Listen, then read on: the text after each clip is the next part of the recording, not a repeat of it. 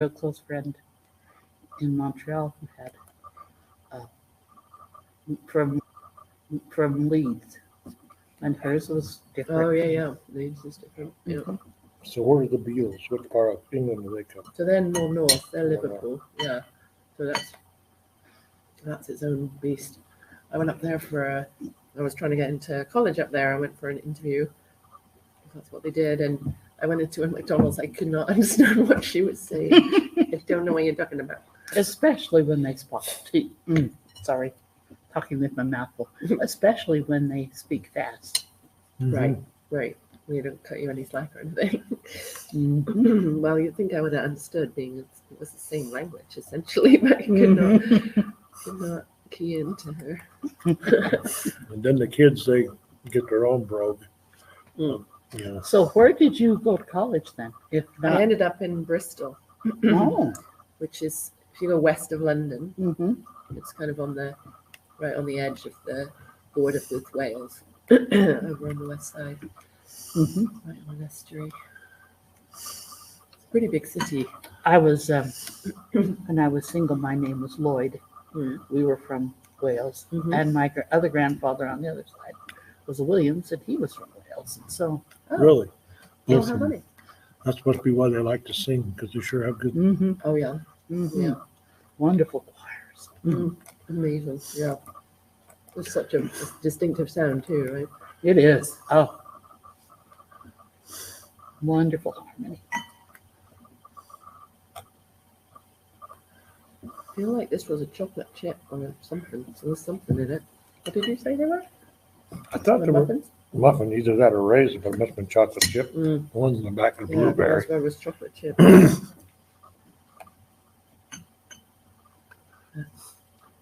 Is it all right? Yeah, Would yeah. you like a different one? No. I just did Lucky Dip over there. So Mm. I'm like, I can take any of those. That's Anything you touch is yours. That's what my mother used to the say. first thing. You Yeah, touch right. it, it's yours. I ate a lot of things I didn't like as a result. Yeah. Yes, that's tricky. So you must have been to a few conventions. Ramona was saying that she'd been to 55 conventions. No, actually not, because Talk about national. I was in my 60s, my early 60s, when I decided Working. I owed a little back to the blind people that had Oh, paved my path all the way. oh, is that right? That's so interesting. So I got a little guilt. And my friend said, Wanda, as she was dying, one of my good friends, Wanda, you need to join a blind organization and pay back a little bit. So you didn't have really any involvement with NFB before that? Mm-mm. Oh, No. So did you get training and all that good stuff? No, I just You just figured it out? figured it out. Yeah. You're a lady with a lot. Well, I went to Gooding, but just to give you, this is, like I said, a long time ago. Yeah. And when I was a junior in high school, I qualified to go downtown to take my classes because I was college prep classes, and they got me a cane and showed me a little bit how to use one when I was a senior. I mean, that's before that, I just bounced off of stuff. When you were a and whatever. senior, waited till when? Yeah, So they didn't do us right. much training back then. Yeah, I'm not sure it's changed at all. I mean, And it's then I changed, got a- but I'm not sure it's changed as much as I wish it had. Then I got a scholarship to Utah, Mm. and Utah has really good training, but they assumed since I had gone to a blind school, that They I seem you're had. all good. So I just taught myself, and I do a lot of the no-nos, like I trail a sidewalk rather than do the walk backing back and forth tapping, because You know, trip people. no, it's just because I like the sound. I have really good, as a result of not being trained, I have really good When you do the echo. hearing and do the echo stuff. Mm. And so Interesting. tapping just distracts me. from- So I right. do better with the trailing on the Interesting. side. But that's how I taught myself to do it, and that's how I've gone through. I If went it through works, college. why? Yeah. hmm haven't People get died very- yet from it, so I'm good. People fixate on the right way. Mhm. It's like same as canes, getting all worked up about canes. Mm-hmm. It's like if they're using a cane and it's working, then that's all that matters. Yep. Personal choice. Even to this day, I forget and I bring my cane up when I think about it. But I have to think about it because most of the places I go, I use like I'm sitting here and I can tell the shape of the room and all the stuff from my hearing. Oh, I'm jealous. And I it's, don't- well, it's because I wasn't trained. I mean, that's honestly the truth. I think I've only just worked out that the door that we come in through those glass doors and then into here Mhm. is at the side of the room. Is that right? It is. Okay. And so there's I was another assuming door- It was at the back of the room. Right up here, there's another door that's a Yes. wooden door, Okay. and that's locked. Well, there was a door we started going out of, which was obviously wrong. Would it have been that one? Going out for, The other If you day went we were into just the- trying to leave the Have building. have you gone and seen the exhibits for the animal? I have. Good. I learned That's that, yeah. that's through that door, the glass door that you talked about, and it's on the side. there's one here that you have to turn left and go out. Yeah. At the door, yeah. The one that. You go out this door, which is Don't point. She can't see, sweetheart. Yeah, no, I can't. I'm Straight looking like to I our- can, but I can't. straight to our left. David points and shows people. I think people think I can see because they do I- the yes. RP thing where I look. Mhm. Just stay straight up. I can see light. So is that a door over there? That's a door there, and then there's a door here. But that one you have to turn left and go around. But if you go out the middle door, which is demo, you see that first one. Yeah. See, at the back of this What's room, it? there's kind of an Sandy's coming in indent. there now. Uh, We didn't do it, Sandy, and I won't do it again. Oh, I'm sure you did, David. Sandy, I appreciate your intervention when I was trying to find the so meeting. where's the podium? Well, Here? I wasn't It's very straight. helpful. To Well- my, we're looking straight at it. You at I'm least looking responded. I Yeah, thought that maybe direction. Because I'm going to be I was, talking. I'd sit up front. looking today. in the wrong place or something. I And couldn't we're find right at anything. the front. aren't we? Sorry. We're right at the front, yeah? We're the Yes. last table. I wish they'd have called me or something. I'll help you get up there if you want. Oh, no, I'm That's happy. exactly what should have happened. I'm happy winging it as long as I'm clear from the back. That's just annoying for people. Okay, I'm waiting for Larry because he's my best last hope. Ask Sandy. No, No? What? she won't know. I won't know what. Okay, Sandy, I lost my raffle ticket envelope. I do know, honey bun. Oh, you mean rat faces. I just now learned before I came downstairs. Did- I Oh. didn't know who it belonged to. Oh, But I wondered- okay. I Who wondered, has it? Allison said she had to go downstairs. Who because she has grabbed something. Who has it? Larry. The Batemans have it now. One of the staff. Okay. Got it to them. And Vicky will sit right to It your, was my apples to apples game that distracted me. Uh-huh. Yeah, they do that. Vicky will probably sit right next to you. Well, that's my best defense. I don't know. Oh, good. All right. Well, I'll breathe again. Okay, good. I was gonna tell you as soon as I got straight. Oh, you were? Oh, you were? Mm. Sandy's on top of many things. I'm just, she does very well. She's a trooper. Plus, she has a lovely accent too. You have Like a you. lovely accent. She has a lovely accent. She's at Texas. That Texas side. Texas bro. I Yeah, have good which friends makes from everybody Texas. feel welcome. Yeah. Yes. Good morning. Morning. Good morning. Hmm. That's Natalie. Is that who that is? There's so many people I don't know. Because Is like that I said, I Natalie? Do haven't you know been Natalie? involved in that. Natalie? Just came in. Said good morning. No, I don't. Come on, Dave. I don't want you to fiddle around with your sound stuff. You have to help me. Pin him down if he doesn't give you everything you No, need I to don't know. know. He's Natalie. used to it. He resents it with me, but he won't with I you. don't know. I think it could lose around with him pretty fast. No. Not careful. No, not with pretty girls, just his wife. Trying to find What are you finding? Facebook, NFB.org. No, it's hard to find anything on Facebook. I hate Facebook. All it says image, image, image. Oh, I know. It's so I boring. get out of it. Oh, All It's my very boring. all of my sisters and brothers do Facebook, and I do not like it. I only keep Facebook because there are people who only communicate through Exactly. Facebook. That's why I've got it on my phone. But I But I don't ever look at it don't anymore. like it. I did find out that my nephew had gotten engaged by reading Facebook. I mean, that's why I first got on Facebook, because a friend of mine came up and said, "Oh, I see you're going to school, blah, blah, blah, blah, blah." And I was like, "What? How do you know that?" I didn't know that. I saw it on Facebook. I'm like, "What the heck?" I know. That's I'm how gonna get my on family Facebook. are. I can't find out what my kids are doing. That's not good. So how many kids? 4. Oh, good for you. Yeah. 4 Fast and Furious. They Are were they 4 are? under 5. Did I you had. raise them in America? We moved here when the youngest was 5. So they were 5, 6, 7, 8, and 9 when we moved here. So yes. And we, meaning your husband, you, and yes. the kids? Yes.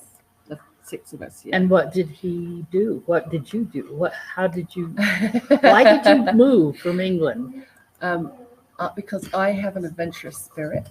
Ah, No, the company HP was who my husband worked for, and they did this exchange between Bristol and Boise of employees, because they'd actually hired, Bristol in England had hired on some Boise people when their department had closed down or something. uh-huh. So there was this back and forth going on, Mhm. and it was like, we could go over there for 18 months. And I was like, oh, that would be really, because I wanted adventure. My husband Yeah. is not one for adventure. You were stuck so- home with 4 kids. You Yeah, wanted right, adventure. right. You needed adventure. Exactly. So he was persuaded, probably against his better judgment. I don't know. I think the ski resort was the thing that He made liked him. Yeah, he wanted to be able to ski. So Mhm. we moved over in 1998, Mhm. and after probably not even been there a lot of time, we were like, we like it here.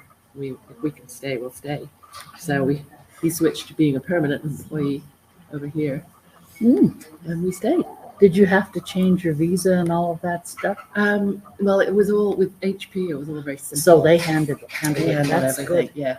David We paid and for all his of it. family moved to Canada and lost everything because they came in on a visitor's visa. They're really funny. I remember I was just a kid then, but if you go in on a visitor's visa, you can't apply for anything different unless you go all the way back Oh. to the border and then redeclare. Mhm. Oh. And we couldn't afford to do that. He was a family of 8 children. And I But it guess was still a 7 at the good time. experience. But anyway, so Is you that coming stayed through the here system? Yeah. and raised your children here, and did they all live here? No. So we raised our kids here, but I knew kind of when we decided to stay that they might end up anywhere, because we'd given them that view Exposure. of You know what, yeah. Wanda? Yes. What time? So I'm sorry. oh, Go go ahead. What? It was coming through the speaker. Yeah, I've got the HDMI here. Okay, well, do it again. I'll walk around. No, you can, it's actually coming through, the stream is coming through the speakers up there. He's streaming you. Oh, dear. Wanda. Scary. The girls, the older amazing. 2, both Uh-huh. actually ended up going to England for college. Oh, It was yes, and Dave, Dave is over there. and I'm here, Wanda. Wanda, Dave and Wanda, they come as a pair. Yes, Good morning, Kat. for 50 years we've been a pair. This Yeah. is our 50th anniversary Oh, is this? Congratulations. this summer in June. Oh, that's I could have amazing. used this yesterday. If we would have known, I could have had those guys plug in their, whatever it was, into this. And it goes over the system anyway. Out. But who knows? They don't tell you everything. Well, you learn by the things you Learn suffer. by- Yes. Nice. Learn by your mistakes. So I get a So anyway, your So 2 the girls are in girls- England? What was weird was that the 2 girls, in order to be able to study in England, had to live there for 2 years, 3 years. Oh, first. yes, to get Well, citizenship it again. wasn't, no, they had citizenship, but you had to have residency. Oh, that's the word, yes. Hello, So they Len. got residency, so one of them had to pay some tuition, but the other one did nursing and didn't have to pay anything. Oh, wow. Hello, good morning. Good morning. So one of them stayed over Uh-huh. there and is now married to a guy over there. The Uh-huh. other one ended up, well, she went to France and worked as a nurse in France for a couple of years, and then she came back to Boise. Oh, So I have, my eldest is here in Boise, the youngest boy is here in Boise, and then the other girls in England, and then my other son is in California. Wow. Because he went to Rochester for school, and Lots of fun places to visit that he- way. What's you doing there, he- Sandy? Yes, he did not like the cold. So he was like, I'm never living anywhere No, cold ever you again. come ar- So you California coming toward it me is. a little bit. Yeah. Yeah, Past he that actually is working table. for Apple. Oh, it's past. Oh, He got a job Yeah, at Apple just right keep out of coming school, straight and so you'll run right into it. he's doing very well. Larry's That's just sitting wonderful. over there kind of on I'm an glad angle from your that family floor. are close. That is a real They ought to blessing. put some, Well, except I mean, that the one who's married they is ought to in put some England, tape and I'm down like, that's got yellow or if something on it. slash You guys, all when you she gotta have starts is having a kids, little I'm going to sensor. be You a just follow little that desperate. right through the You are, you're going to have to do being lots that of far away. flying. Yes. podium. And I'm thinking, Wherever. you know, if that comes and That I'm way you can go working, I anywhere don't you get want. anywhere near enough vacation for what I want to do No, at that point. So but It's there. so are you, what I It's mean there, is, son. I'm not trying to ask your age for any other reason I'm than, 56, so so you're I got plenty fairly of work close. years in me. You've got, yeah, potentially. but you're pretty close that you could It's on retire. the, you're on the Yeah, front I end am. of My it. husband actually just retired. He's 2 years older than me. Uh-huh. And he was like, I'm done with this. And so he's figured it all out, and I think he would really like me to work for a few more years. Aha. You just, Just it's on a because I'm stand. You can't providing the really see health it. care, you know, Yeah, through the state. yeah. That's a good, And it's good help. that's a care. big It deal, is. yeah. So there are certain timeline that we need to kind of hit to. Yeah, but you've got it kind of worked out and you're committed to work for it. I'll kind of see how it goes, you know. I took the job not because of needing the money, but because I wanted to do the job. So Yes. I'm doing the job because I love it. So if there comes a point where I'm like, this is either wearing me out or stressing me out or you know whatever, then I'll be like, well, I don't need to be doing this. So Mhm. that's kind of I'm glad you still like it because you've been doing it, what, for nearly 5 years. Yeah, four and a half for a years. while. Yeah. The live stream is up. and It works on both Yeah. of them, so I'm getting to the point Yeah. where I'm seeing it's the gonna stay you up know, it all takes a day. I while. don't care It what's does. to going move on. the shit kind of thing. Oh, it does. We got a better We live program in a from. world where change is not From- an easy thing to Especially achieve. not in state In a agencies. conservative state, yes. Yeah, well, that as well, yeah. Yeah. And I'm all about change, so. Yes, They're like, you're "What?" good at it. She's not here yet. Yeah. Sorry. No, you're Trying to fine. figure out when my iPad might be needed again.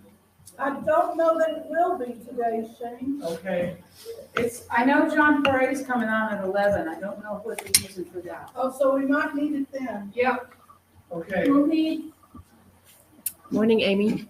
I brought it down just in case. It's Allison, sorry. hey, how are you? I'm just making, I'm like, oh yeah, probably under my Good voice. morning, Amy. I'm Wanda. I sat by you at the table. Yes, I sat next to you. Yeah. Yes, So Yep. are they coming on with Zoom or something? I think John Parade will be on the Zoom at 11. What's interesting is now that things are working correctly today for a change. Isn't that always the way? Yes, Because the first day's always iffy. You know, if you, that's why you come early and test it all. Yeah, yeah. That's what he did yesterday. Yeah. but All He morning. could not get it to go. Yeah. this, when I plug Well- the HDMI cable into this thing, Yep. it automatically puts the sound over the PA system, so if I can put YouTube on, or, But that's Zoom, when we if I can don't find want, they can don't talk want right online through it. speaker. We just want real- They call us geeks. I don't know why. Well, What is it? Where did that come from? I don't know. You know, some of us are kind of strange, you know, but most, But I wonder how the word geek came to be. I don't know. It's a Great unique sound. engineer, employing knowledge. There you go. I think that's it, right there. I think they think we're kind of sense that we're so involved with technology that we miss a lot of the social cues. So Well, which comes first, though? The social cue ability or the not noticing? I think it Some of depends on the us, some of geek. us are more, some of us are more so Shane, inclined that way. I'm Yeah, so- Dave. Hi, Dave. You know, Hello, good everything morning, was Joe. giving us trouble yesterday, but How are you? Do you need to Okay. see? if we want, I can find out, I can Oh, even yeah, bring the up Zoom copy on is- this and they can talk right through the I'm case. just gonna- Oh, And okay. because we're hooked up on HDMI, Which just is maybe straight. better than my thing. Well, it's But it up to worked you. It yesterday, worked real didn't it? well. I thought it was I kind of was just a nice. backup. It worked really well. But I don't know what the, which account they're on and all that stuff, so, The Zoom link. yeah. That's why it may be still good to, just in case. Okay. So, which speaker is it that's needing it again? Do you know what time? Randy's right there. Okay. Straight ahead, yeah. Hear her talking over there by the door. I hear. She is the kind of in charge. At least, I think she is. She usually is. Sandy's definitely in charge. Yep, Everything. Everything, yeah, live. Allison knows yoga too. Oh, yes, that's true. I had yogurt yesterday and had to eat it with a fork. Oh, no. They didn't wrap nicely up in that beautiful napkin with a knife and a fork. oh, But I thought that was maybe an initiation test for an FD people. That's what you're going to do how now. fast can you move the fork to the mouth? Wanda, I may have to have you move over one chair because I'm gonna turn this PC for the camera All right, unless I put this on a table. Oh, I'll move. I do want to, you can be on TV. oh, is that who's Oh, that? I think I can live through that one.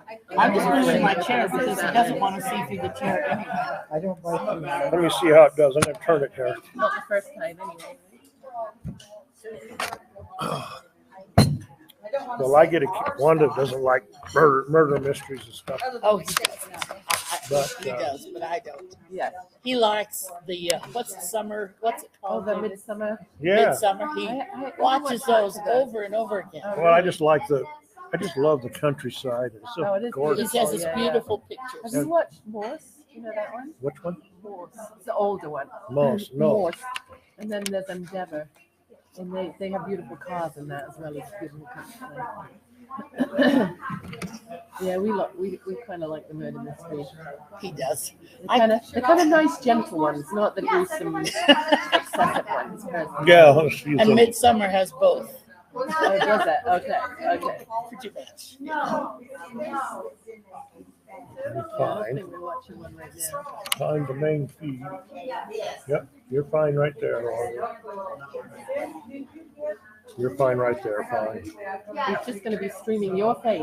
That's all it is. Yeah. Well, that'll scare everybody away. That'll work. That's Well, a good- Allison, I'll turn it the other way. You could be on TV. There you go. Well, I used to care, but I don't care anymore because I can't tell. So it's like, well, it is what it is.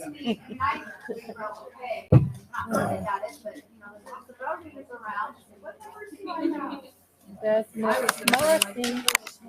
Is Larry in here yet? He's gonna. Yes, darling. I want to introduce you to my mom. Oh, hello. David, Yeah. I don't know if you know this, but Allison is the tech She's what? person. Allison is the tech person What person? for the technical Oh, person for the commission. She does really technical stuff. that's cool. Oh, you did such a nice job. I just thought I'd tell you that. The fifth grade was, oh, I don't know. She's the tech person for, When did you do it last? Was it 19? Yes, I think it was in 2019. Of course, It was the last time we Yeah. had in person. And just even from then to now, your confidence is just really well. It's nice that you can be here with us. Yeah, I'm not staying now. I didn't come yesterday. Oh, okay. I'm coming tonight. Oh, good. I'm to the day out. Okay, where is the basket that I put these? Oh, yeah. It was up here. Is it the donations? No, it's the raffle. Oh, the raffles. back in the court, yeah. Clear to the very back on the left, right-hand side. Yes, I think that was where I pointed. I That was the right way you pointed. I did, all right. So you're the tech person for the NFB got back done in Oh, Idaho? the commission. She's a commissioner. Educates you, yes, aren't you? Oh, I'm the transition person, is what they call it. That's I'm not cool. a tech person, no. I'm good at my tech, but I'm not as knowledgeable as Earl Hoover, who is the tech guy. Oh, okay. He knows his stuff. And he can remember it. That's my problem. Yeah, another one that used to come a lot was Gibson, Mike Gibson. Mm-hmm. I don't see him here this year. He's an long-time NFB person, but he works at the SU in the disability services Oh, and has done for a number of years, I believe. As long as I've been around, which isn't that long, but yeah. So he's not employed by the commission. Like we have quite a lot of dealings with him for one reason or another.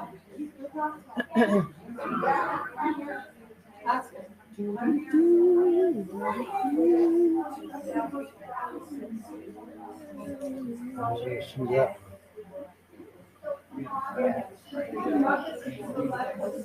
You got it all set? Yeah, it's, you know what? Just Yeah, I don't quick. think Larry's voice well enough, but David, can you let me know when Larry shows up? Yes, I will let you definitely because him and I kind of interface together anyway. So. You know why it's not there? He just goes to sleep. You'll just have to hit your keyboard every once in a while. So is that a screen behind the wonder? Yeah, that up there is the full screen. You've been putting stuff up on there then? Well, I'm actually going to be putting You up. can actually see a screen behind me. I can see the light. You are awesome. I would love to see that much. Just little clues so I don't run into corners and stuff. It would be so handy. I definitely use it. Like, particularly ceiling lights, I do that a lot. Mhm. I have quite a bit of vision. I still run into things. I think vision can sometimes get you into more trouble than It might. you out It of. might. It's just that I'm Having a covering little bit, things I yeah. don't have. Especially in traffic. It's like I'm Oh. training myself to listen more than look. In traffic, I wouldn't mess with my eyes in traffic, that's for sure. Oh yeah. Don't be bothering with that. Quiet, silent cars can be really sneaky. Especially in Idaho Falls. Oh, Some yeah, I of those know. drivers, I think they'd rather run over you than wait for you. I don't think they do, but It's getting worse. It really is. I've noticed a big transition in the last 2 years, just how people drive. That's interesting. More David is aggressive. an Uber driver. Oh, you do that? He Nice. Yeah, retired. I He really retired like it. from Yeah, that's such Verizon. a great fit for It's- so many people. It's a lot of fun. I love getting Uber rides because I enjoy Yeah. the drivers are so Yeah. interesting. Dave does I Uber rely and on Lyft. him. He gives me rides. Oh, perfect. You have your personal Uber driver. That's cool. Yes.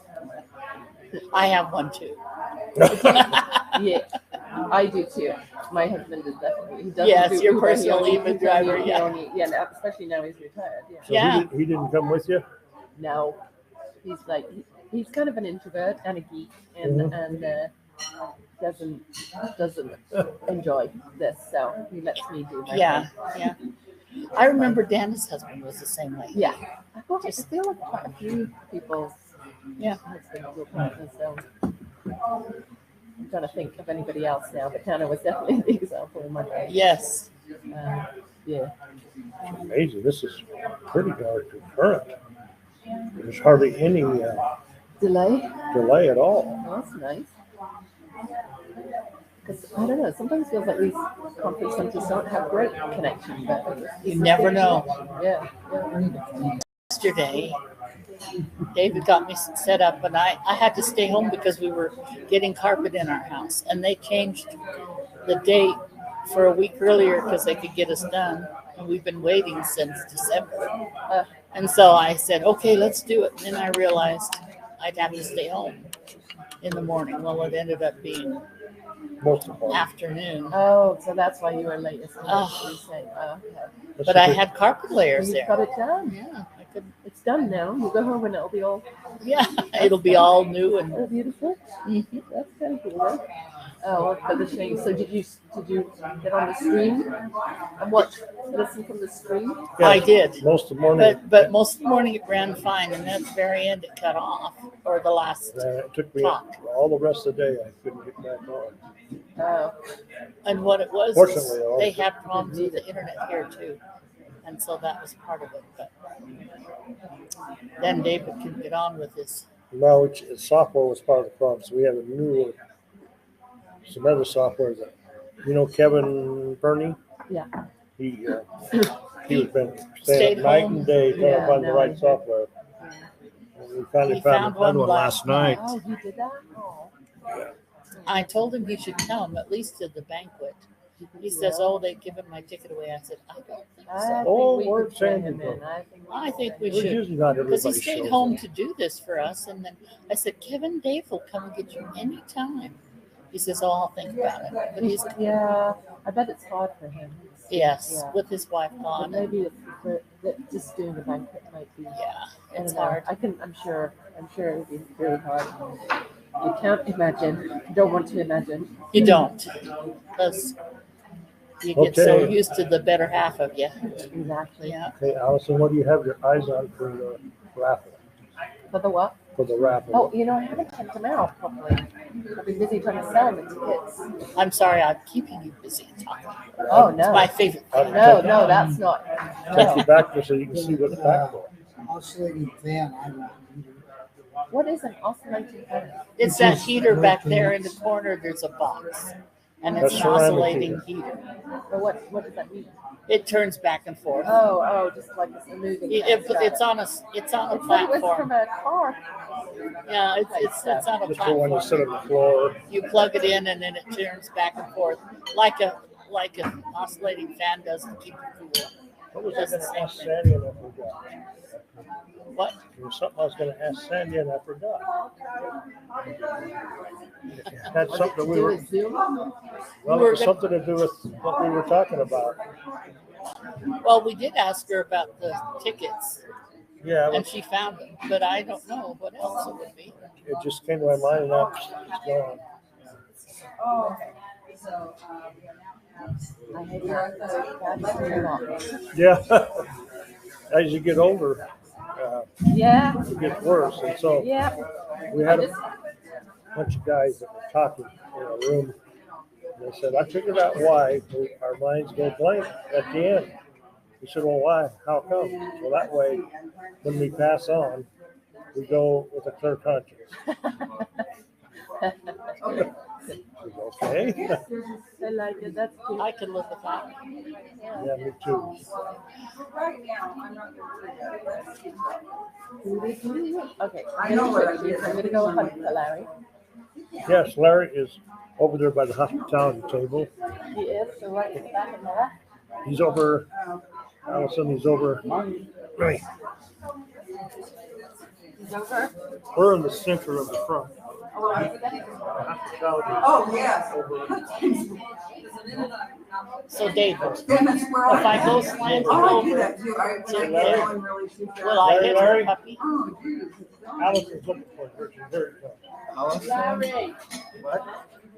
Where's Larry? What's up? No.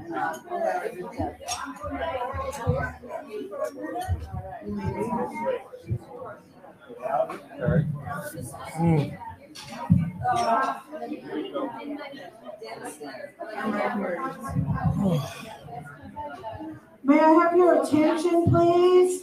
May I have your attention? I want to remind everyone of the humanitarian box that we need to put our items in if you brought stuff to donate to the humanitarian center. Back one chair there. We will Right have there. a speaker this morning from the center, and they may be prepared to take these boxes. So please get your items in the boxes. They're over by Why would the you have to buy the raffle ticket? door prize I don't table. have any money. Thank you. Whatever. You don't have an ATM here. Go around and ask people now. Lynn, did you buy your raffle ticket? What's that? Did you buy your raffle tickets yet? Yeah, I've got some. You got enough though. Never enough. Right. Do you want to buy some more? I'm thinking about how much more I want to buy. I just, the more you have, the higher the chances. That's right. Okay. $120 door. Hey, Larry. Turn around and buy tickets with it. Oh, that's what I would see. I was going to hit up the people that want money. That's good. Guess what I found out? It takes a great big dog to weigh a ton. Yes. When you plug this dang HDMI in here, it puts sound right up into the system already. It does. Yeah. But it didn't work that way yesterday. It did. Good for you when you plugged in. Right now, I was hearing it come back through. I don't know why I'm not hearing it right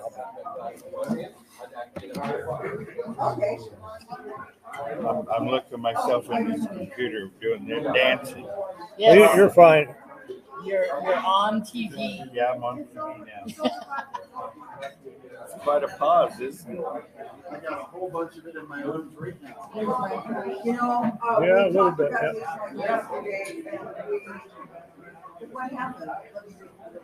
What happened was, I ran out of time. Well, I ran out of time. I was putting two mixes together, and I realized I didn't have the pieces. So I had to eliminate it, but we were talking. You were in that. Is this your way? Is that your way? I got it. No, I just got my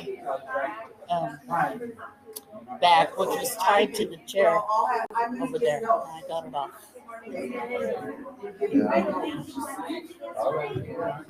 So we will work on this, and that'll be one of the things. I'm all about. Well, I'm facing. You want anything else? Roll or something? I'm facing incorrectly. Right, I know. So Catch you later. Go back that other way. Hi, fine.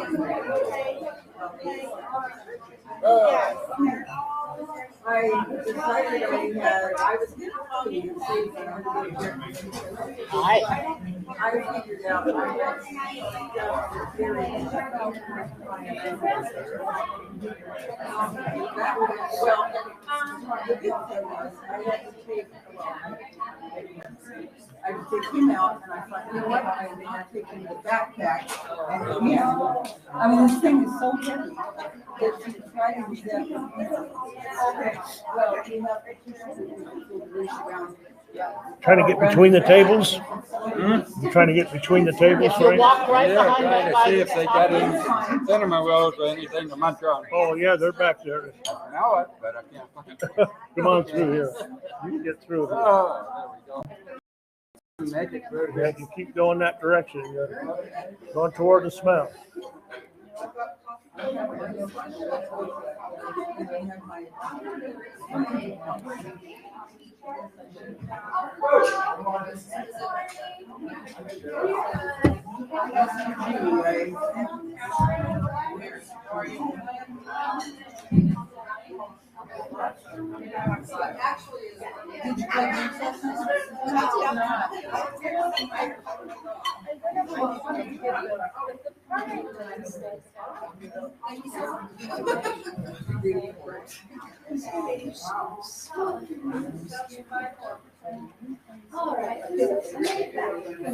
Morning, Wanda. Natalie. Hi, Natalie. How are you? I'm good. How are you? Did you guys sleep well last night? No, Amber did. Amber did okay. I worked. Did you guys? Yeah, we Yeah, did. like a log. It's 4 or 5. I worked on stuff till it got so late I just fell asleep. I I'm am. excited to Thank you. I'm excited too. do have my good wishes. Hello, I want to make sure everyone knows that again, there's food in the back of the room on the counter. So please partake. And I spoke with Sue Brooks this morning. There's still a lot of things in the hospitality suite. So remember that and partake.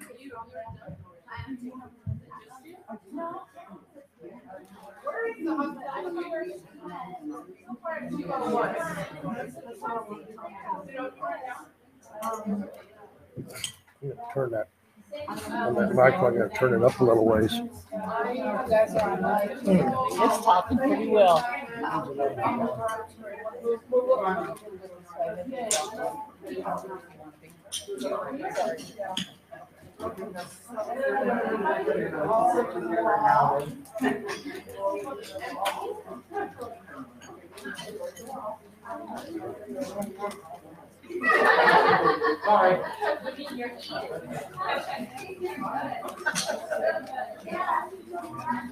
Turn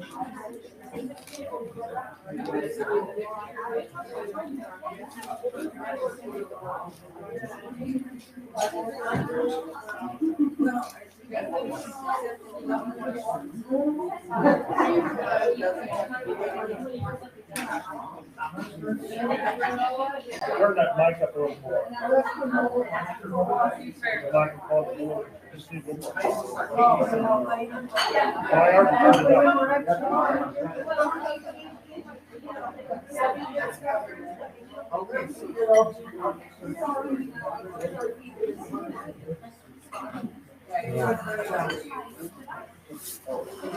Well, you could put something fun on the screen. You can watch a movie. No, you could do that. No, I can put it on the screen. I Ones said, that can see it. no, not too many of those. I'm surprised how many people in here look at that screen. Surprises me to death. I haven't. I didn't know it was. Yeah, it's about 30 feet wide. Really? So is the Looks like podium at the edge of it? YouTube has more lag than Facebook right now. Is the edge of the screen at the edge of the pulpit? See that again? Is the edge of the screen at the end of the pulpit? Edge of the screen is kind of about behind the podium. The podium. It's behind the podium about 4 or 5 feet. Hi, good morning. How are you? Good. I where it up and such good. That's I needed it. That's a good thing. That's a great idea. I didn't get so sick of it. Mary Sue's had it for so sick. It was a little bit, but I didn't fit. Just so I could do it. Good for you. I am so glad. Yes, and he just needed a rest. And the games last night I couldn't play with the grill. Yeah, a lot of fun. We got it running. We're using a different system, so Okay, good job. it's working. Excellent. Yep. Worked on it all night, but it comes up and works, and it's a better system. Yeah. Well, it's good that we have it. Yeah. Because, I mean, I was like, I planned my time so I could listen to it on the way over here. Yeah. Well, you're listening to it on the phone coming over.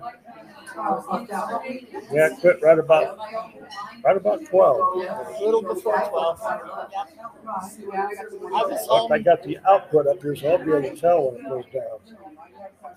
Technically. Not knowing. All right, good work. All right, I'm gonna run to the bathroom before we Hey, start. good to see you, Mary.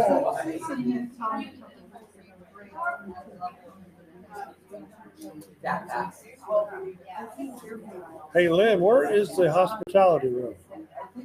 201. 201, clear down at the end of the hall? Yeah. Clear down there. About to go down there and see if I can get anybody coming to it. I was up there and it was open. No one was in there, but it was open. Is it? If you ever need a drink or something, I know that's where I'm gonna go. Actually, if you go up, you want to give me a Pepsi? You need a Coke, you mean? Yeah, they got the pop in there and they got a pack of Pepsi in there. Oh, do they? Now Dave will go up. Coke, Yeah, I could they go. got Coke, Dr. Pepper. Dave likes It's not, Pepsi it's best. not cold, so I just grabbed some ice. Yeah. Yeah, I can go up and get a couple of Pepsi, get 2 or 3 for us to last here a while. Let's say, yeah. A couple of Pepsis. So I didn't know they had Pepsi because you went and got Coke, or unless someone else brought Pepsi. Yeah, they got a 24 pack. Yeah. It's not 24 in a pound. Yeah, 22, maybe 13. Yeah, if you go up, you don't mind getting me a couple of them. No, I'm good. Water's perfect for me. The water's I want to hear some more birds. I heard that. It's on a picture. In the back of the room there, Yeah. that was the Sand Hill crane. Oh, is that what they said? Yeah. Oh my gosh. I love birds, but I don't know what they are. Oh, I don't know. I think robins. Oh, they're so beautiful. Yeah. And this year these things are this year, I don't know. I can barely heard them a week ago, and they're just 5-10 miles. I heard them 2 or 3 weeks ago, but I'm not hearing them. I know. And then I just read, you heard about that bird flu that's going Yes, on? yes. They were saying the bird population, especially in Minnesota, are being just devastated. Oh, Yeah. that's sad, because It I is. love Yes, it is. I love to hear. Yeah. As I started playing the games, I was like, you like the dryer, kids and I don't know what they are. Oh, no, that's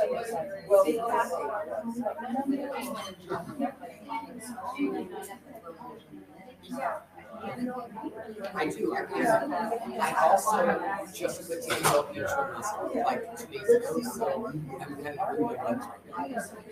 Stop. Because otherwise, you just, yes, I get more of it. I forgot my anxiety, out of it. Because I remember taking so I left over. Yep. And that's But they started at 8:45.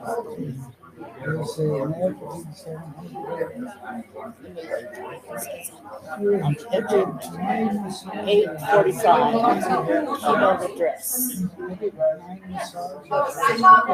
Did you? Are your shoulders sore? Good. That's good. I told Dave if you wanted to get one, that I would go and take some money out because we spent all of our easy cash. He said he just might take me up on it, so he might have another Hey, oh my gosh, do it. Can Wanda Jolly come to the podium? please? I'm on my way.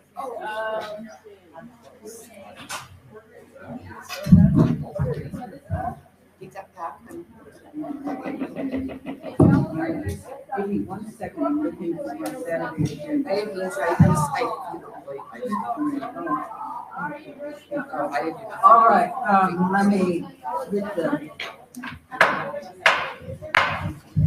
the Saturday session, the morning session of the National Federation of the Blind. We are now in session, and if I can have your attention, if we can give our attention now to Wanda Jolly for our invocation. Yeah, turn that up a little bit. Dave, where are you? Well, I can't. I'll get closer. that's, Oh, this is us. I'll eat it. it's breakfast time. Just shout it. I was saying,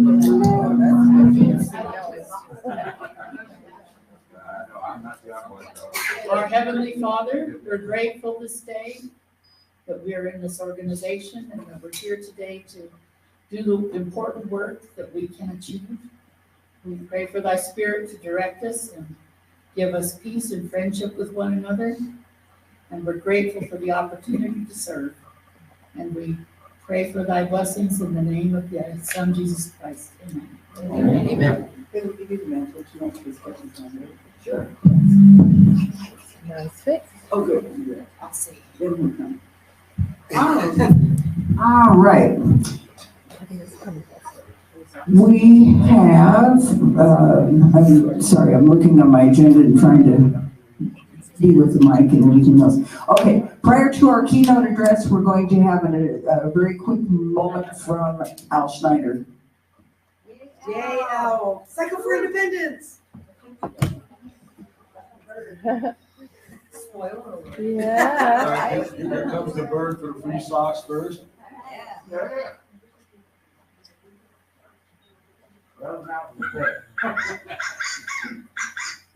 Go. No, it's a California quail. It is a California quail. All right. Wow. John, Allison, you know your birds. Oh, I knew that one. Well, that's pretty So just a impressive. quick shout out for birding. It's such a great activity for those of us who are blind or visually impaired.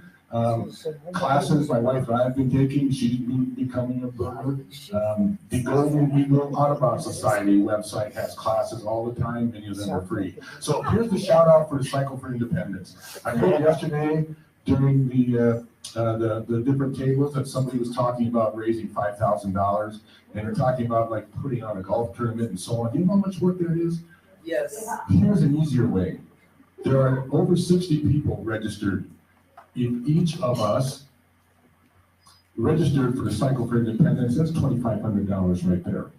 And here's another one. If each of us registered for the Cycle for Independence and then got 2 friends, and you could ride together wherever you live on May 21st, so that would be 3 people, you plus, okay, that raises $7,200, a 10-mile bike ride. So anyway, that's my shout out. And I also have flyers back where the food is on the way left side, almost against the wall. Don't forget your What? So don't forget your Cycle for Independence gear from the NFB store. We have a hoodie, sweatshirt, a water bottle, as well as a t-shirt. Etsy. All right. I want to take a moment because we didn't do it during the invocation and I didn't think of it at that time. We need to remember people that are not here today for various reasons or people who have died. I know that there's some members of our chapter here that are not present and that are having health challenges. I don't know how that has worked out with Dottie's, I can't think, is it her husband's name? Is it Garen? Garen. All I could think of was Garen with a G, and I knew that wasn't right. Okay, he's not doing well. So let's have a moment of silence as we remember people that aren't with us this year for various reasons.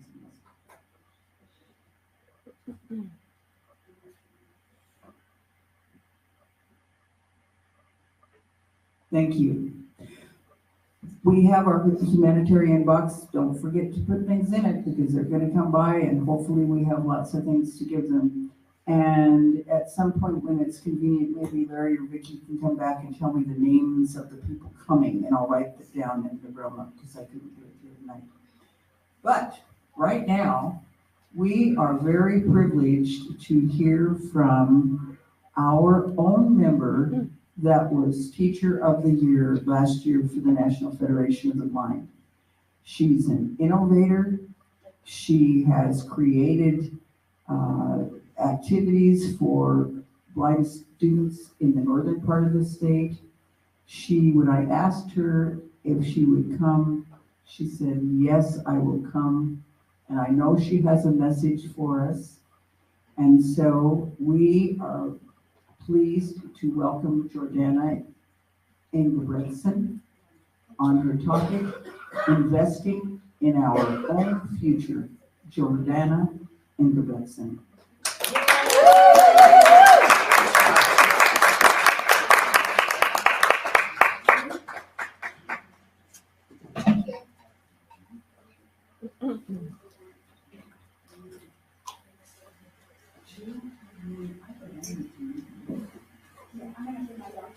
Yeah, to the side. I'll move that.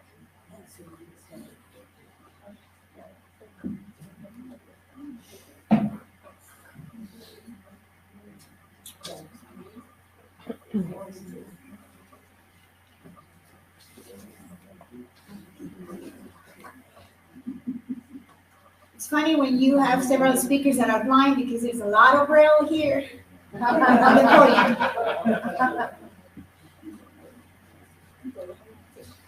Okay, my topic for today is investing in our own future. And let me be in the center of the podium. And like I said, there's a lot of braille.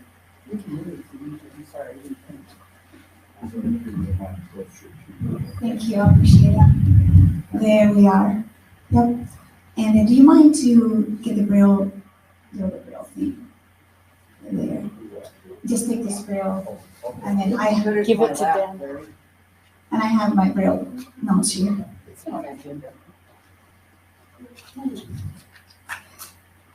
Investing in our own future.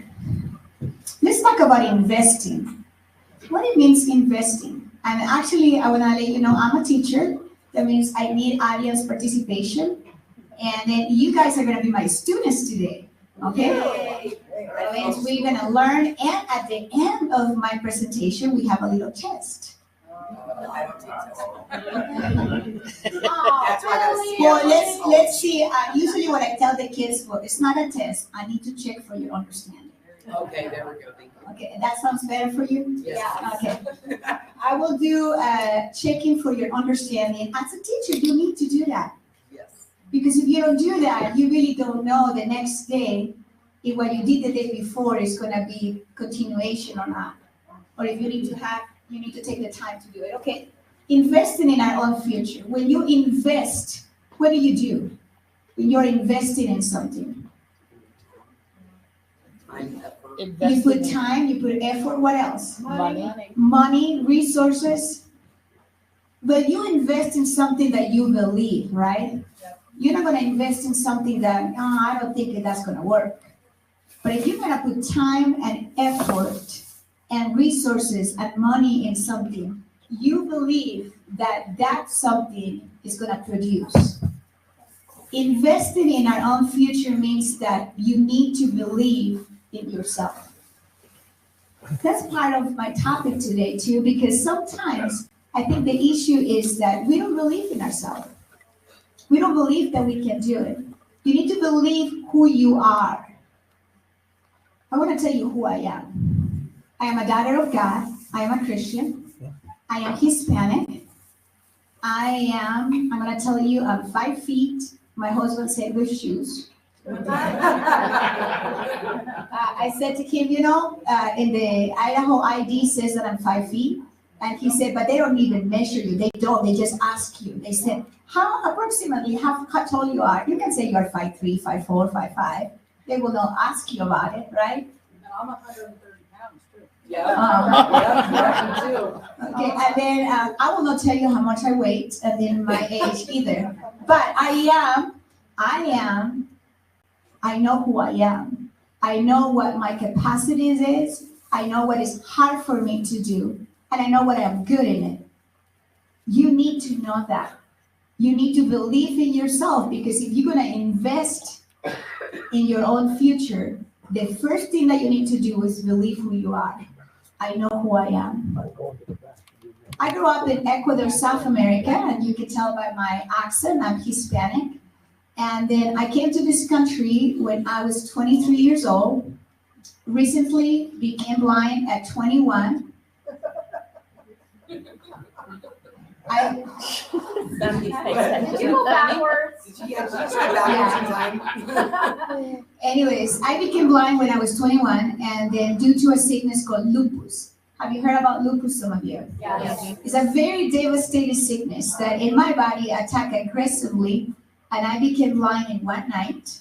I lost my sight totally. I'm totally blind.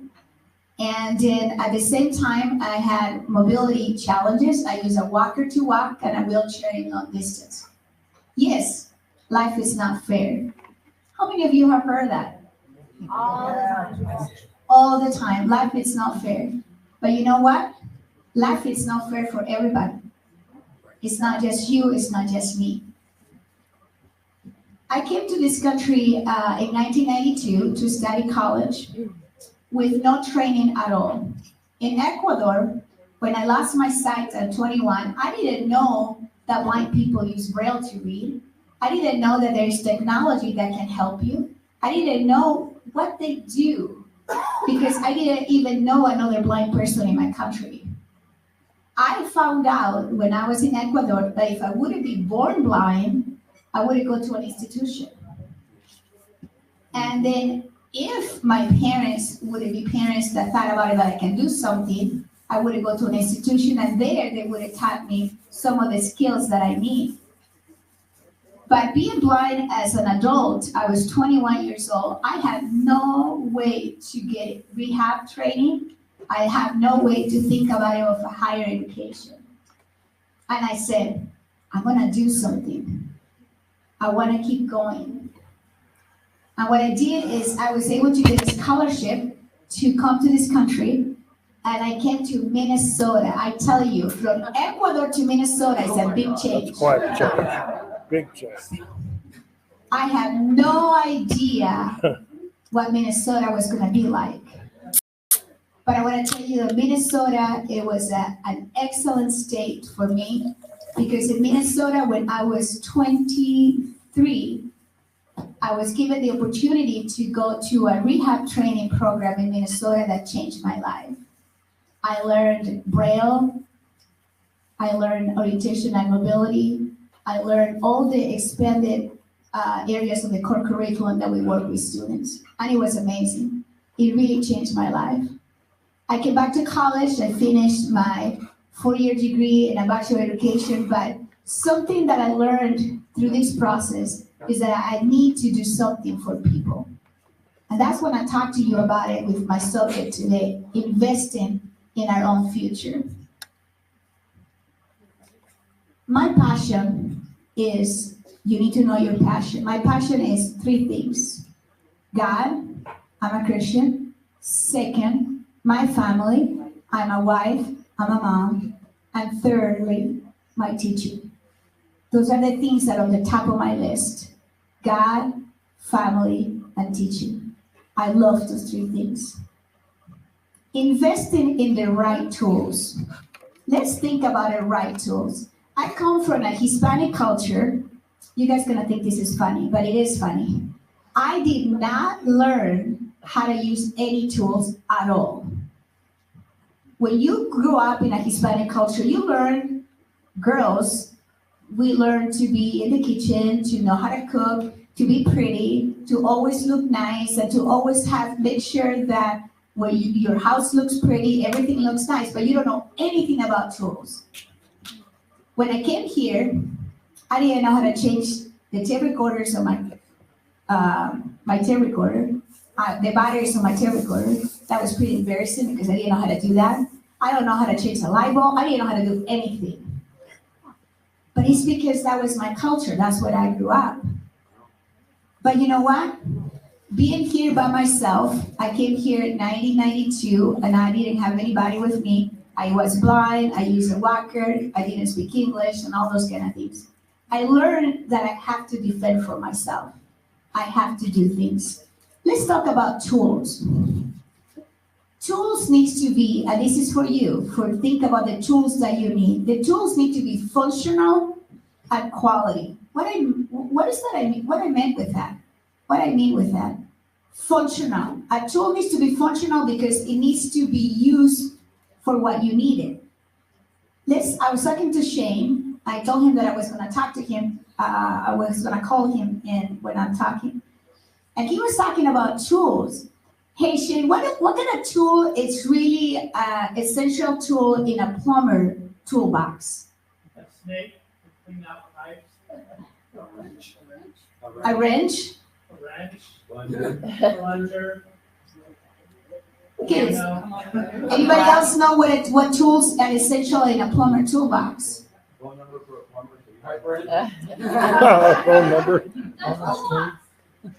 Roto-rooter. Okay, a plumber toolbox. What's that? Okay. You guys are way better than I do because I had no idea of those things. When he said snake, I thought, a snake? Why do you need a snake in a plumber toolbox? But you know what? That is a plumber toolbox. A plumber toolbox is not the same toolbox that a carpenter toolbox, right? Right. It's not the same toolbox that somebody that works in an office. You need to know your toolbox, and you need to invest in your tools. And we know, because I have been in this field for a while, you know that our tools are expensive. a computer with JAWS and then a Braille display and all the things are not cheap. But we need to invest in our own future. We need to invest in our tools that we need. Secondly, let's invest in our challenges. These are my oranges. What do I mean with that? What do you think? You like oranges?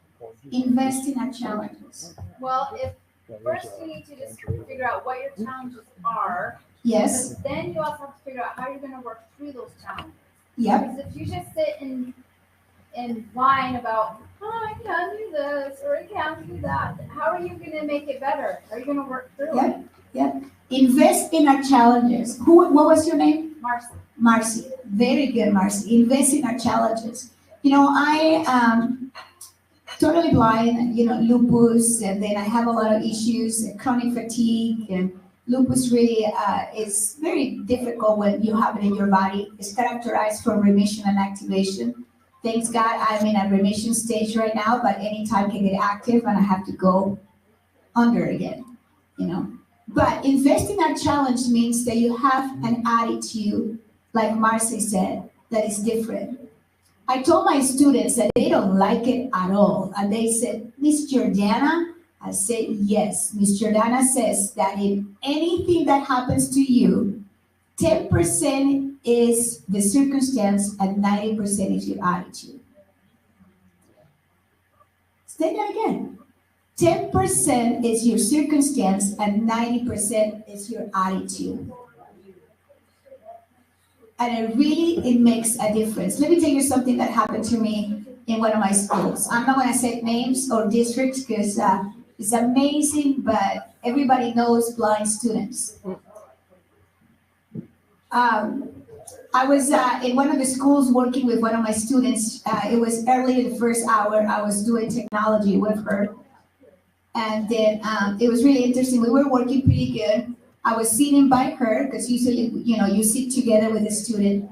And then one of the other teachers came through the classroom and told me something in my ear. But of course, my student can hear it. She said, Jordana, your blouse is inside out.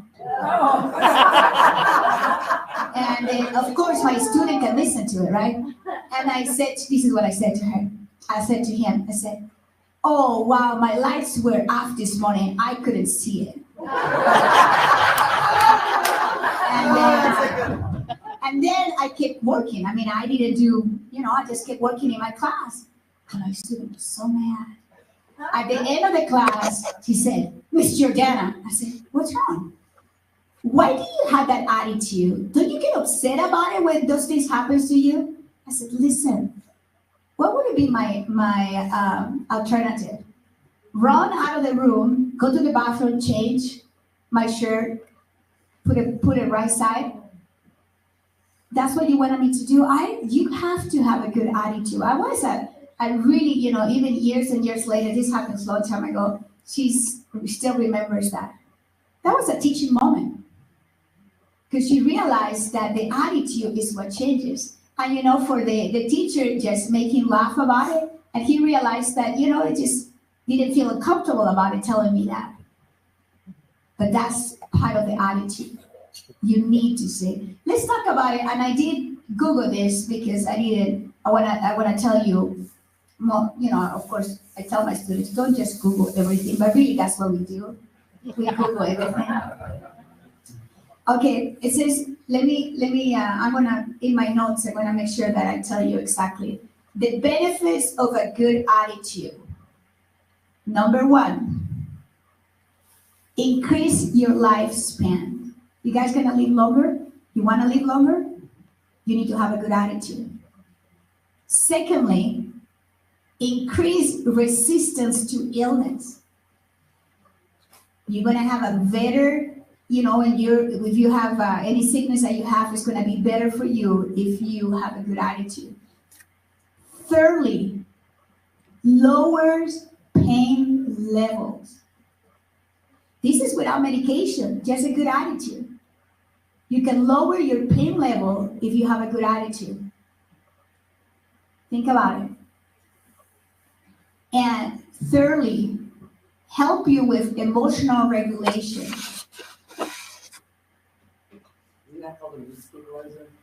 Yep. Yep. Help you with your change of moods, if you have a good attitude. And lastly, overall, you're gonna be happier.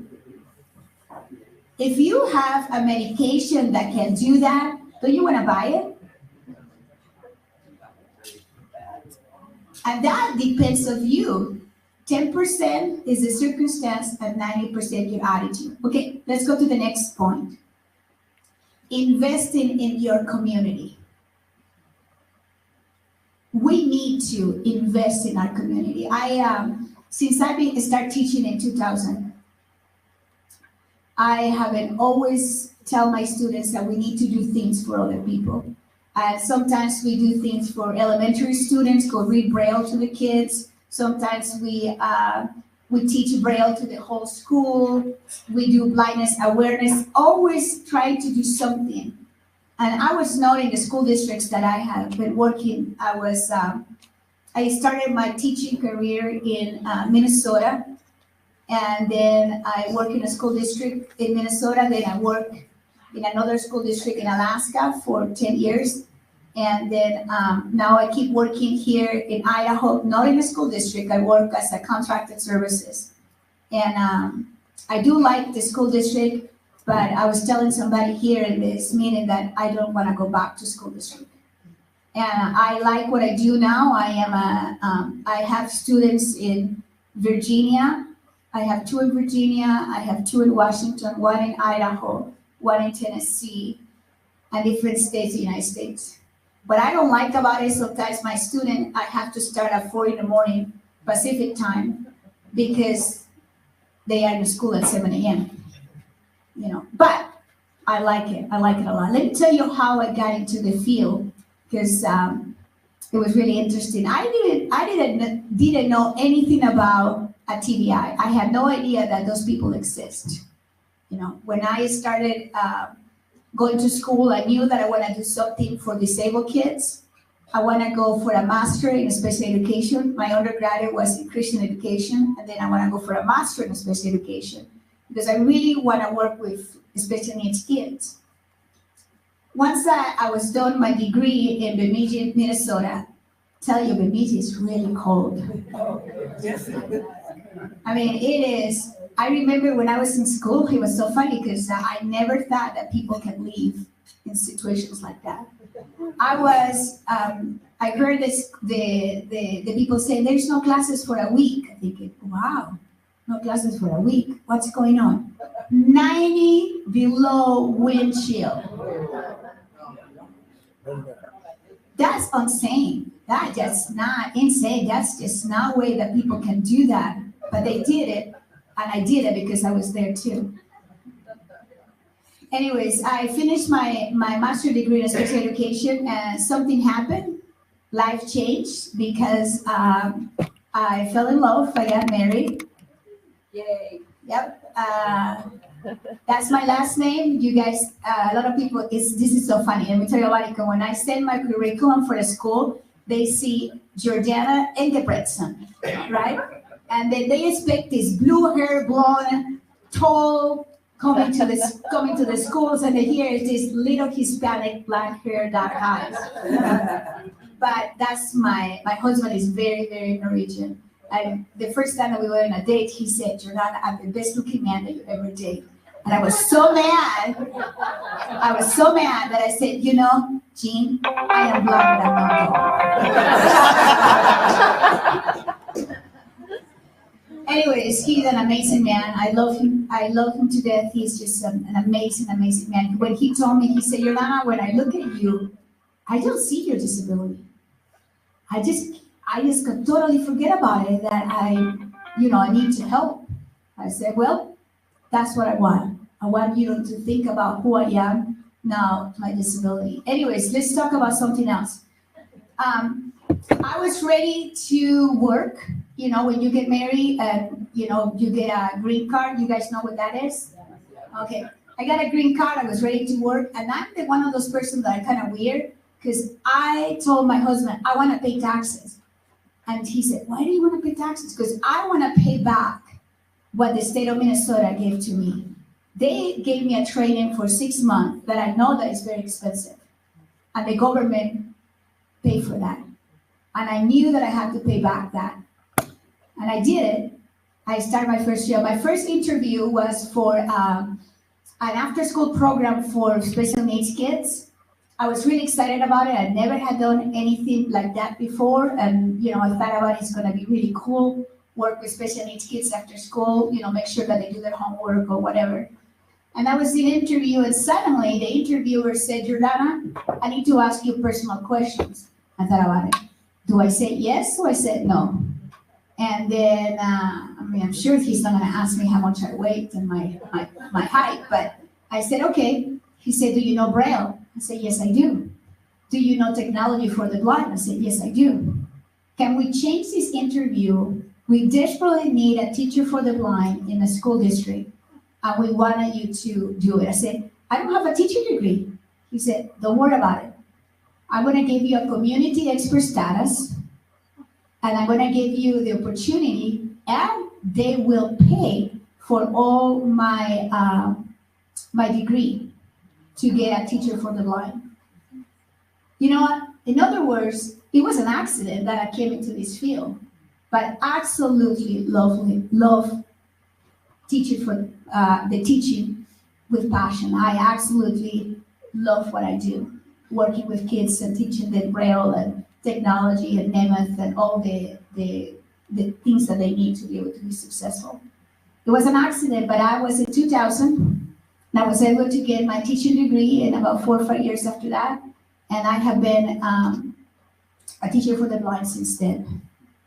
Okay, giving to our community. That's what we need to do. We need to think about it. And yesterday when we were having a group, the discussion group about help me. Okay. Yeah, chapters. Just think about it. I am Hispanic. You need to help me with English.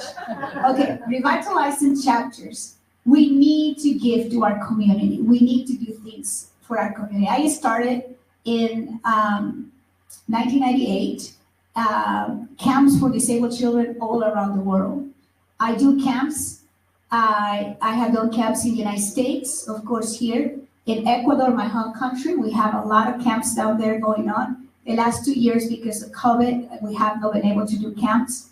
I have been in with camps in Mongolia, in Kenya, in Ukraine. Yes, I am a little crazy. I love adventure, but when I do the camps, I feel that I'm giving to my community. I give it to kids. When I came here to Idaho 2 years ago, I thought about it, what am I going to do in Idaho? Idaho sounds a little bit different. What am I going to do?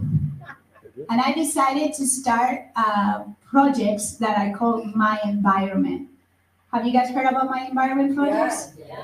Okay, My Environment is an effort that I am doing to help our students that are blind and visually impaired, Northern Idaho, Central Idaho, to know about where they are in space, where they are in place. And we can know about Idaho, we can know about, Braille. They are going to find a lot of things about My Environment. And it had been really good, very successful last year. This year, we're going to have a My Environment in October. We're going to do all about Braille. We're going to get the community involved in Northern Idaho. That way we have everybody in the community knowing what Braille is about. I'm very excited about it, and I would love to do that in other parts of Idaho. You just have to invite me and pay for everything that I need to get there.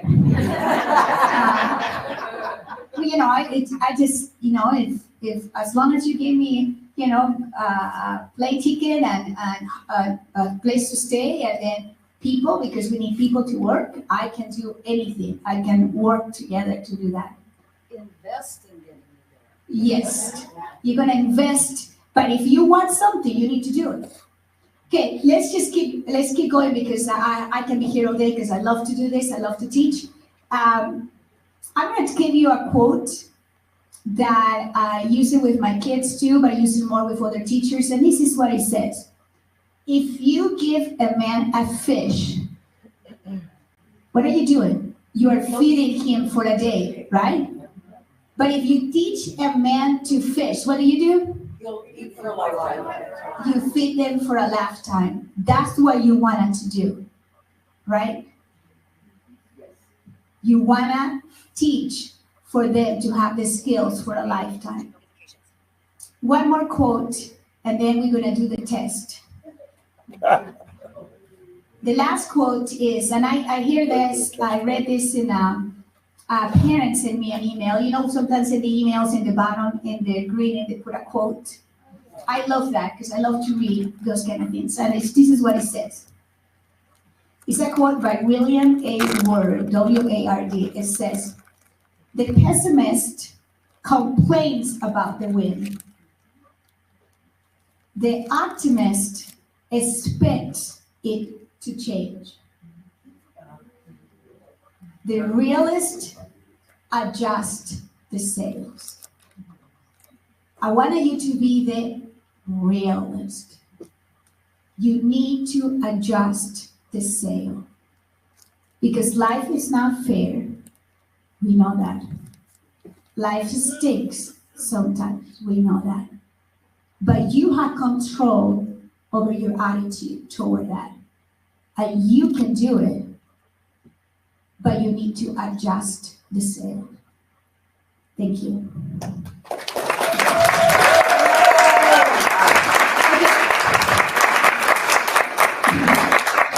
Can I tell you something funny that happened right now? Because usually when I am with kids, I do a lot of speaking in different places.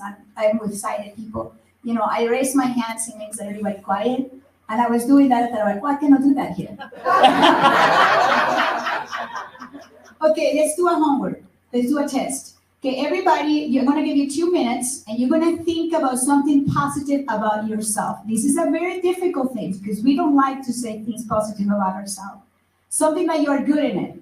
You're good in cooking. You're good in talking. You're good in leadership. You're good painting. Whatever it is you're good in it, I want you to think about it. Okay, he's going to think about 2 minutes, and it's about you. Don't worry about if somebody else is good in something. You need to think about what are you good for.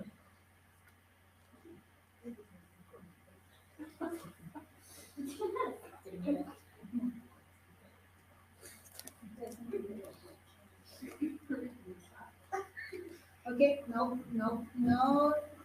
Just think about what you're good at. Okay. Now, this is what you're going to do. You're going to talk to the person beside you to your right or to your left, and you said, I am Jordana Engebretson. I am good teaching. I am good cooking. I am good doing this. I love myself. You're gonna finish with I love myself, okay? 3 things. And then if you don't have anybody to your right or to your left, just say it to the air, okay? Don't worry about it. Hey, Dave. You go. I'm good Yes, at sir. working with people. I'm good with technology. But I don't know if I love myself. Oh, say it. See what I you love say. myself. Okay, that's the first step. Is fake it till you Right. That's good. Okay, I'm Allison Stevens. I'm good at being passionate about stuff. I'm good at music. I'm good with kids, and I love myself. Cool. It's kind of hard to say. It is, and we do tend to talk a lot of negative. Yep. That's Well, kind and of we're supposed to not be positive or, boast. Yeah. It's like, But we not almost to do that. suppress it to the point Yeah, yeah. go the other It's direction. funny to be real. Yes, you are. Right. Yeah.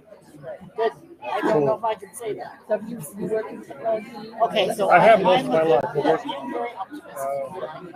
when I worked for the Mormon Church, LDS Church, for close to 20 some odd years. I traveled with the Tabernacle Choir and was the sound engineer. And Occasionally not, but whatever, most of the time stage, You guys, anything that to do with you're physical. done. We're done, and then I'm going to give the time to whatever you're doing next. Thank you. Thank you.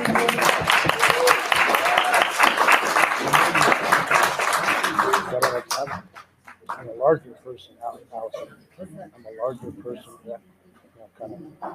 Let's have door prize. So as in Russia. Allison, he has big muscles. That's what he's talking about. Okay, What? so I said you yesterday have big you weren't muscles. able to do Oh, is that everything you what it wanted to, so today we had lots. Everybody in Russia, when I was at the All airport, right, they so thought I was first the guy up, we are doing a carried the luggage. $20 cash door prize donated by the Snake River Valley chapter, and also a $20. crumble cookie. Wow. That's all we're worried about. Carl Smith. All right. Okay, next we have a hand knitted gift bag with kitchen towels and chocolates, and also some Far's cherry cordials. And this was knitted by Ramona and Nicole Hill.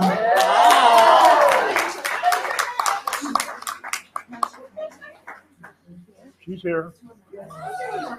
One more. Here you go, Larry. $200 certificate. All right. Oh, no. All right, so here we have an Eclipse brush and small hair care products, a crumble cookie, and some more Far's cherry cordials. And we have TJ Squire. Raise your hand, TJ. Okay, we're doing one more. Last, Dan, I promise. All right, next we have $20 Longhorn gift certificate. Longhorn is a steakhouse here in Idaho Falls. It is so delicious. Boise too. Oh, you do have one in Boise. Perfect. Okay. Daniel Solis.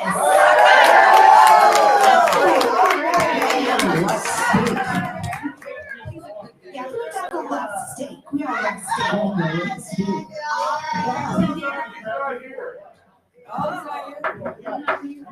Oh no!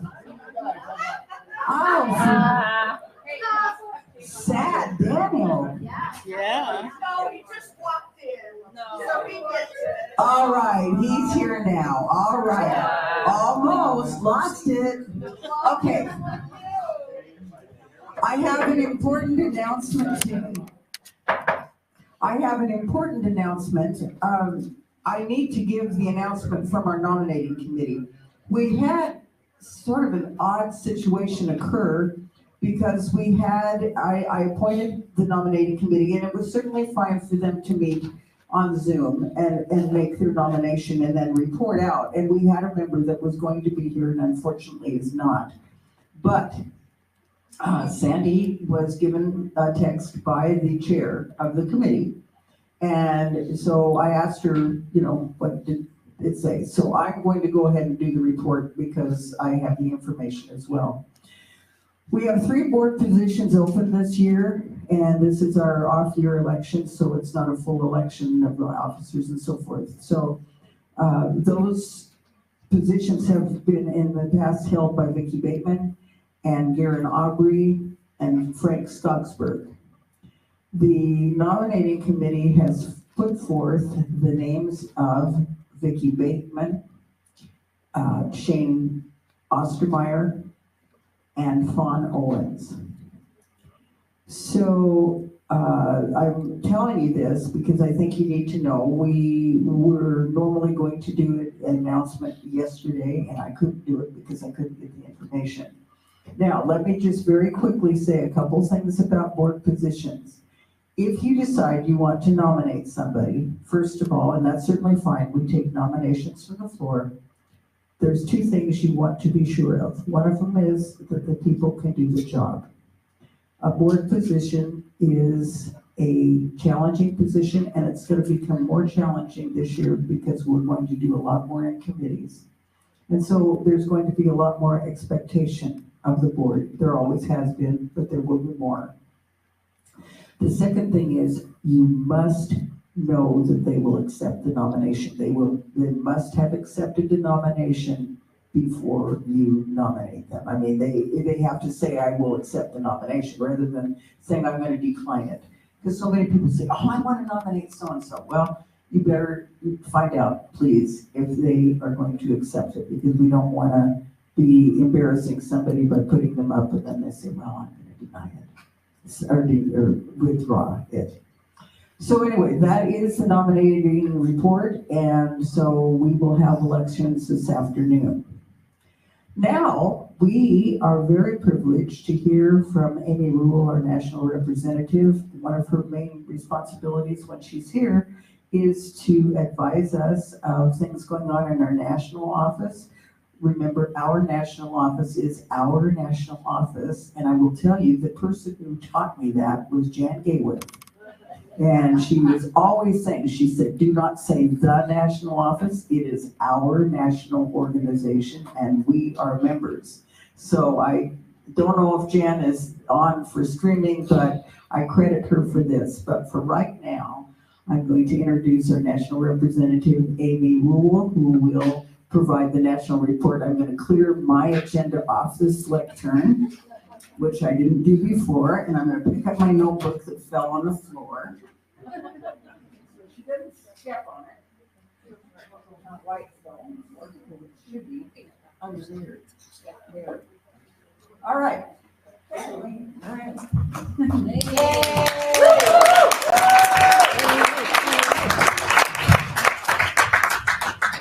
Amy has to raise her mic up. She's taller than that. There we go. Thank you. Good morning, everybody. So nice to be here, and hopefully I won't get kicked out of my room again the way I did yesterday. But seriously, I'm really delighted to be here. And so the national report is always a challenge, because there's so much to say, and I could stand here for an hour and a half and you'd all either be asleep or you wouldn't remember half of what I say, which is really okay about the first part's not so good. The second part, if you don't remember half of what I say, it's all right, but I want you to remember a couple of things. Number one, for most things, if you need to know something about the organization, the resources, the things I'm going to talk about, go to www.nfb.org. You will find everything there. So I'm not going to repeat that all the time, but just remember that that's where you're going to find a lot of the things I'm going to talk about and a lot of the things I'm going to skip over. I'm here in part representing Mark Riccobono, our president. He would love to have been here, I'm sure, but he cannot go to every convention. He hasn't figured out a way to clone himself yet.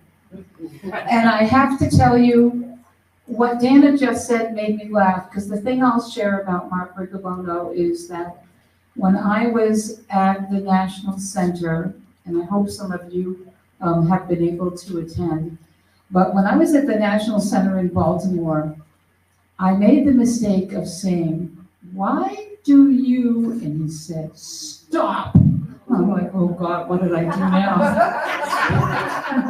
and he said, it's we, it's not you, it's we. I said, okay, I got it. I learned my lesson. So it's really important, it is we. He was absolutely right. I was new to the Federation at that time, so I didn't know any better.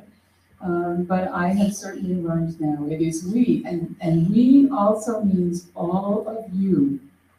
You are the most important part of the National Federation of the Blind, because without you, there is no National Federation of the Blind. We need all of you, and we need all of you to reach out and have more of us in this room next year. Our national convention is coming up, as all of you know, July 5th to the 10th in New Orleans. The registration is open. It will be open through May 31st. I suggest strongly that if you don't like standing in long lines, that you register online and don't wait until you're there at the convention, because those long lines can get very cumbersome after a while. The other thing to tell you is that we are still dealing with COVID. And there are two things about that I'm going to say. Number one, right now, if you ordered some of those tests from the government, you probably found out if you tried to use one that blind people are not able to independently take those tests and interpret the results. So we have been very active in the National Federation of the Blind and have convinced the White House and the government that they need to make those tests accessible, but it hasn't happened yet. Because as many of you also probably know, particularly if any of you have ever worked in state government, which I did for 21 years, nothing happens quickly in the government. So the tests are not yet accessible. So because of that, anybody who has a test and needs assistance with it, whether it's with the instructions or with the results, you can contact IRA, which is a visual interpretation service, and you can do that for free, because we in the National Federation of the Blind want to make sure that you get the information that you need. And we'll also tell you we do not yet have the details ironed out, because it will depend upon where we are with this COVID pandemic. But we will want people to test before they leave, or if you cannot test the day before you leave, then we will provide a test when you arrive. So there will be testing occurring. Because we all need to be safe. And right now, this may change, but right now we are still requiring people to wear masks because, we're going to be in very close proximity and there are going to be a lot of us. But stay tuned, that may change depending upon the circumstances in the country. I want to talk about membership. We talked about membership yesterday. The groups were great. You guys should give yourselves a hand because you guys were awesome yesterday. You were great. And Dan, what a terrific idea. And membership is really, really important. That's what it's about. We have a membership committee at membership at nfb.org. It's how to contact them. I don't know whether you're aware of this, but we are going to be having a museum at the National Center. It talks about the history of the blind movement. We need history information from Idaho about your affiliate history. So if you have not appointed, we have. Oh, you have. It's Ramona Waha. All right. So Ramona, that's your charge, and I'm sure you do it well. Because we are going to have a museum, and we really need up-to-date information about the affiliate and its history and all the wonderful things you do here. There are open houses that are held for non-members. You have to sign up for those because they're limited, because we want to make sure that the people who attend them, that they get enough attention and they have enough time to ask their questions. So if you know people who are not part of the organization and are interested, please get them in touch with membership. Get them to an open house that's done online every month. And in your chapters, I would suggest that if you have a new person come to your chapter, perhaps appoint a mentor. Have somebody spend some time with them. Follow up with them afterwards. See what they were looking for. Did they get it? Do they have questions? One of the things that I have found so impactful in being in the National Federation of the Blind is that before I ever got involved, I was late to coming to this organization. And the first time I ever was involved with NFB was as a vendor, because I was working at National Braille Press at the time. And I arrived, and within 10 minutes, somebody was calling my room to ask me if I needed anything, if I had any questions, if they could be helpful. That is tremendously impactful. If you have new people coming in, welcome them and make sure to follow up with them and tell them that you want to hear what they need, what they want, and what they're interested in, and follow up. It makes a huge difference. Believe me, from personal experience, I can tell you that. We have a diversity, equity, and inclusion committee. That's an important component of any affiliate trying to build. So please feel free to contact them and get some ideas for your chapters. There are PSAs that are available in English and Spanish. You might have chapter leaders, send those to radio stations. If you're looking for a local initiative to work on, what about parental rights? We have it already. You do? Yes. You weren't listed in the program of having that bill, I know, so. because we got it for everybody else, but it's the same. They do need to fix it. I will bring that back to the national office and tell them that Idaho is ahead of the curve. We were in this. So congratulations. So we, as you all know, probably, we have a legal department. And we don't take every case that comes to our attention because we don't have the resources to do so. But we work on improving the lives of blind people around education, employment, and a lot of other matters.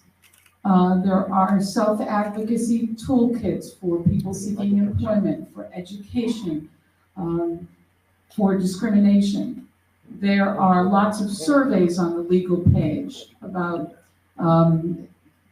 things like rideshare programs like Uber and Lyft, where they really still are looking for information around discrimination, whether it be because of use of a guide dog or a cane or for other reasons where you've been discriminated against. If you are trying to work at Amazon, and you're discriminated against, we really want to know about that because we're monitoring that very closely. If you need to speak with someone about a legal issue and you're not sure whether this is something that the National Federation of the Blind can help you with, contact Valerie Yingling at our national office, and she will present it to the lawyers who work with us. Also, one thing to know and to be aware of is that there are predators out there. There are people who may come to these conventions or approach you and say they want to advocate on your behalf. Please do not get involved in any kind of legal agreements without discussing it with the national office or with Dana first, because there are some charlatans out there who are trying to take advantage of blind people and not for our betterment, but actually end up hurting blind people. So be cognizant of that, please. Voting. I don't know whether you had any difficulties here in Idaho in terms of voting and getting accessible voting. But please, I hope you're continuing to work on that. Elections are coming up again. It's really important that we have the right to vote privately and independently. I am an old woman, so I can tell you that it took a long time before I could go to the polls and actually do it myself. And the first time I did it, I was in tears because it was so impactful. People take this stuff for granted, and we can't. We need to be vigilant about that. So work with your legislature. Make sure that you're advocating with your Secretary of State's office or whoever controls it here in Idaho, because it's really important that we are able to vote privately and independently, and that a lot of other blind people who don't have the same advocacy skills that you have and that you're developing, they need the right to vote as well. So you're fighting not only for your own rights, but for other people's rights as well. And as Jordana said this morning, you have to build your community. You have to give back. I'm delighted to hear you have a Bell program. I think that's great. I hope you get a lot of people in the Bell program, and I'm sure it will be a tremendous success. So congratulations on that as well. We do a lot of different things. If I stood here and told you all the things that we do in the National Federation of the Blind, we'd be here for the next week, and I'd miss my plane tomorrow. But we do a lot for young children. We have a Braille Reading Pals program where we give books to blind children and their parents to encourage reading in Braille and exposure. We have an Early Explorers program where we encourage parents to introduce the white cane early. We have a lot of different initiatives around what they call the Center for Excellence in Non-Visual Access. We work very hard to get companies and educational institutions, public, to make things accessible to those of us who are blind or visually impaired.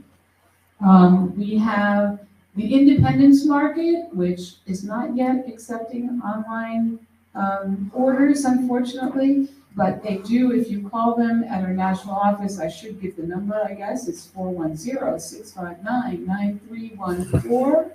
You can call the national office. Somebody asked me this morning, where can I get a talking scale? Well, you can get one right there. They have a lot of different aids and appliances and recreational things that are fun. I just bought a soccer ball with a bell in it because I have a granddaughter.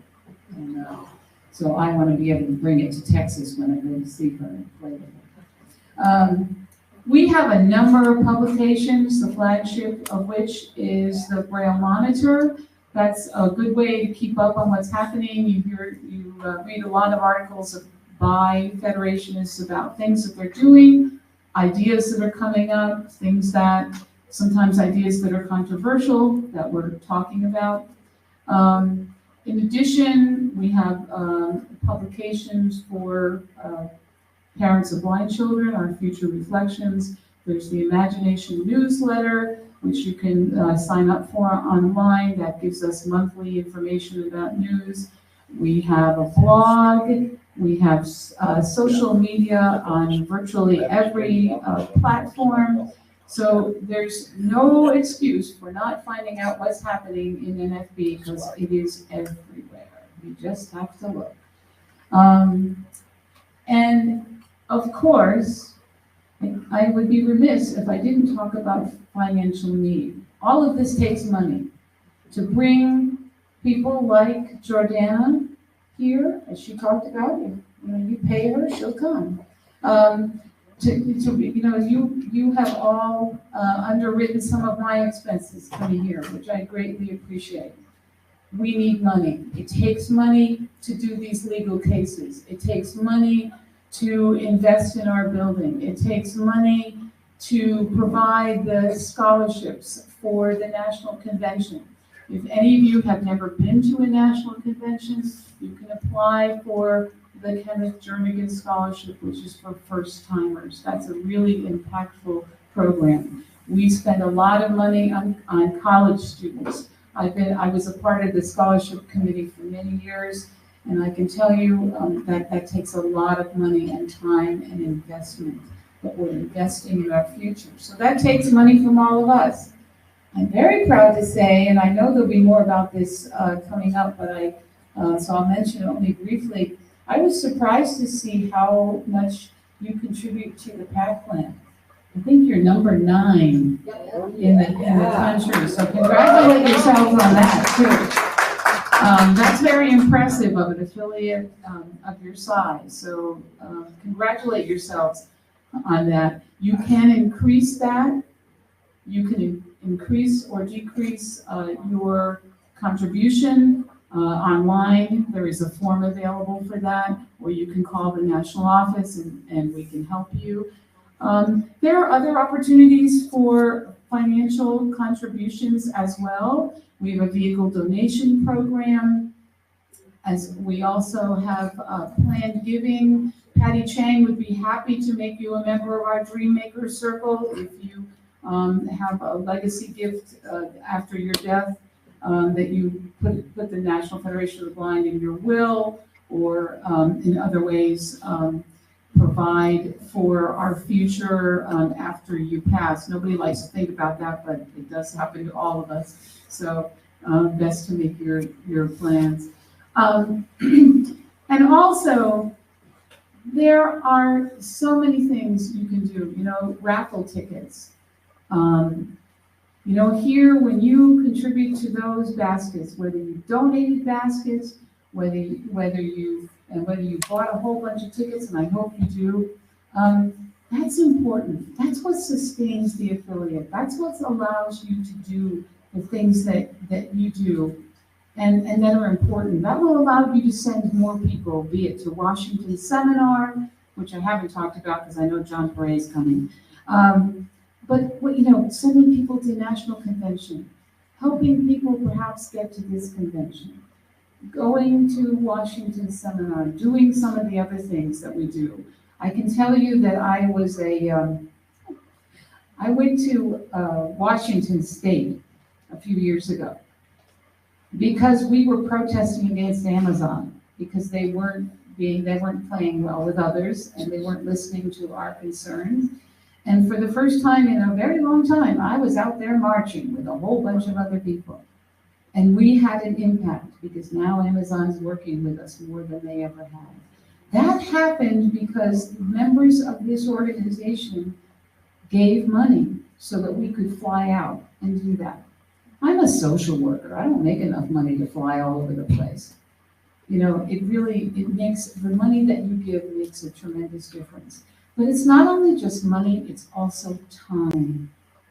The time that you devote to the organization makes a huge difference.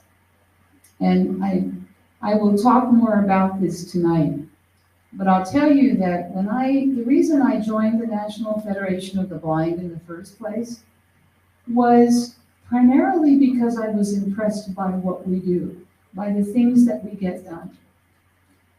But the reason that I stay in the National Federation of the Blind has much more to do with being able to have an impact and to help people.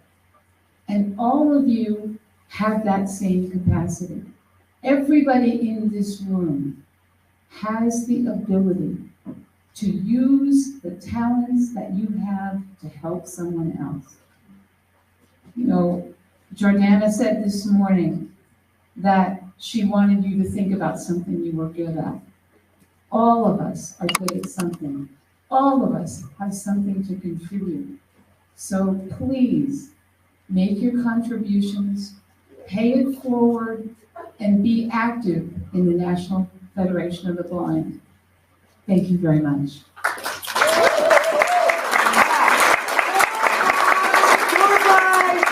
Because this is the best convention ever.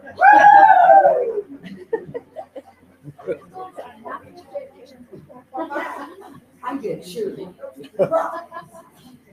All right, door prize it is for that wonderful report. And by the way, I used a Versa sleigh. That's what I used for my notes. Yes, I know. That's why I said it. I used my Versa sleigh. It's the best thing ever, except this convention. The convention is the best thing ever. All right. Yes, indeed. All right. Door prize. All right, so from Snake River Valley Chapter, we have $20 cash prize and a crumble cookie. And this is going to Ramona. Oh, I'm here. All right.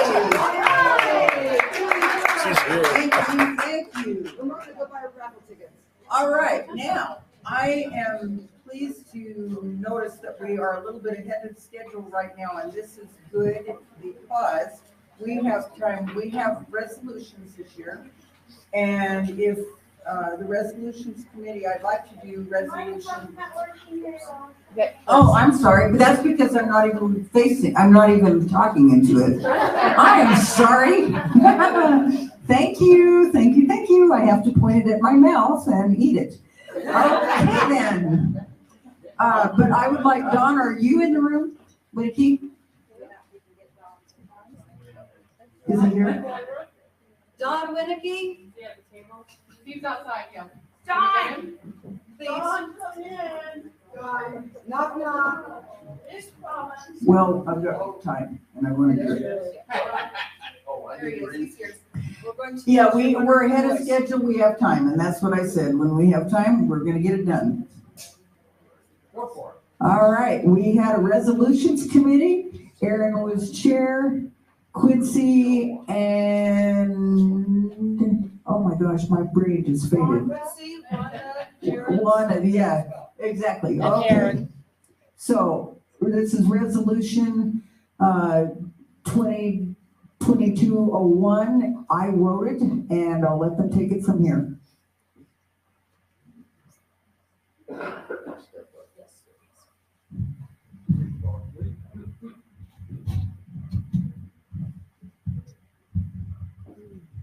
Don's much taller than them. I think it's only one much, it's not too much. Is it? How much is a much, by the way? Okay. Resolution 2022-01, submitted April 15th, 2022. Boise State University progress toward provision of accessible learning materials for blind students. Whereas blind students must receive accessible materials, including lectures, assignments, texts, and resource materials in a timely manner in order to maintain academic success. And whereas receiving such accommodations does not result in loss of academic freedom. And whereas failure to provide such services to blind students can result in impaired academic performance, including delayed graduation and hindrance of future employment. Now, therefore, let it be resolved on this 23rd day of April, 2022, at the convention of the National Federation of the Blind of Idaho, assembled in Idaho Falls, Idaho, that the National Federation of the Blind of Idaho commend Boise State University for hiring Dr. Natalie Shaheen, a well-respected, highly qualified blind educator and advocate, to work with the university to identify and remedy deficiencies in providing accessible materials to blind students.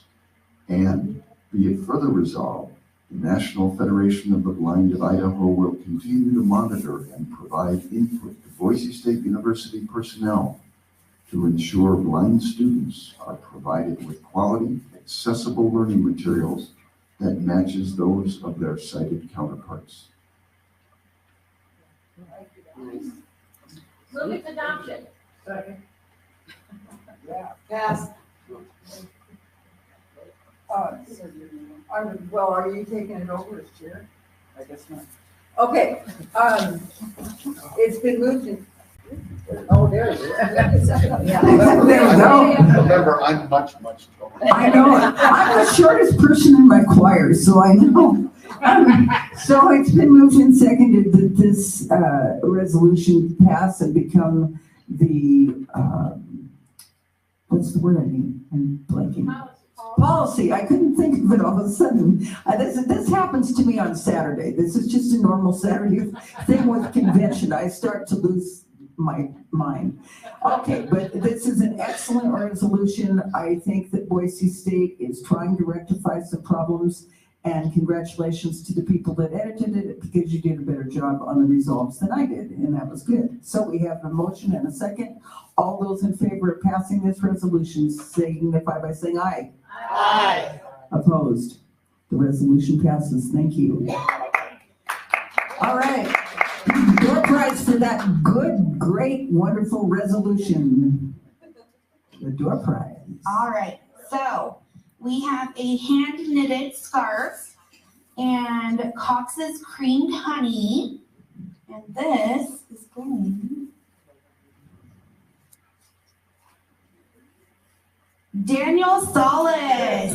Oh, shake them up. He already got one. I know. He did the steak. He got the steak. Now he's going to have something. He's going to have honey with his steak. Oh, well, yeah, we can. We always do. That's how we do it. Okay.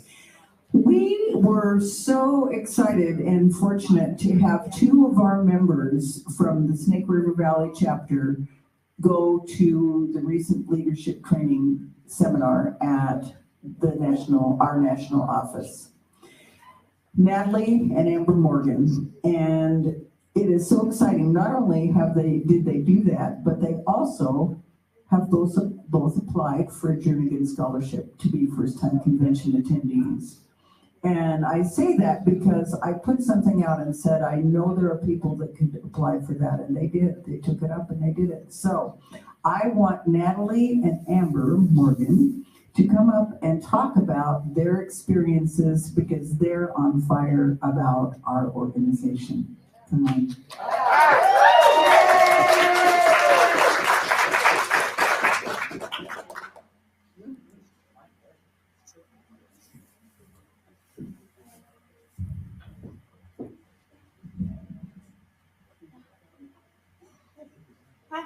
Hi guys. Hi. So my name is Natalie Morgan, for those of you who don't know me and have just been hearing me from the corner yelling outdoor prizes. And next to me is my beautiful wife, Amber Morgan. Okay, so picture it.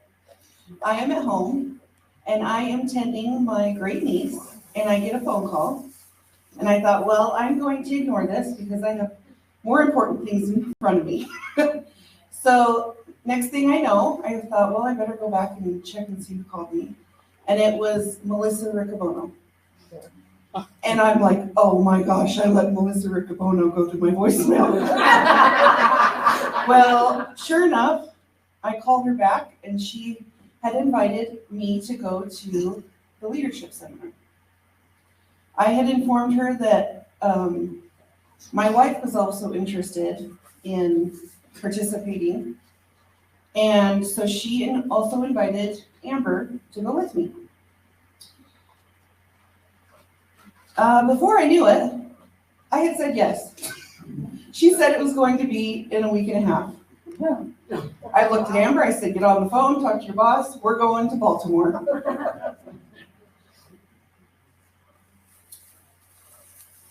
Now, we've got a precursor to this because when you get to the leadership seminar, they ask you not to talk about it. And the reason for that is because anybody who goes to this leadership seminar, they want you to not know anything because they want you to be surprised because there is a surprise literally around every corner at this seminar. So when Dana asked me to give this speech, I said yes before I knew it. And then I hung up the phone and I said to myself, Natalie, what have you done? How am I going to talk about something that you are not supposed to talk about? Now, this was going to be a challenge for me because it was going to be the first time I had traveled with my white cane. I have heard stories from people that it can be good, it can be bad, and it can be very ugly. One thing that was told to me was, do not let them take your white cane from you. Now, I thought to myself, all these different scenarios in my head. I thought, okay, if somebody takes my white cane from me, I'm just gonna kick their feet out from underneath them and grab it and run. I didn't know what to expect during this. So as we went into the airport and I was coming up to the metal detectors, they were very gracious in asking to scan my cane. So they did take my cane at that time and they scanned it and they guided me to the metal detector and they were very descriptive in telling me, how to get into the metal detector, what to do. And as I was walking out, they handed me my cane and everything went smoothly. I was very impressed.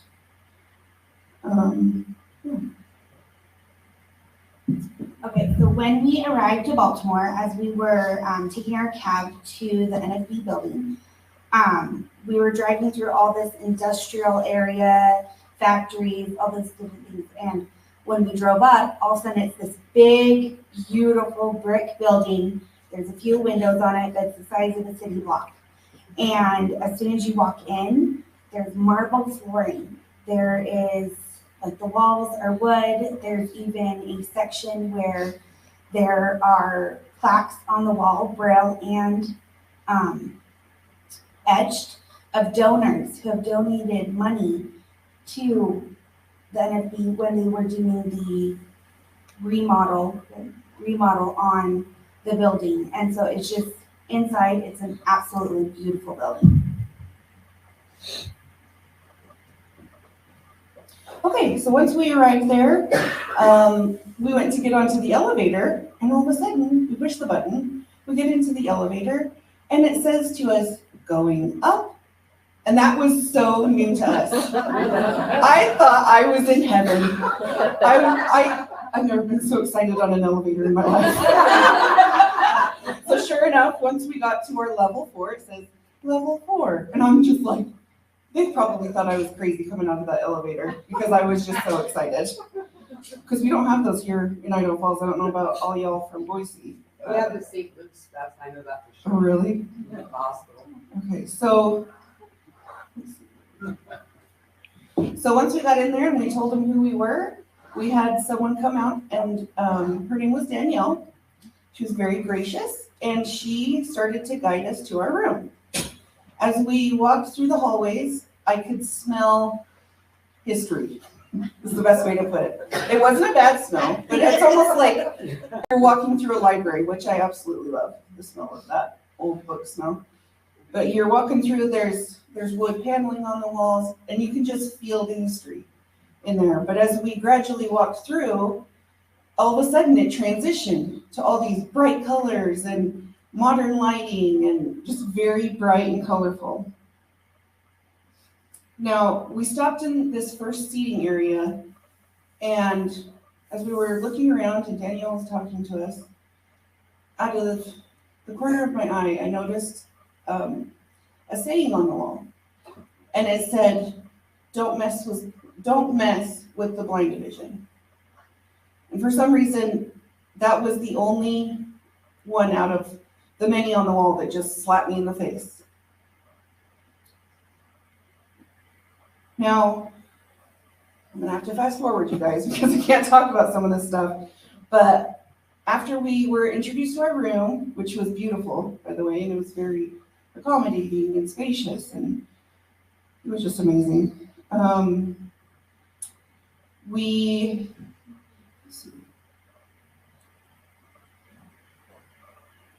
Once we got to our first class, the first thing that was said to us was, welcome home.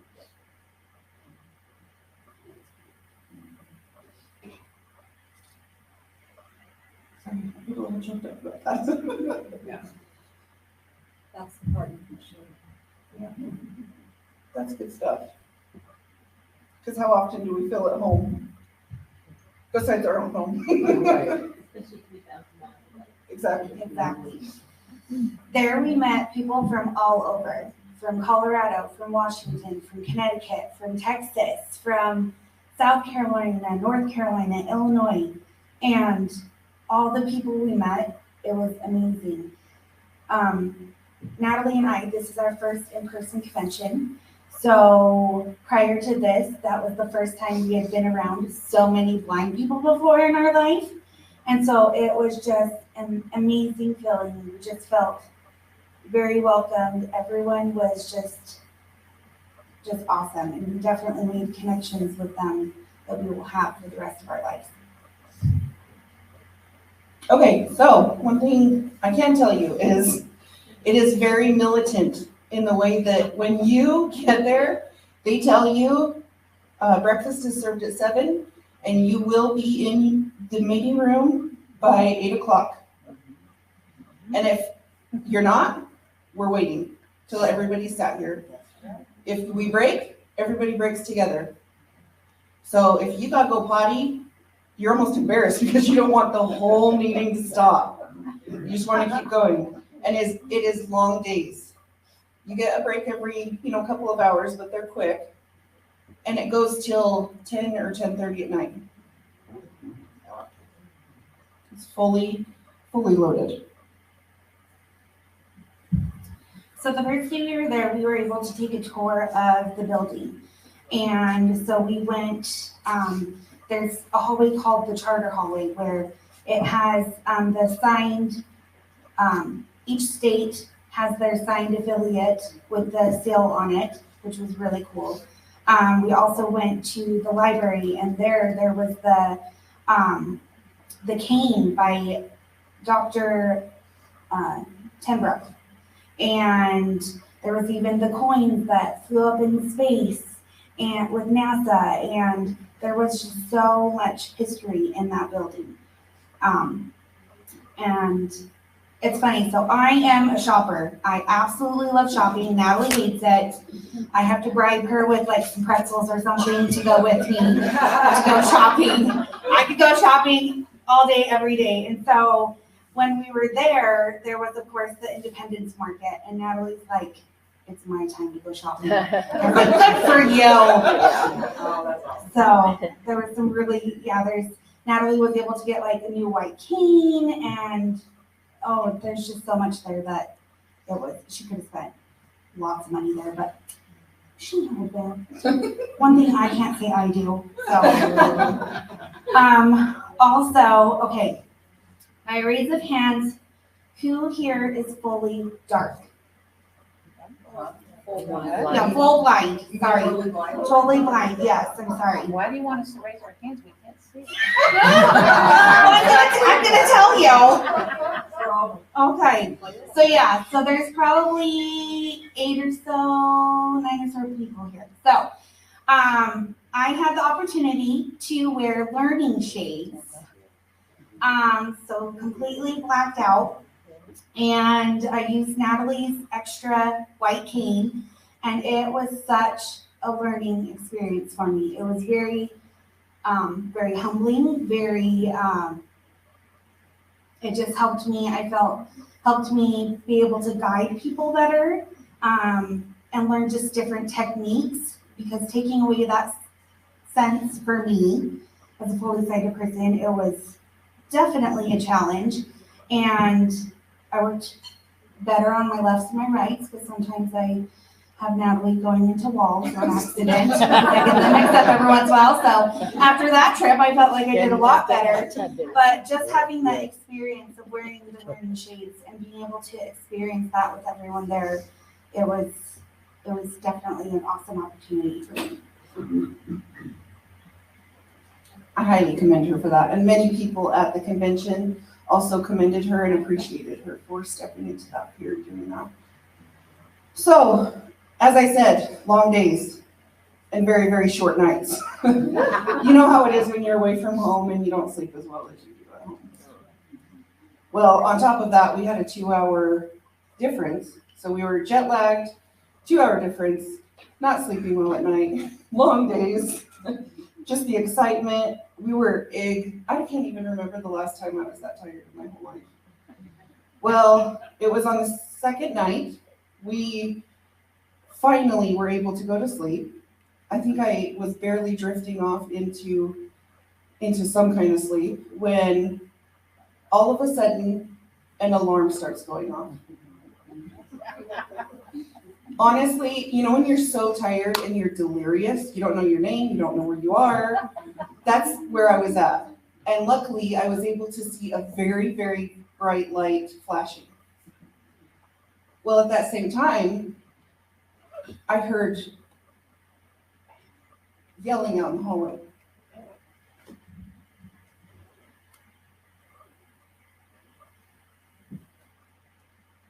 It was the fire alarm.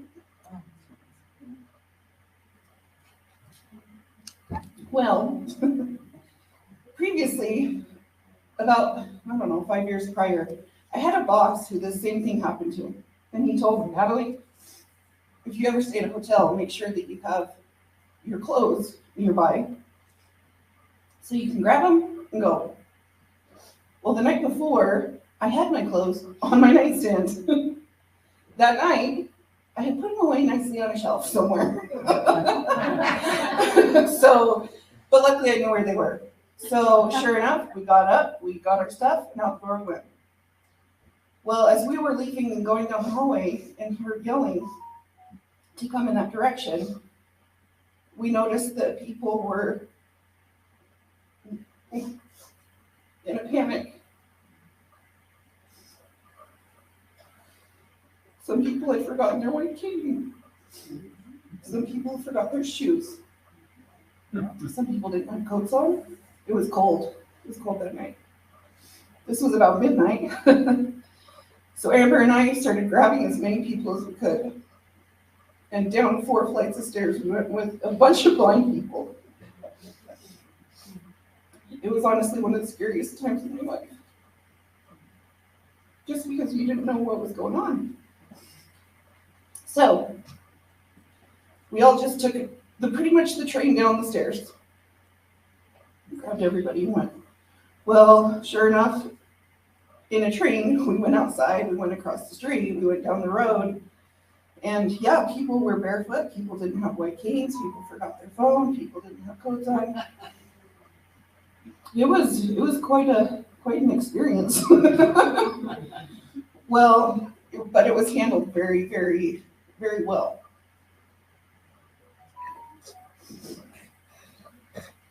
But it was very powerful for me. Just because we all, as blind people, stuck together. Well, I don't know, I'm getting so emotional. Woo! Woo-wee! Okay.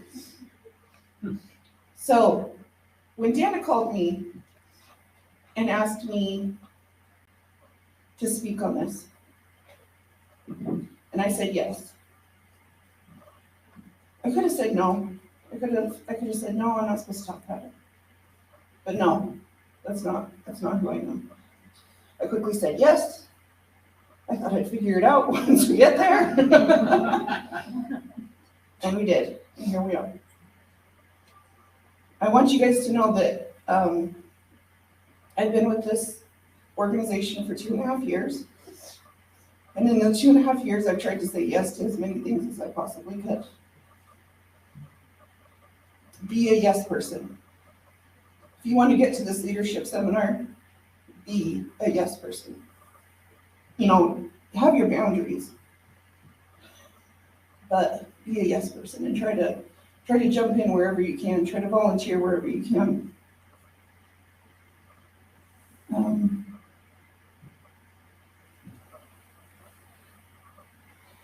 Because as blind people, even though I could have said no to Dana, what do? We adapt. We jump right in and figure it out. The connections we made in those 3 days will last for a lifetime. They give you a name as a group. I'm not going to tell you what our name is, but it's so cool because they give your group a name. It's public information. Oh, it is? Yes. Okay, so our name as a group is the Full Drum. I still don't know what that means. I don't know if because we're full of it and march to the beat of our own drum. I don't really know. That's kind of what I think, but yeah, Full Drum. And when I came out of that seminar, I remembered the words on the wall.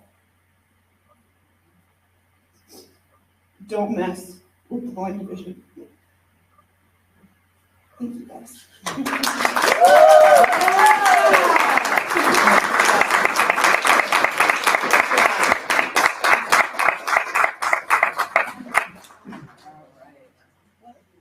Did I get some Well, socks? if you have a sec and can grab a door prize, we can do that. I have to tell you, you did the right thing because what they don't want you to do is to talk about like content and that kind of thing. They do want to talk about the impressions and the things that were personally valuable for you. And, you know, you did just that. I was in a fire alarm too, and this other president, it was a president's thing, and we were both in the bathroom. So you know what? We stayed there.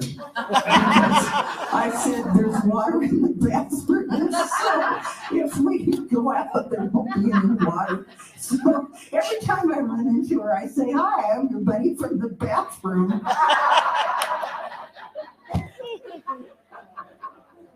Ready for your prize? Yes, we are. Okay, so this is a $50 Applebee's gift card donated by Larry and Sue Sabronic. I apologize.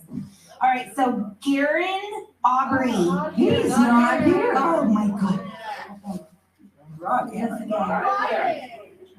Yeah, draw Susan. Joyce Bennell. She's not here. Oh. Yeah.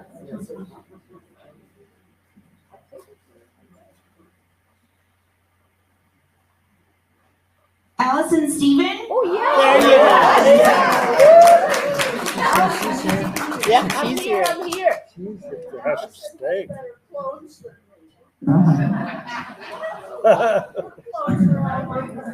Oh, yeah. All right. Do we have our representatives from the Idaho Falls Area Humanitarian Center? Okay. And it's Dudley, and what's the first name? Lori. Okay, that's what I thought. I was just afraid I'd heard it wrong. I was trying to do too many things at one time. We have had the fun experience this weekend of preparing for donating some items to the Humanitarian Center as our community project, giving to our community. I know our chapter did school supplies, but and I think the donations are being collected and have been collected. So I'd like to welcome Lori and Dudley Mosier, I'm sorry, to the lectern and have them talk a little bit about the Humanitarian Center of Idaho Falls.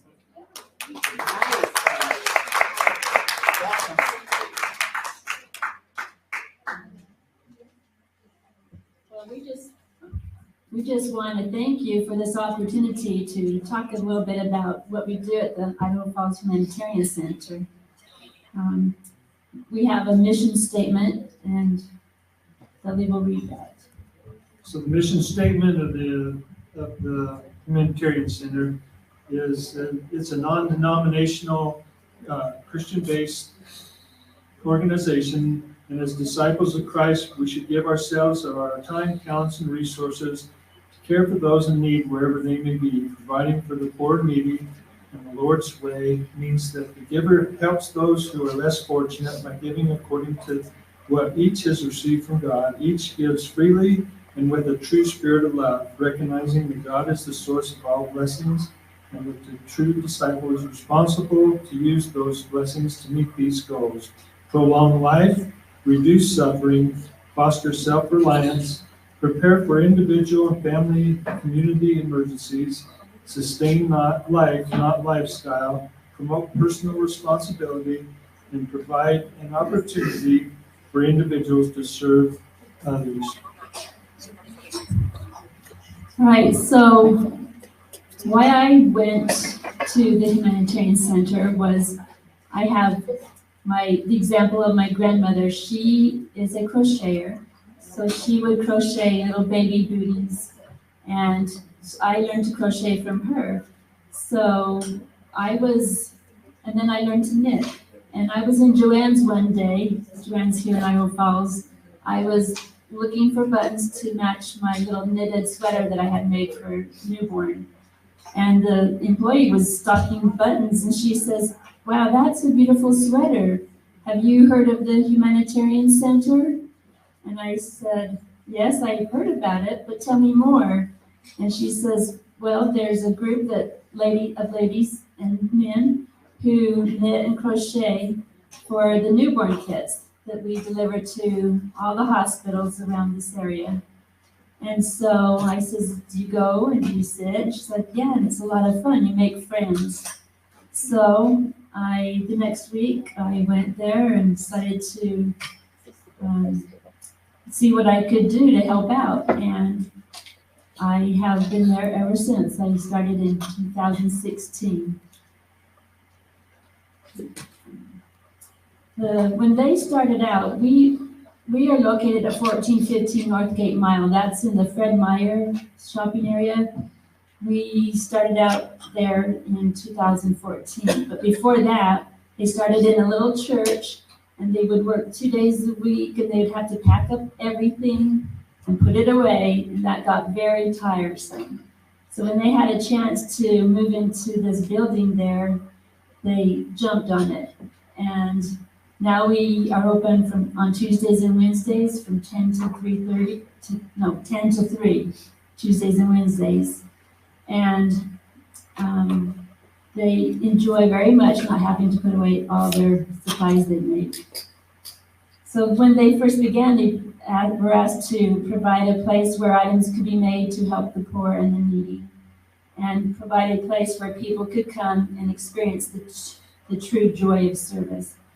And I know that we are there to help the community members, but I tell you what, we get a lot of joy from serving, and we make friends, and we feel really appreciative when we hear stories of the successes.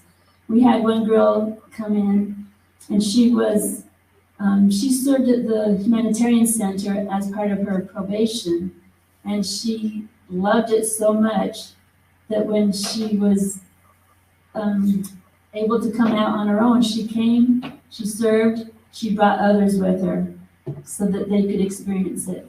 There is a feeling there at the center of true love and friendship and caring for others that people feel when they come. We are a nonprofit, non-denominational community center. No one there is paid, we're all volunteers, but we do say we get paid in blessings.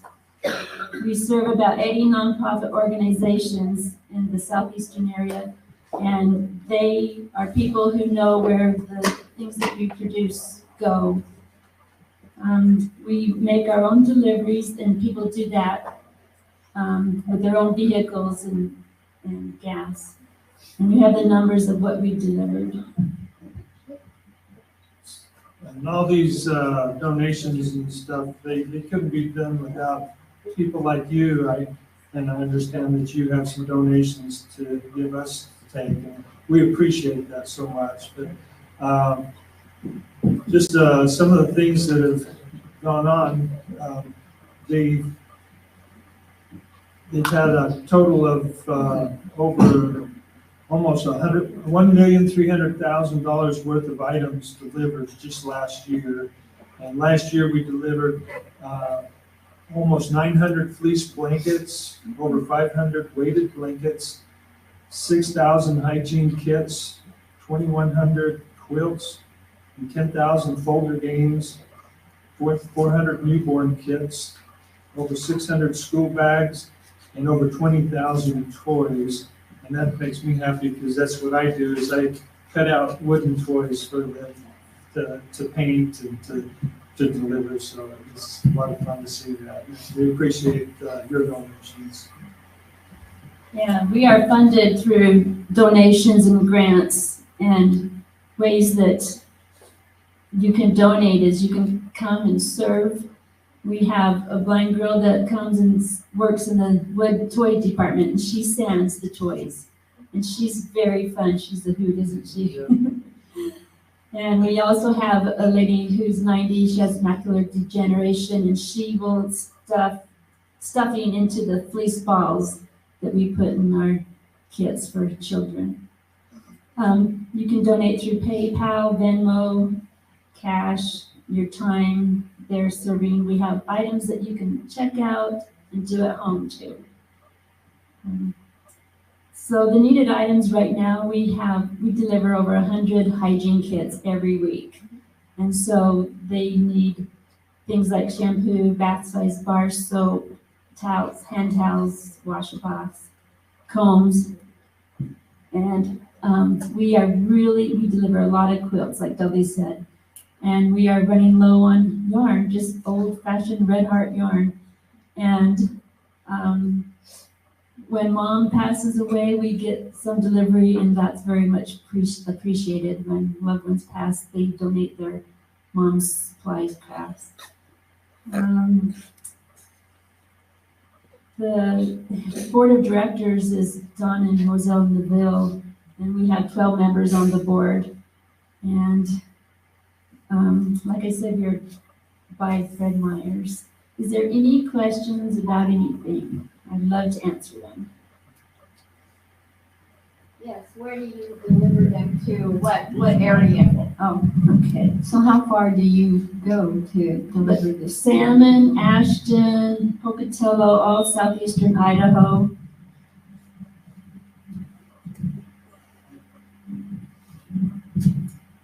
We have some items that we brought. We have weighted blankets. Those are for autistic and ADHD kids. And we fill those with rice. And the sleeves with rice, we pull them out and they're washable, and then you can put them back in. So quilts, the weighted blankets, and newborn kits, and the wooden toys all are, we have much, much more, but those are the most popular. Any other questions? All right, we thank you again for your donation that you've given us. Thank you for this opportunity.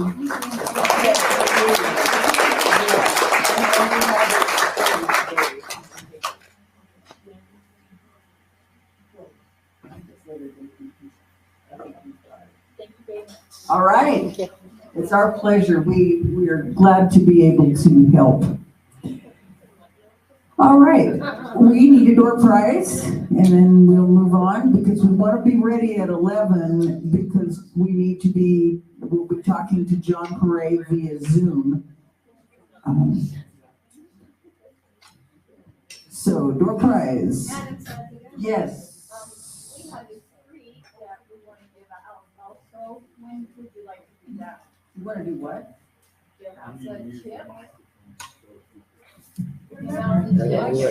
Oh, that. You know, can we do that? Could you remind me after John Perret is done? My worry is that I'm afraid we're going to end up with being late for John, and I don't want to do that. Well, we could start passing them around. Oh, well, if we can do it, I'm sorry to be so obsessive. You know, people like to eat a lot on Saturday afternoon. It keeps people entertained, you know. I mean, we pass around food, and so when we get back in at 2 o'clock, if we don't give them out at 12, then we'll pass them out at 2 o'clock so people can be awake for the Saturday afternoon meeting. Okay, we just didn't fit it in yesterday. Well, and I appreciate I appreciate the reminder because although you talked to me about it earlier in the planning, I forgot. So we will do it, but I just don't want to keep John waiting because that could be an embarrassment. All right. Okay, here comes the door prize.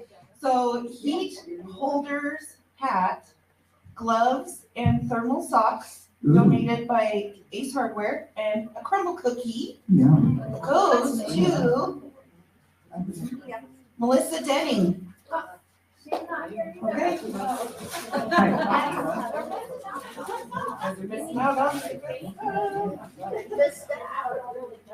Wanda Jolly. Thank you. I am here. Yes, another one real quick. So we have a $10 cash prize donated by Dana. Wow, you won some.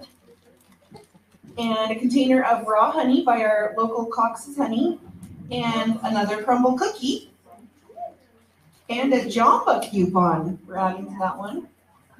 And that goes to Shane Ostermeyer. All right. Thank you, Natalie. That's wonderful. Our next presenter is going to talk about a very exciting plan for this summer. We get to have real Bell program again.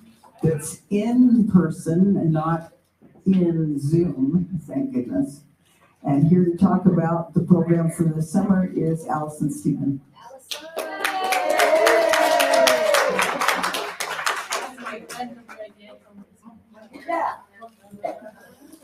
Microphone up a little bit, just a much taller. Yes. Okay. Quiet, please. Thank you. Yes, I'll have to use my teacher voice. I am so glad to be up here. I just was thinking about that. I get nervous speaking. I don't show it because I don't know, I'm a good faker. But I think for everybody, it's tough. So I just wanted to thank everybody who's being willing to come up and take part in this, because it does take some courage to stand up in front of all you guys, even though we know you love us. I also want to thank Jordana because she kind of matched in exactly with something I was thinking about.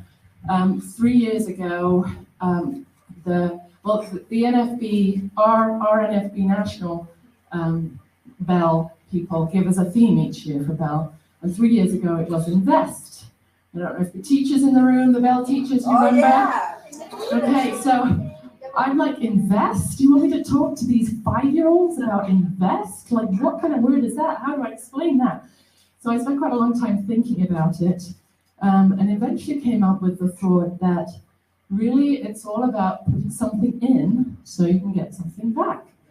And then came a little song, and I'm wondering if my team will join me.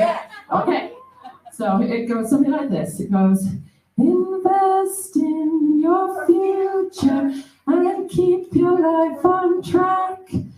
Invest in your future, put something in and you'll get something back. Woo! Okay. So we have the kids singing that song, so hopefully that message has stuck with them, because I think there's a real truth for that for Bell, there's a real truth for that for what NFB is all about too. So I get very excited about kids. I love working with kids. I think it's because I am a kid.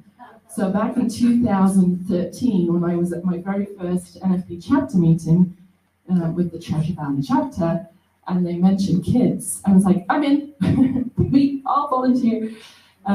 So I kind of jumped into that without really knowing what it was, but it was just like, it's kids, so I'm here. I was actually training at the ATC at the time, thinking that as I came into the ATC, I was like, my life's over, I can't really do anything anymore. I had quit a job in teaching. And I just was like, not really, had no confidence, no expectation that I had much to give. Of course, NFB changed my mind on that. So I jumped in, and I think it was the second year of Bell in Treasure Valley at that time. And just what an amazing program. Got involved with all those people, and I forget how many kids were there, but it was great. And then I'm not really sure how it happened. I'm going to blame Ramona, but I ended up running it the next year. Either that or I'm just a busybody. But anyway, I kind of started running it because it just get so excited about that. And we move on through. The Bell program at that time was 2 weeks long, and it was a day program. And as we're going, it's like, okay, this is good. But hey, how cool would it be to have a residential program? So after the 2019 program, we were like, yeah, let's try and do this. And then actually through work, at that point I had my job with the commission that I have now. Through work, I have made very good friends with one of the councillors, Jackie Stallings. Actually, I just want to do a quick aside about the councillors, because there are 6 councillors from the commission. They are all just wonderful people. I've gotten to know them really well. I count them as family, pretty much. What am I thinking? And I just want to say that they work tirelessly to get our students what they need. I don't think they stand in the way of getting the information out that we ask them to get out. I think they really run around and chase after the students. I've seen it. They email, they text, they call, they email again, they text again, they call again. So they have our backs. I just want to say that. I think we really need to keep aware that they are part of the same team, that we are working with them. And just that, to me, it's really important to have that collaboration and that openness to that. Anyway, Jackie is a go-getter. If you don't know her, she is a stunning person. And she has this background, she's like the camp queen. She grew up in camps as a blind person. She worked in camps, she ran camps. She even went to South Africa and spent some time over there starting a program that would run camps for blind kids in South Africa. And that program is still going now. So she is just totally invested in camps. I'm totally invested in teaching and the kids, and we kind of met together in this whole idea for the residential program. So it was kind of a plan coming to fruition in 2020, and you all know what happened. So there was no Bell program here in 2020 or 21. There were virtual programs run by our national team. through Zoom for whoever wanted to do that. But here we are now, finally coming with the dream. But meanwhile, Jackie, who, like I said, was a go-getter, she's like, well, she wanted to run a camp for all ages. She didn't, she wants to do a camp for blind kids.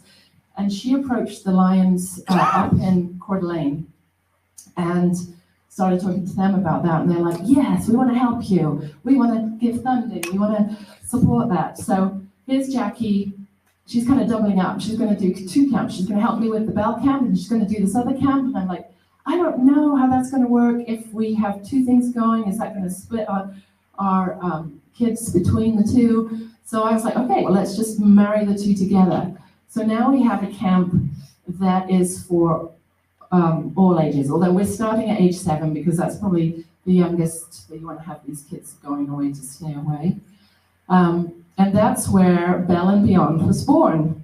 And I have this little, when I thought of the name, I wasn't thinking, but to me, there's like Toy Story little sentence. You all know what I'm talking about, Buzz Lightyear.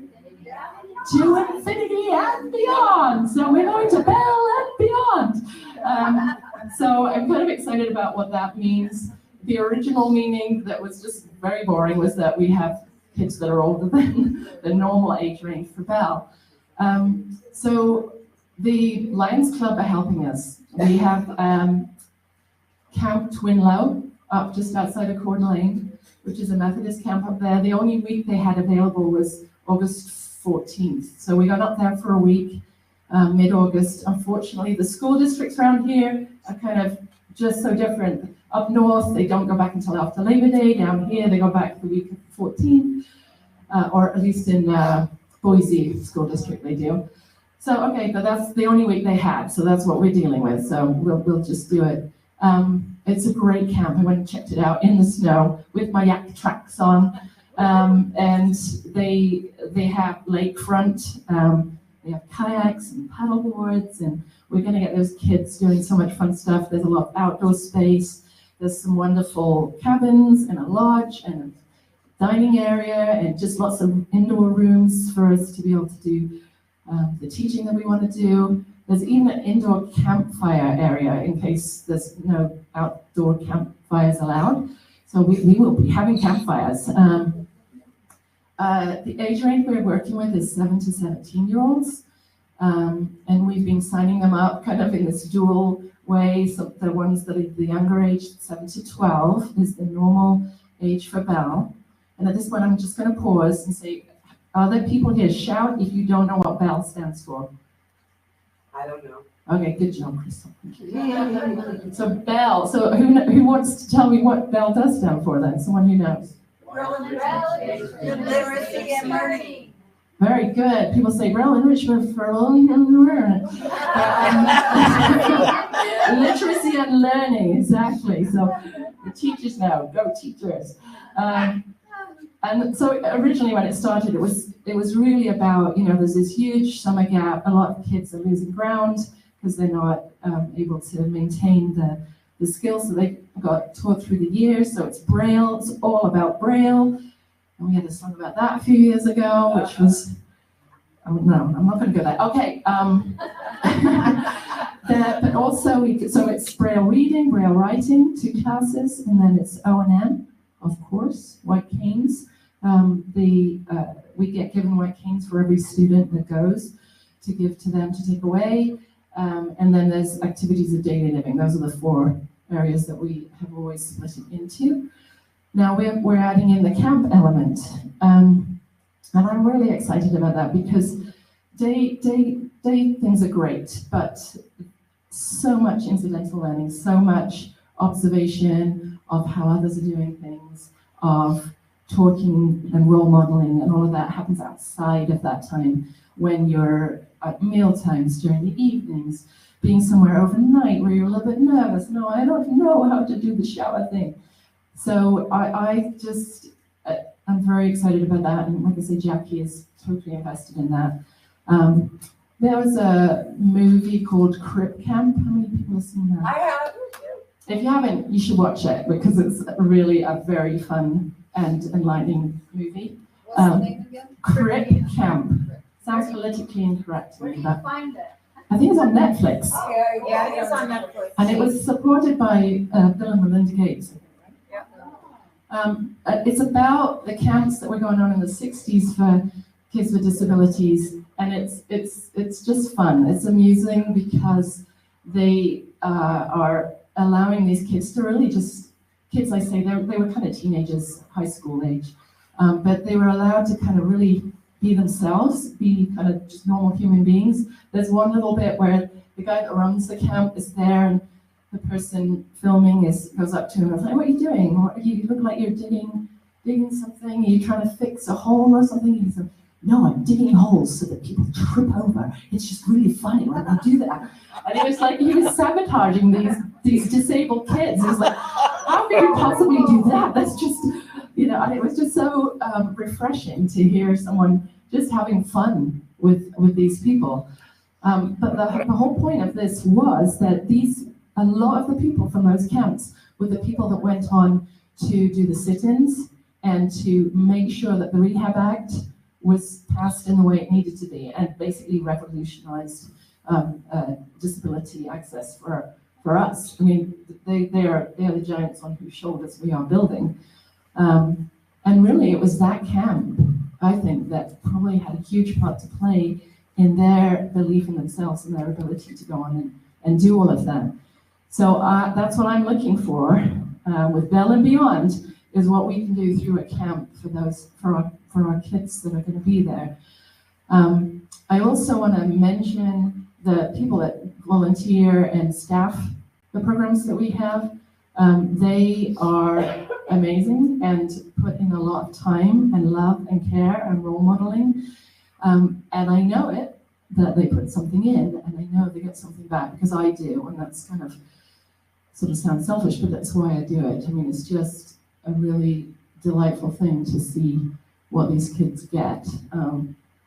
This wasn't the Bell program, but we did a kayaking trip back last summer, and a whole bunch of students, and it was a total pain to put together. I was like, oh, why am I doing this? Why am I bothering? Because it's just such hard work to get people to commit and all of this. We ended up with 7 students, and we took a van trip up to McCall, and we kayaked with volunteers from the McCall camp up there.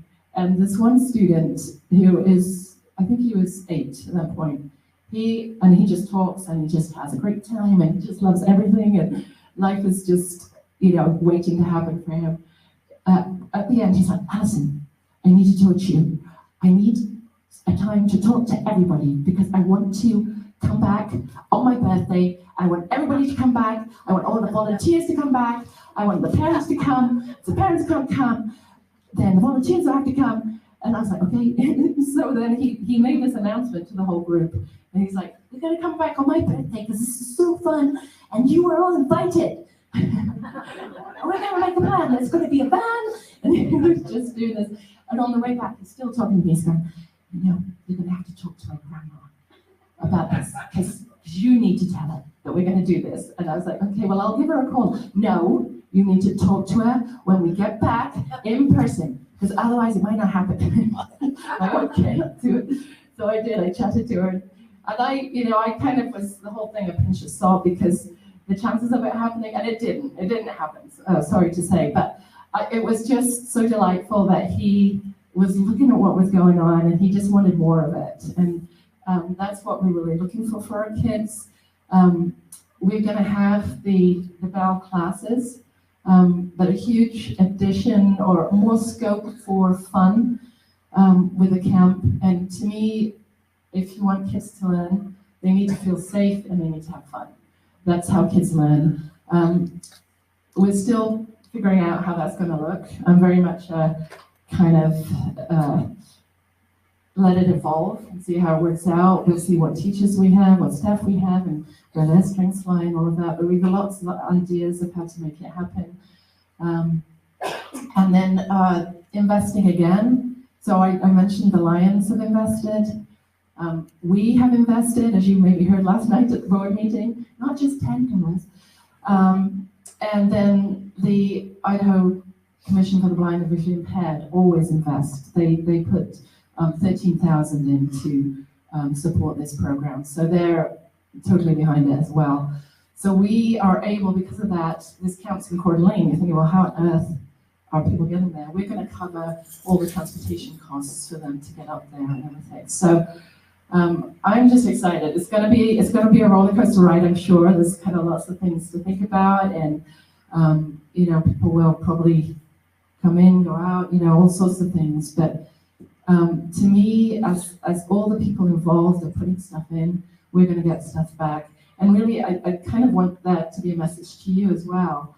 I don't know if more often these days people are more passive, but I do feel sometimes it's easy to say, oh, well, I'll get these things. The NFB does these things, the commission does these things, and we can just take.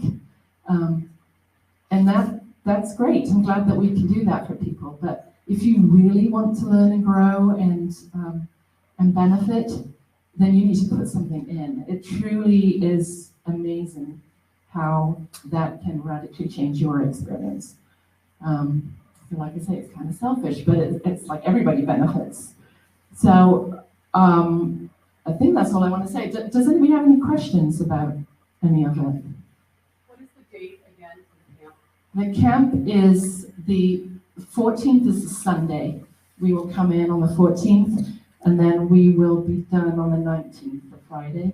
And currently, we decided we'd have 12 kids in the 7 to 12 age range and 12 kids max in the older age range, up to 17. We have 11 kids already signed up for the older group, and I think it's 7 for the younger group. So if you know anybody who might be interested, you better get them signed up quick. So yeah, what's that? It's filling up. It's filling up fast. Yeah. I think Jackie has dreams of having like 100 kids there, but that is not this year. Slow down, lady. Any other questions? Yep. Are you planning on keeping the two age groups separated? Great question. No, not at all. And in fact, as I'm looking at the students, it may be that we'll merge some of them.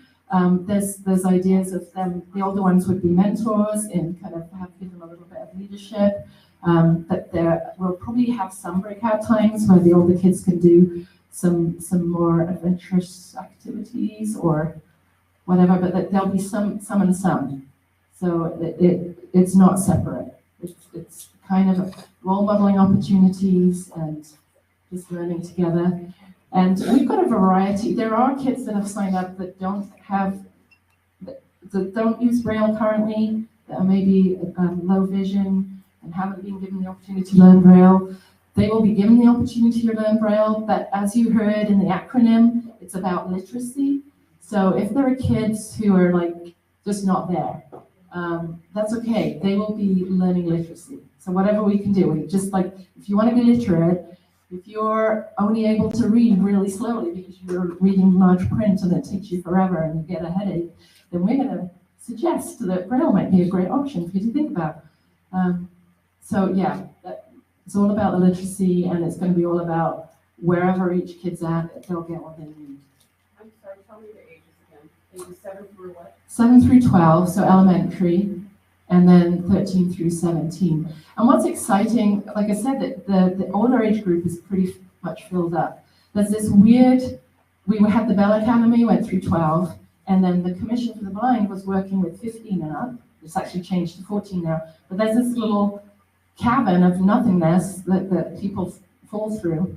And this is great. I think the fact that it filled up so fast indicates the desire and the need that people have for that older age range. So I'm excited about that. My timer just went off, so I know I've got to stop. But I want us to sing again. Would you like to sing now? Yeah. The teachers are being reminded. Okay. So here we go. Invest in your future and keep your life on track.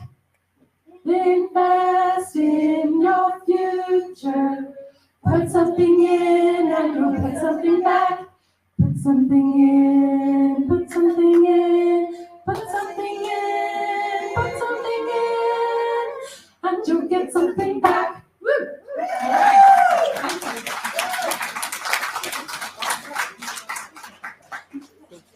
This is yours.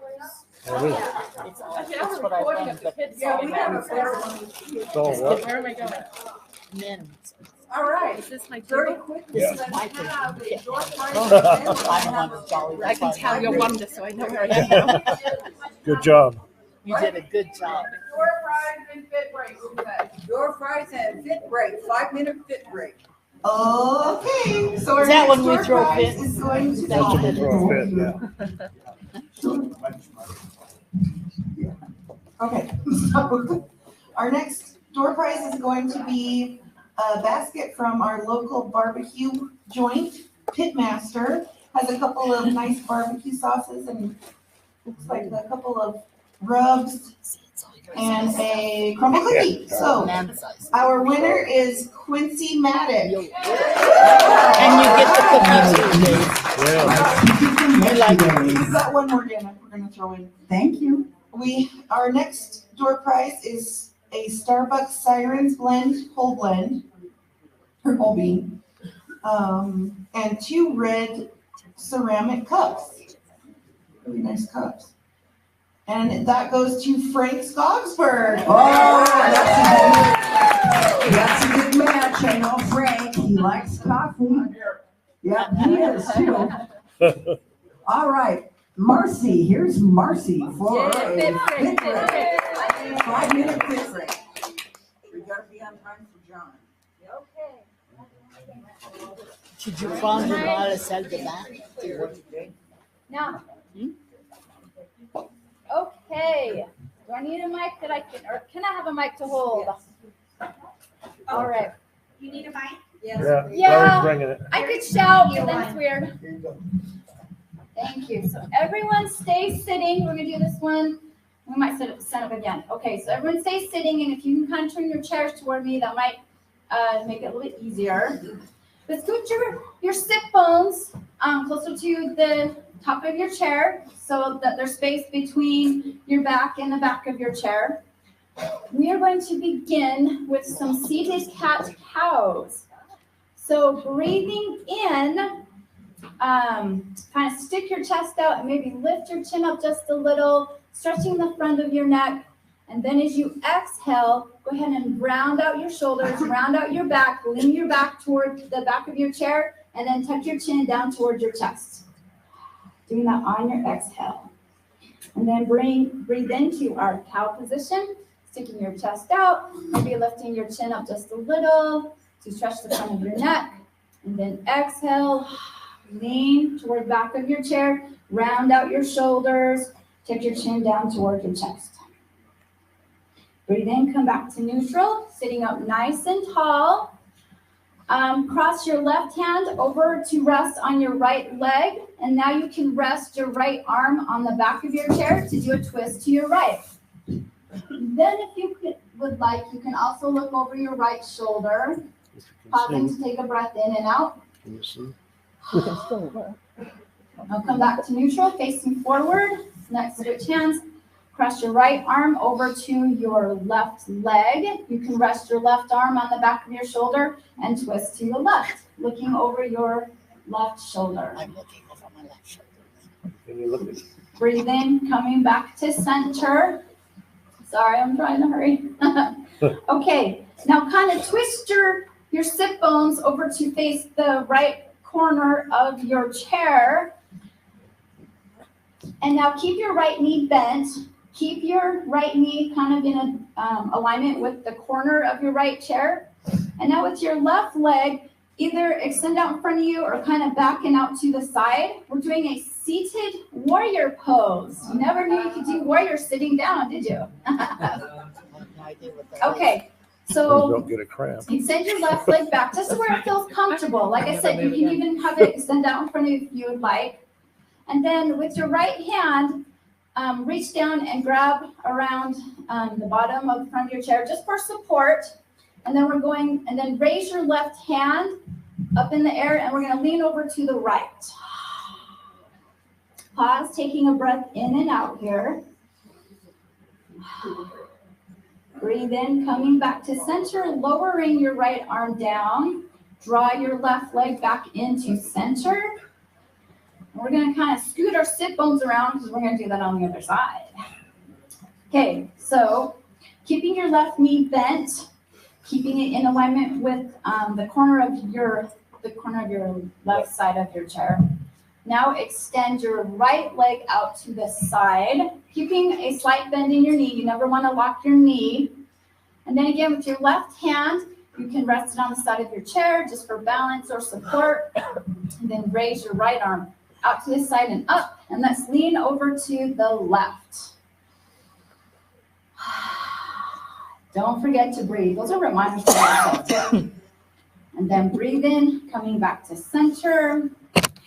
Draw your right knee back in. So now our sit bones are facing forward. Okay, let's breathe in, bring our arms out to the side and up over our head. Arms parallel with our ears, fingertips pointing up toward the ceiling. And exhale, let's lean over to the right.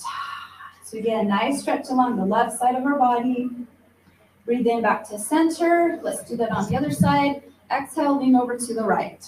Oh, I'm sorry, lean to the left, right arm's up in the air. Breathe in back to center. Let's do that one more time each side. Exhale, lean to the right.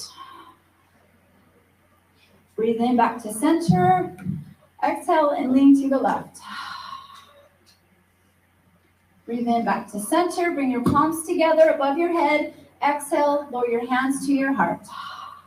Thank you so much for sharing your fitness practice with me. Namaste. Namaste. What'd you say to her? Namanatcha, something. What? That last word she said. Who's this last year? Namaste. Namaste. Is that All right, we are on time. This is wonderful. Japanese? Our next presenter is going to be talking about hunting. And this is in conjunction with our resolution, and depending on how this works out, I'm hoping to be able to do both at the same, well, with one another. Okay, my watch is a bit slow, and so, but we've got 12 minutes. So, Lynn, you may be able to give some background. We'll do the resolution. Did you bring a rifle? No.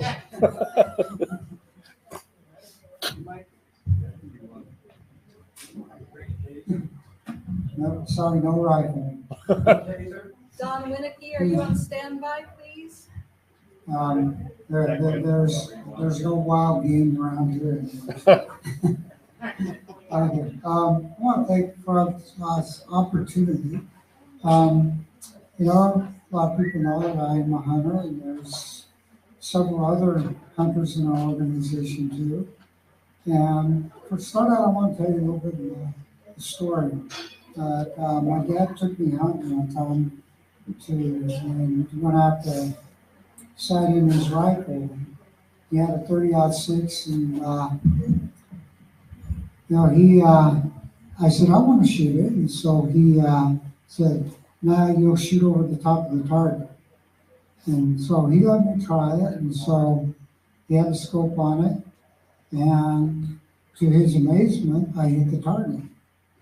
So he started letting me do a little bit of hunting after that, which was nice. And back then, there was no accessibility. You look through a scope, and if you see it, you see it. If you couldn't see it all, there was really no way that anybody could really help you sight in either. Well, times have changed a little bit now. In Idaho now, they have a companion hunter that can actually help you sight so that you can make sure of your target. Now, the benefit of making sure of your target is so that if you hit, you don't want to wound it, and then the companion hunter can bring it down. The last thing a visually impaired person or blind person would want to do is have to try to track an animal that was wounded. It's even hard for some people that are foresighted to do it. But last month, there was a petition presented before the Idaho Fish and Game Board. This petition was put together mostly in part by Kylie and TJ Cartwright, who I'm working on trying to get them to pay their dues and become members. TJ is completely blind. He loves hunting. His wife is sighted, so she goes with him a lot. And this petition, what it does, would allow blind or visually impaired people, individuals, to be able to put this on their scope. Now, what that'll do is, it's called a phone scope. And it attaches to your scope, and then you line your camera up with it. So whatever you see through the scope, you can see through the camera. Now, this has been illegal in Idaho for, oh gosh, till now. But last month, the Idaho Fish and Game approved it so that it is now in the process of going through it. They approved it. It is now out for public comment, and it should be on the listserv, the link, that it should be on there. You can go on there and find it, and then you can express, hey, this is cool. If you don't hunt, it's still okay. You could go on there, hey, I think this is cool for those people that like to do it. And the benefit of this is you'd be able to either see what's on your phone, which would help me be able to see better, or you could have your companion hunter. They could actually help you sight through using the phone too. Because whatever you see through the scope will appear on your phone. And this is a big breakthrough for Fish and Game, because a lot of the committee members don't like change. They don't like, they want to keep everything, hey, bear sight, scope, and that's it type thing. So for them to approve this is really a big thing. And it's actually going to give people the opportunity that might, I can't do that, or don't want to do it. It can actually give more people, individuals that are blind and visually impaired, this opportunity to be able to try it. Now, everybody knows that when you go hunting out there, you're looking for meat, and that's the big idea, is you want to put meat in your freezer, which is always a good thing. Just to let you know, I'm an avid wildlife lover too. I love to be out there. And that's the nice thing about, hunting also, is it's not just going out and finding you what you're looking for, but to be able to just get outdoors, enjoy. I mean, when's the last time anybody's been up in Island Park or up in the forest and you smell the pine trees? I love that smell. I mean, when I get up in the mountains and that smell, I'll roll down the window and just take a deep breath. It's a lot of fun. But Utah and Idaho and Wyoming Wyoming has a very good program for disabled hunters over there. I had the opportunity to go over there and see it firsthand. I was able to obtain a cow when I went over there. And that's what got me really started in saying, hey, we need more of this in Idaho. There's actually hunters and landowners out there that are actually giving permission to hunt on their land too, which is more of an added benefit also. So once again, the petition, it's really good. We need public comment on it. So, go to listserv, just make a simple comment on there, just to let them know that, hey, you're interested. And, then after this, they will put it into law, and you can be ready for this fall. Does anybody have any questions? I missed the listserv, what do you call it? Okay, what was the question? When you said we could have public comment to be found on a listserv, which listserv are you talking about? It should be on the Idaho list. I'll help her find that. If you don't see it, let me know, we'll get it, definitely get it on there. Jen It was- should be on there. Did I just have forward it from the end to the, I don't think the gate. Okay.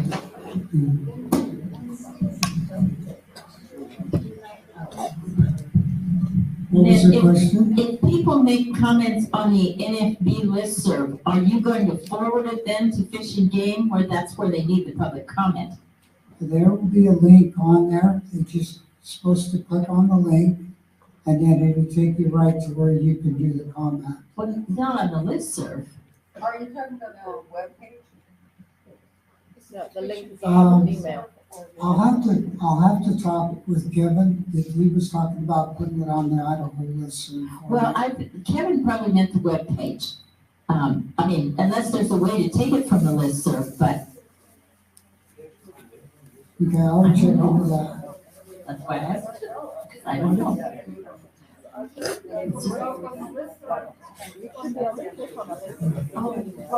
Okay, is there any other question? Okay. Never mind, I'll be quiet, I don't know. Yeah. Sorry, it's okay, nope. Get into discussion, you don't have to understand. All righty. Sorry about that. It was a question of whether we would have time. I want to make sure on any resolution that there's plenty of time for discussion. And when we have our Washington seminar coming up, or I mean our training, we'll need to do it afterwards, but it's in the agenda to do that. So that will be fine. Are we in a position to be able to get, oh, good, John on Zoom. We're a little early, but he's here. All right, let's get started because John is here. He's giving, John Perret is head of our Department of Governmental Affairs. And, you know, we in the National Federation of the Blind have national legislative efforts that we go up to Capitol Hill when we're not in the middle of a pandemic, and we talk to our representatives and senators, and when we are in a pandemic, we do it on Zoom, and we did it this year. But these are our issues, and they're not just, you know, sometimes it's easy to say, oh, it's just the national, again, it's just the national. No, it's our issues that will affect us all nationally. So with that being said, I'd like to introduce John Perret. He is going to conduct the training, and so please give attention. Thank you. And yeah, don't talk, guys. Keep the talking down because it's harder to hear. All right, so thank you so much for that introduction. Maybe just a quick sound check. Am I coming through okay? And Yes. all right, fantastic. I am so excited to be able to talk to the folks there in Idaho and to kind of build on what you were just hearing from your distinguished president. Idaho is in a very powerful position to impact national legislation, maybe more than you would think. Your two senators are two of the most senior senators in Congress. They're both ranking members of major committees. To remind you, ranking means that they're the most senior person in the minority party. Of course, the Senate might flip and There's they no could might become about it. the chairs of their committees. I'll explain that a little bit. So you have Senator Risch. He's ranking on foreign relations, very significant, powerful position. So it means he's the most senior Republican on foreign relations. In the event the Senate flipped, he would become the chair of foreign relations and or chair probably of another committee, but I think he would retain foreign relations. Senator Crapo is currently ranking on finance, another very important committee. It's actually the committee where our Access Technology Affordability Act resides. So he's the most senior Republican on that committee. And in the event the Senate flipped, he'd become the chair. finance, or another committee potentially if he wanted a different committee. So they're both in positions to move legislation really now and potentially even more in the next year. And your two representatives, Representative Simpson and Folger, are also have very significant positions, not quite as much as your senators, but everybody's got a vote and everyone's important. So you have kind of an outsized, important role in moving our federal legislation forward. And the best thing to do is to work to build relationships with your four members of your federal delegation as much as you possibly can. I'll probably talk to you more about that as we go along. All right, I want to talk a little bit about the actual legislation. Our legislation is almost always bipartisan. And in fact, the 5 bills I'm going to talk about right now are all bipartisan. Blindness is a bipartisan issue. It doesn't distinguish between party or political persuasion. And the work that we do tends to be in an effort to create opportunity, create independence, create self-reliance, self-sufficiency. And these are all things that really everyone in Congress believes is a good thing to do. And so that's why we do get good bipartisan support. And I think that's valuable. It's more likely that we're going to move our legislation through the system, both if we get it to the president's desk or whatever president happens to be president at the time, and to get it into law. So that's kind of the strategy there. But keep in mind that it is bipartisan, and that fact is very, I think, important about why we tend to be as successful as we are in moving our bills through the system. All right, now I'm going to go through the 4 bills that we're really focused on right now.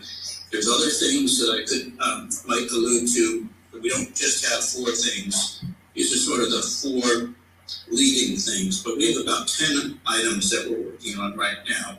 But the 4 leading items, the first is the Access Technology Affordability Act. This is very bipartisan. It's sponsored in the House by Mike Thompson, who is a senior member on the House Ways and Means, and Mike Kelly, Republican from Pennsylvania, and in the Senate, Senator Cardin from Maryland, and Senator Bozeman from Arkansas. We have 151 co-sponsors in the House, 37 in the Senate. Probably one of the close by to you. We have Senator Kramer from the Dakotas, and maybe that's the only one really close to you. I think they have 9 of those 37 are Republicans, and about 50 or so of the 151 in the House are Republicans. So it's very, very good. It's not perfectly even, but good bipartisan support. All right, so what would this bill do, the Access Technology Affordability Act?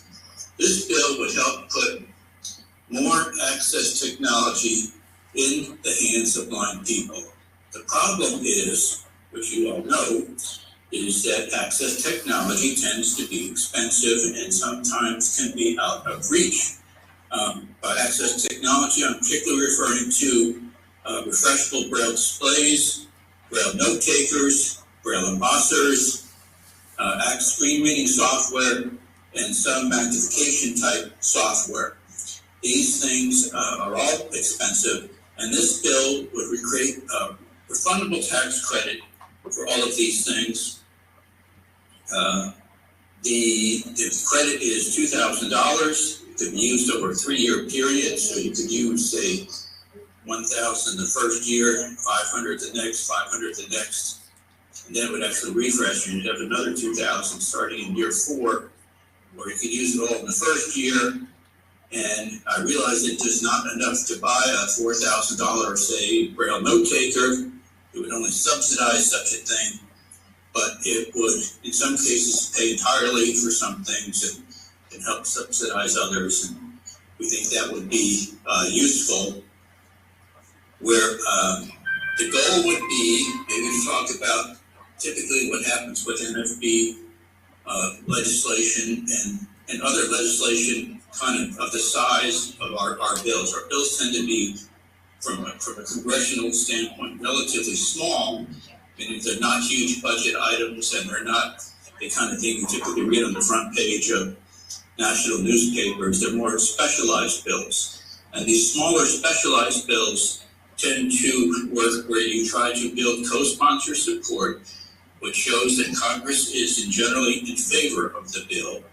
And then that can get the relevant committee chairperson to decide to move it through the committee and or as a standalone bill, or possibly merge it into another larger bill, or possibly pass it through something called, in the House, it's called the suspension calendar. In the Senate, it's called more the unanimous consent process, also known as hotline. And there's how our bills and a lot of others, highly specialized bills, I'll call them, tend to move through Congress. So the co-sponsorship part is very important because it helps signal to leadership that this is something that everybody wants to do. At the moment, this is the relevant chairs are Richie Neal from Massachusetts.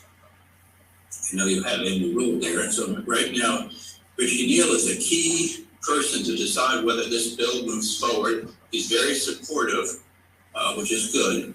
And then on the Senate side, it's Senator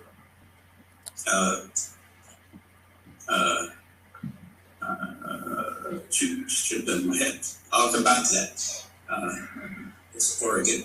Senator from Oregon is the chair, and he's actually a co-sponsor of the bill. It's rare that a full committee co-sponsor would co-sponsor the bill, but he's actually done that. So we're within a hair's breadth of getting this passed. It'd be incredibly helpful if your two senators and your two reps were to co-sponsor it.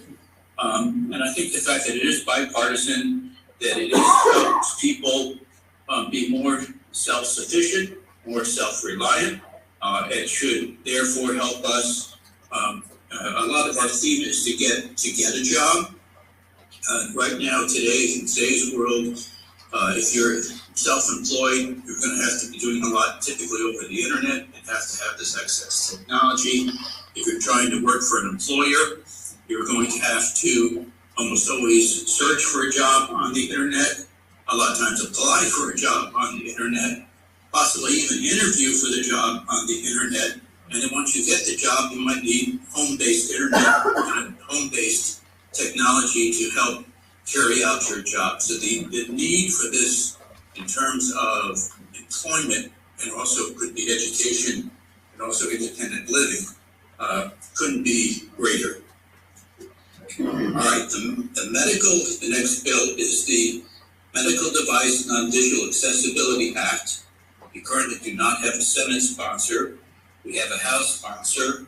It's Jan Schakowsky from Illinois. This HR 4853 currently have 47 co-sponsors. This bill only was introduced about 6 months ago, so the fact that we built up the number of co-sponsors is quite good. It is bipartisan. There's two Republicans on it, so it's not as bipartisan as we'd like. We need to build more Republican support for the bill, and hopefully we can do that. And then as far as what the bill would do, so this bill would amend the Food and Drug and Cosmetic Act and require that medical devices, technically it's called Class 2 and Class 3 medical devices, were non-visually accessible, assuming they have a digital display. So if you can, we're particularly motivated to want to do this, for example, with diabetes-related equipment, continuous glucose monitors, or insulin pumps, or other home-based medical equipment. It's important for us, again, to be self-sufficient, self-reliant, and independent, that we can operate these things at home. And with the ever-increasing use of telemedicine, The idea that you would have more self-sufficient or more accessible medical equipment in the home is important.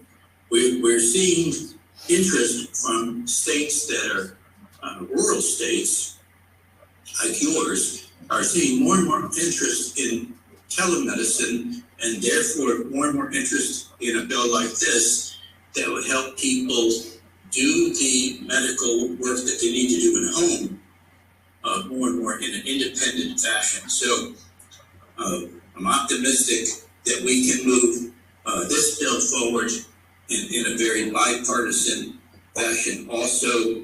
So I urge that we really work on that. The third bill we've been talking about now for probably 2 years, and it's the Website and Application Accessibility Act. We got within a hair's breadth of getting this bill introduced in the Senate, actually starting in the Senate a couple months ago. But we decided to take a step back and work to get more support from other groups. This bill will be will apply to all people with disabilities, certainly focused on blind people and non-visual accessibility websites, but also will encompass accessibility for deaf people and other people with maybe physical dexterity and other things where there's various things that could be done that would help make the website more accessible, and basically to help make it more YCAG 2.0 level AA, which is what we focus on, accessible. And folks don't know that standard. It's an accessibility standard developed by the World Wide Web, and it's what the National Federation of Blind urges websites to try to be compliant with that particular level of accessibility. So we are building a really powerful coalition. Virtually every national disability group that we talk to is interested in this effort and supportive. And so right now we're building this powerful coalition, and then hope to, maybe in the next month or two, to have legislation introduced. It'll probably be in the Senate first, followed by the House. At the same time, we have been urging the Department of Justice to just go ahead and move forward on regulations. Back in 2010, so 12 years ago, 2010, then President Obama said he was going to start moving forward, and the Department of Justice released an advance notice of proposed rulemaking. That's called an ANPRM, Advance Notice of Proposed Rulemaking. The National Federation of Blind commented on that, and then there was nothing happened. And all these years, that administration, the next administration, and even to some degree the current administration, 12 years have gone by. The next step would be to release the actual NPRM, which is the Notice of Proposed Regulation, and then you have the actual regulation, sometimes referred to as the final rule. So we helped author a letter that went to the Department of Justice, urging that this effort to do those regs was a higher priority. 182 groups signed on to this letter. So that is probably one of the most widespread, as far as getting widespread support letters that the NFB has ever helped instigate. It's on our website in case you're wondering to see the 182 groups. That's interesting because the letter, I think, is about 2 pages long, and the signature, the list of groups supporting it, is 4 pages long.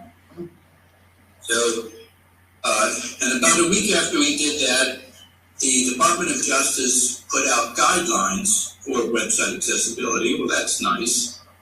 We appreciate that they did that. We're supportive that they did that, but that's not the rule. It's not the NPRM. So that's a step in the right direction, but it in no way eliminates the need for real regulations. And so we're working to push forward in really a two-pronged approach. One is that we urge the Department of Justice just move forward under the authority that they have and put out regulations. And the second would be that we actually pass legislation that would more specifically direct them to do what we need them to do. And this, of course, is all, I'm assuming everybody knows how many websites and applications are not accessible. I know I'm a JAWS user, and on the iPhone I use VoiceOver, and I am frequently, maybe as much as once a day, encountering some sort of, if I go off and start exploring different websites, inevitably find some sort of accessibility barrier. And a lot of times, it wouldn't be that hard for the company to fix the problem.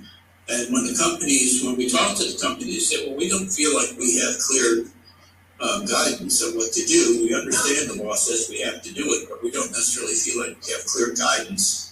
And that's what these regulations would help do. So it would help companies obtain the compliance that in many cases that they want to do. They don't want their website to be inaccessible, but of course they want their website to be accessible. It's just that either they don't realize it, they're naive, I want to say naive, retract that. They're just unaware of the inaccessibility. And of course, that's something that we can keep doing to educate companies. As a slight digression, if companies ask you, well, where can I get more information on this? We have a great website dedicated to this. It's called accessibilityswitchboard.org, www.accessibilityswitchboard.org. Accessibility Switchboard is all spelled out as one long word, .org. And that has a lot of information about what companies can do now to help make sure that their website is accessible. All right, the fourth bill I'd like to mention has to do with the fact that it's still legal to pay people with disabilities less than the minimum wage. The bill that would phase out disability is called the Transformation to Competitive Integrated Employment Act. And it is bipartisan. It's in the House, HR 2373, sponsored by Bobby Scott of Virginia. The lead co-sponsor is Kathy North Rogers of Washington. She's right on the other off the border from you, over in Washington, right across from Spokane. And has 45 co-sponsors. And on the Senate side is sponsored by Senator Casey of Pennsylvania, with the lead co-sponsor is Senator Daines, kind of on the other side of you, in Montana. And it's interesting because Senator Daines had a constituent that really met with him and convinced him that this was the right thing to do. And so then he contacted Senator Casey and said, I'd like to be the lead co-sponsor. And the bill, he said, great. And they introduced it. Senator Daines knew how much we were interested in this and interviewed one of our members in Montana and put that interview about the need for this on his website. Right now, he's the only co-sponsor. We know that the Senator Casey probably has some other Democrats that he could add, but he's waiting until we get more Republicans so that we continue to keep it relatively bipartisan. It should be bipartisan, and I think we can get this passed. One of the things that we have to keep educating members of Congress, especially ones that aren't too happy about minimum wage, is to say that this bill in no way raises the minimum wage. This has nothing to do with the level of the minimum wage. This does not impact that at all. What it does is simply say, whatever the minimum wage happens to be, it should be the same for for people with disabilities. So it's not really a pro minimum wage bill. It's let's just have equal application. Let's put everybody on the same playing field and go from there. So I think the more people realize that, wherever you are on the political spectrum, you're likely to be supportive, or at least I hope so. All right, so those are the four bills. I'm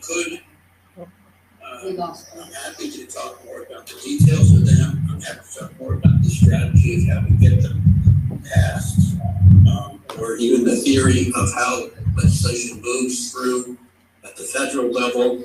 I'm going to comment on one thing. So much of the principles the little bit I touched on apply equally at the state level. When you're trying to move things at the state level, apply equally well.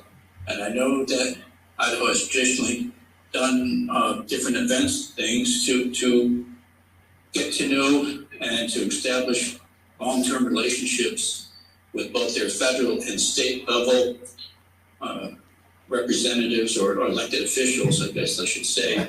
That's really terrific. I think it's great to do that and to build these relationships, even if you don't even have an ask right at that moment.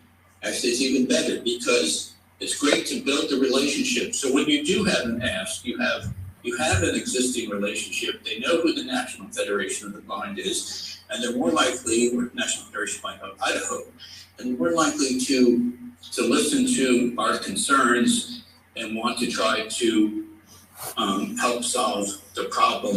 And it's the kind of problem that could be solved. Not all problems are solved through legislation, but certain problems can be solved through legislation, either at the state level or the federal level. And it's great to then try to do that. So,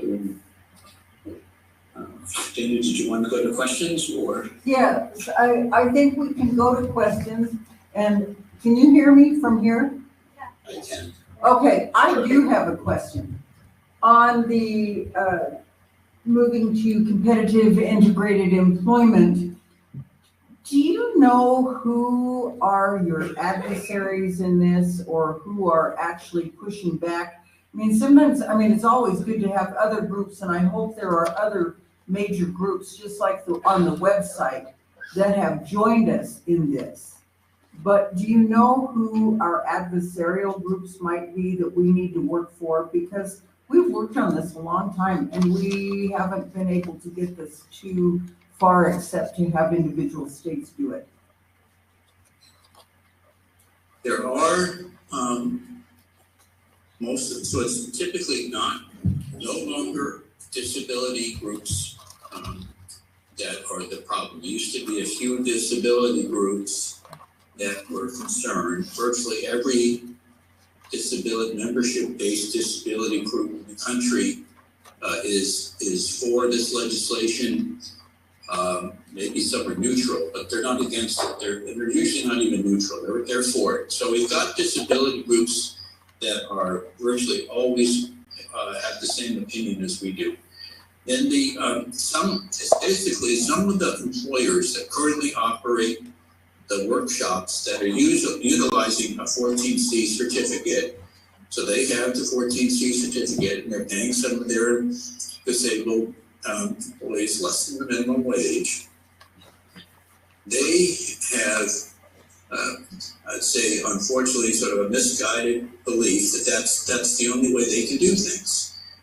Many places we can help teach them, no, that's not the only way to do things, and numerous other workshops have realized that and given up their certificates, and they continue to thrive as a workshop doing whatever they were doing. So, and that's happened so many times that there's no question you can successfully, as a workshop that's using a 14C certificate, transition away from the use of the 14C certificate, meaning you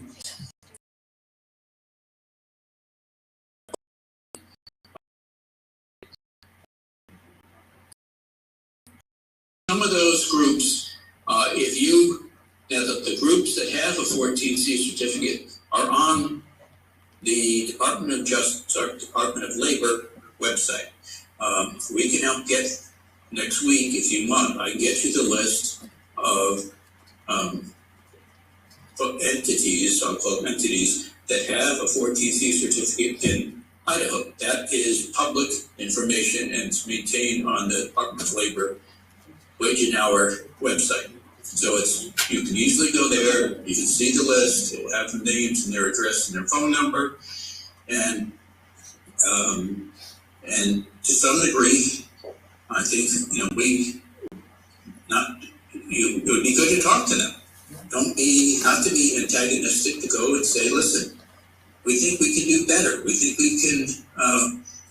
we can thrive without having the 14C certificate. We think it'll be better for the people in Idaho not to have this. And not only do we want you to give up your certificate, we want you to help get this bill passed. We'd like you to help tell your 2 reps and your 2 senators that this would be good for the people of Idaho. And I'm pretty sure Idaho has very few 14C certificates. And if you had sort of all the more of these entities in Idaho joining you to tell your 2 senators, especially because your 2 senators are extremely powerful. Many other senators in Congress look up to Senator Risch and Senator Crapo. And so getting them would be not only sort of getting them, but it would get a whole handful of other senators because of the fact that people look up to them and respect them.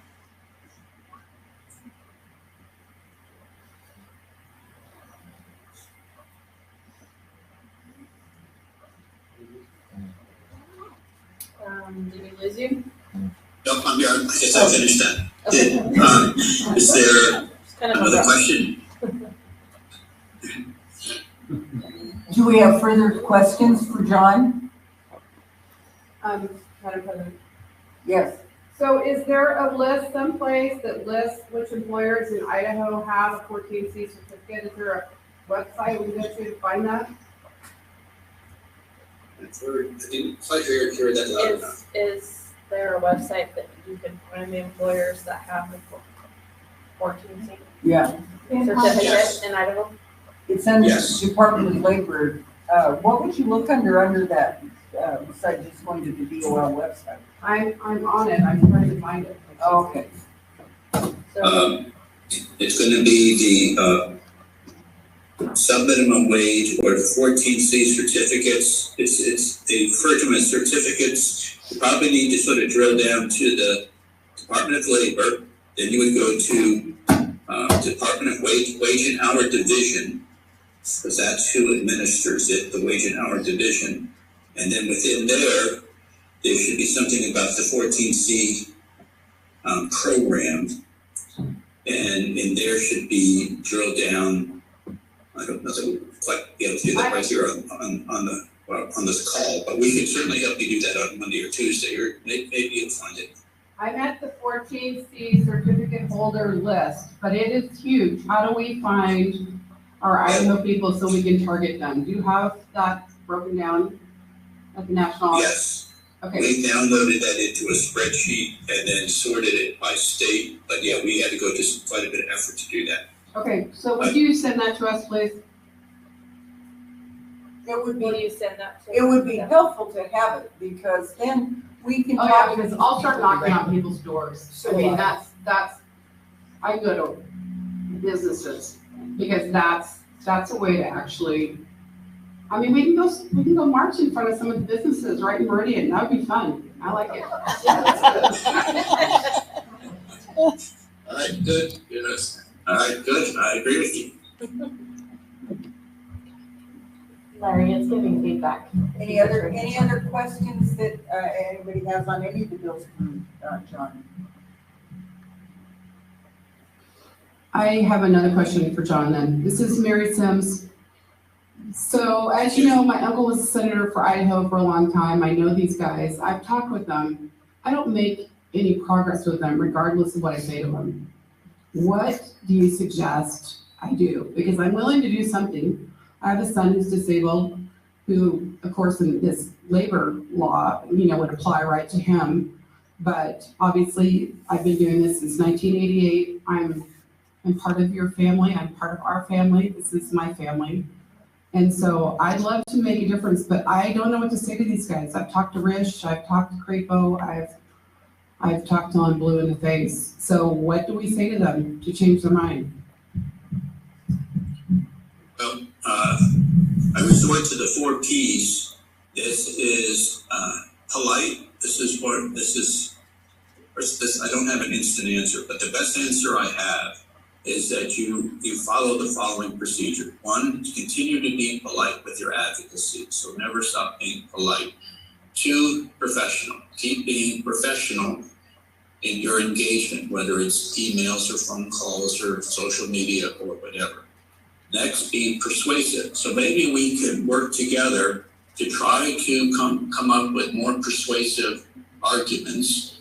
And I agree, some are very rigid, and and the arguments maybe we're making aren't convincing enough to them. So one question is, can we maybe reframe the issue in a way that would be more persuasive to them? Sometimes there's different ways to explain our legislation. It's the same bill, but the way we explain it can resonate more, and maybe we can improve that. So I'm not sure we can. Maybe you've already made, the best persuasive arguments, but maybe, one suggestion is we try to come up with another one. And maybe we could have a phone call with a couple of you, or, whatever, after this, to try to think about ways to come up with ways to describe the legislation that might resonate more in a way that they would want to do it. I know we've talked to some of the DC staff. They've been very polite with us. They were not dismissive. They were polite, professional with us. They didn't agree to do it, but they were open to be convinced, but we didn't quite convince them yet. And of course, you are much more likely to convince them as a constituent, than somebody like me. But also working together, I think that might be good. And just tell you, the 4th P is persistence. That's frustrating, and I know it can be, and I know you've been working on this, and some of this I've had the same experience, sort of meeting after meeting, sometimes year after year, which is to not give up. Sometimes you finally wear them down before they wear you down, or maybe the situation changes a little bit. So, for example, maybe another senator, say for example like Senator Kramer, who is probably highly respected by the folks there in Idaho, the fact that he's co-sponsored, it might sway them a little bit, or maybe there could be another senator or representative or some other changing underlying fact that has changed things so that maybe this time when we go talk to them, it could be better. But if we stick to polite, professional, persuasive, persistent, and I think that's my suggestion. And I'm not indicating that it's easy. I actually think it can be quite challenging. So, but I would love to work with you to we're going to keep at it. Aaron? Okay, we have Ramona, Aaron, and then Frank, so we'll go in that order. John, you may have said all you can say about this, but I think a lot of it is things have gotten so terribly partisan. And these guys are in the thick of being partisan. They know, as Mary said, they know us, they know me, they know several of us personally. Maybe we need to go and do more work with their local staff here. We've talked to their, we even know when they're out from maternity leave because we've been around and they tell us. We remember a staff member, they tell us where that person is. So they know us, and maybe we need to pour on more power and do some more contacts at the local offices, because they do have several locations. And I know that some of their local staff members do not know us, but I really think a lot of it is terribly, terribly partisan, and it didn't used to be that bad. So I don't know if you want to react to that or not. You don't believe it? I agree, but yeah, talking to local staff is a great idea. Aaron is next. Yes. I was wondering if you had an opinion on which is more impactful for an individual to submit comments, for it to be signed, a single letter, for example, to be signed by multiple people, or to even move it up to a petition style where it's not just, for example, members of NFB, but we go out and gather signatures.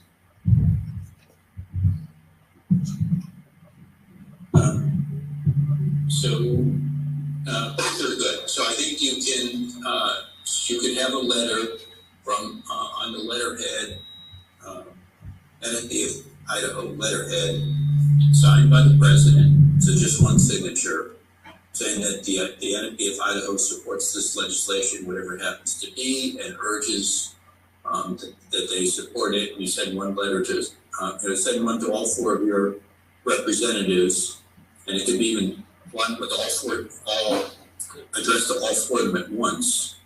And so they see that we're asking all 4, and it addresses it and it's signed from the president. That would be a great idea. You could help with that. We tend to do that from the national level, but we wouldn't write it to your 4. We would write it to the bill sponsors, or to something we call them the 4 corners. So that would be the top Republican and Democrat in the House and the Senate, being Pelosi, McCarthy, McConnell, and Schumer.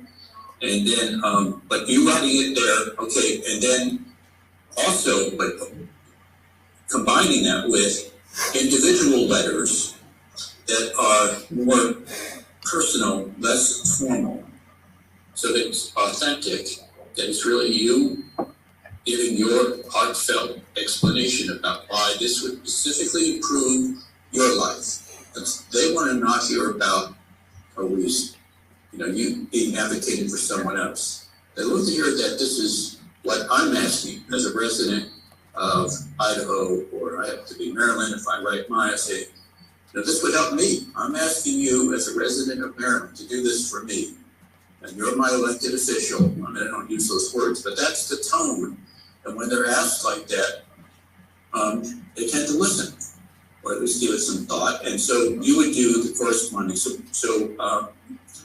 you need to do, to a large degree, you need both. You need the personal, impassioned letter, and the formal, official letter. Combined, that's the strongest. Thank you. And Frank, you had a question, so.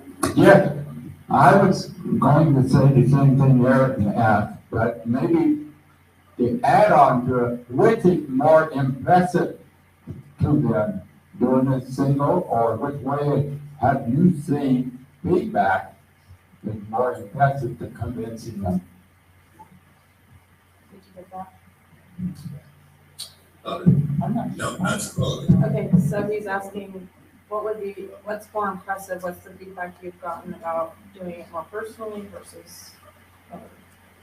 Well, so the same thing to do both, right? And this is in the form of typically, now it could be an email. At this point, in the old days, it was a letter that went through the U.S. mail. And I don't suggest you do that, especially not if you're sending to Washington, because they have to intercept everything now and they have to irradiate it to make sure it doesn't have anthrax. They still do that. So the U.S. going through the regular mail to Congress in D.C. is extremely slow. And I don't know, maybe they even do that in district offices. So I would do, and I wouldn't do fax, I would do email. And if you're having trouble getting the correct email, we can help get you the email of a specific person. We subscribe to a service, a paid service, the NFB National Office, which allows us to go to try to find the name, like we could get your state director or some other people in your state, their name and their actual email, their official email address. Or because senators, they would be called the state director, and your reps would be called a district director.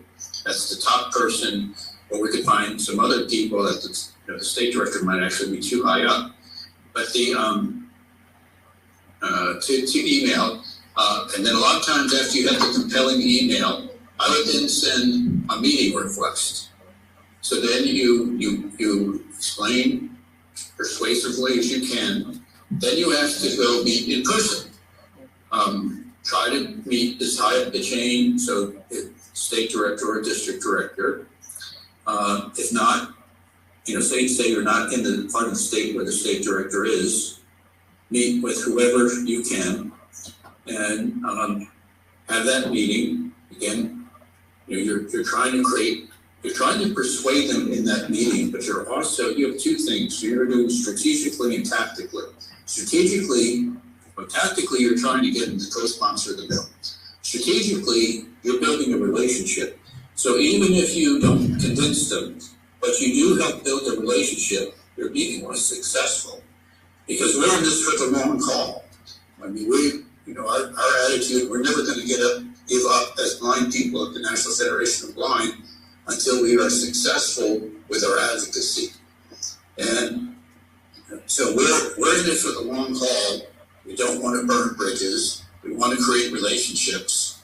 And by creating these relationships, it's important, especially because it's likely that you're for the 2 reps and 2 senators are going to be in a much more significant position next year, but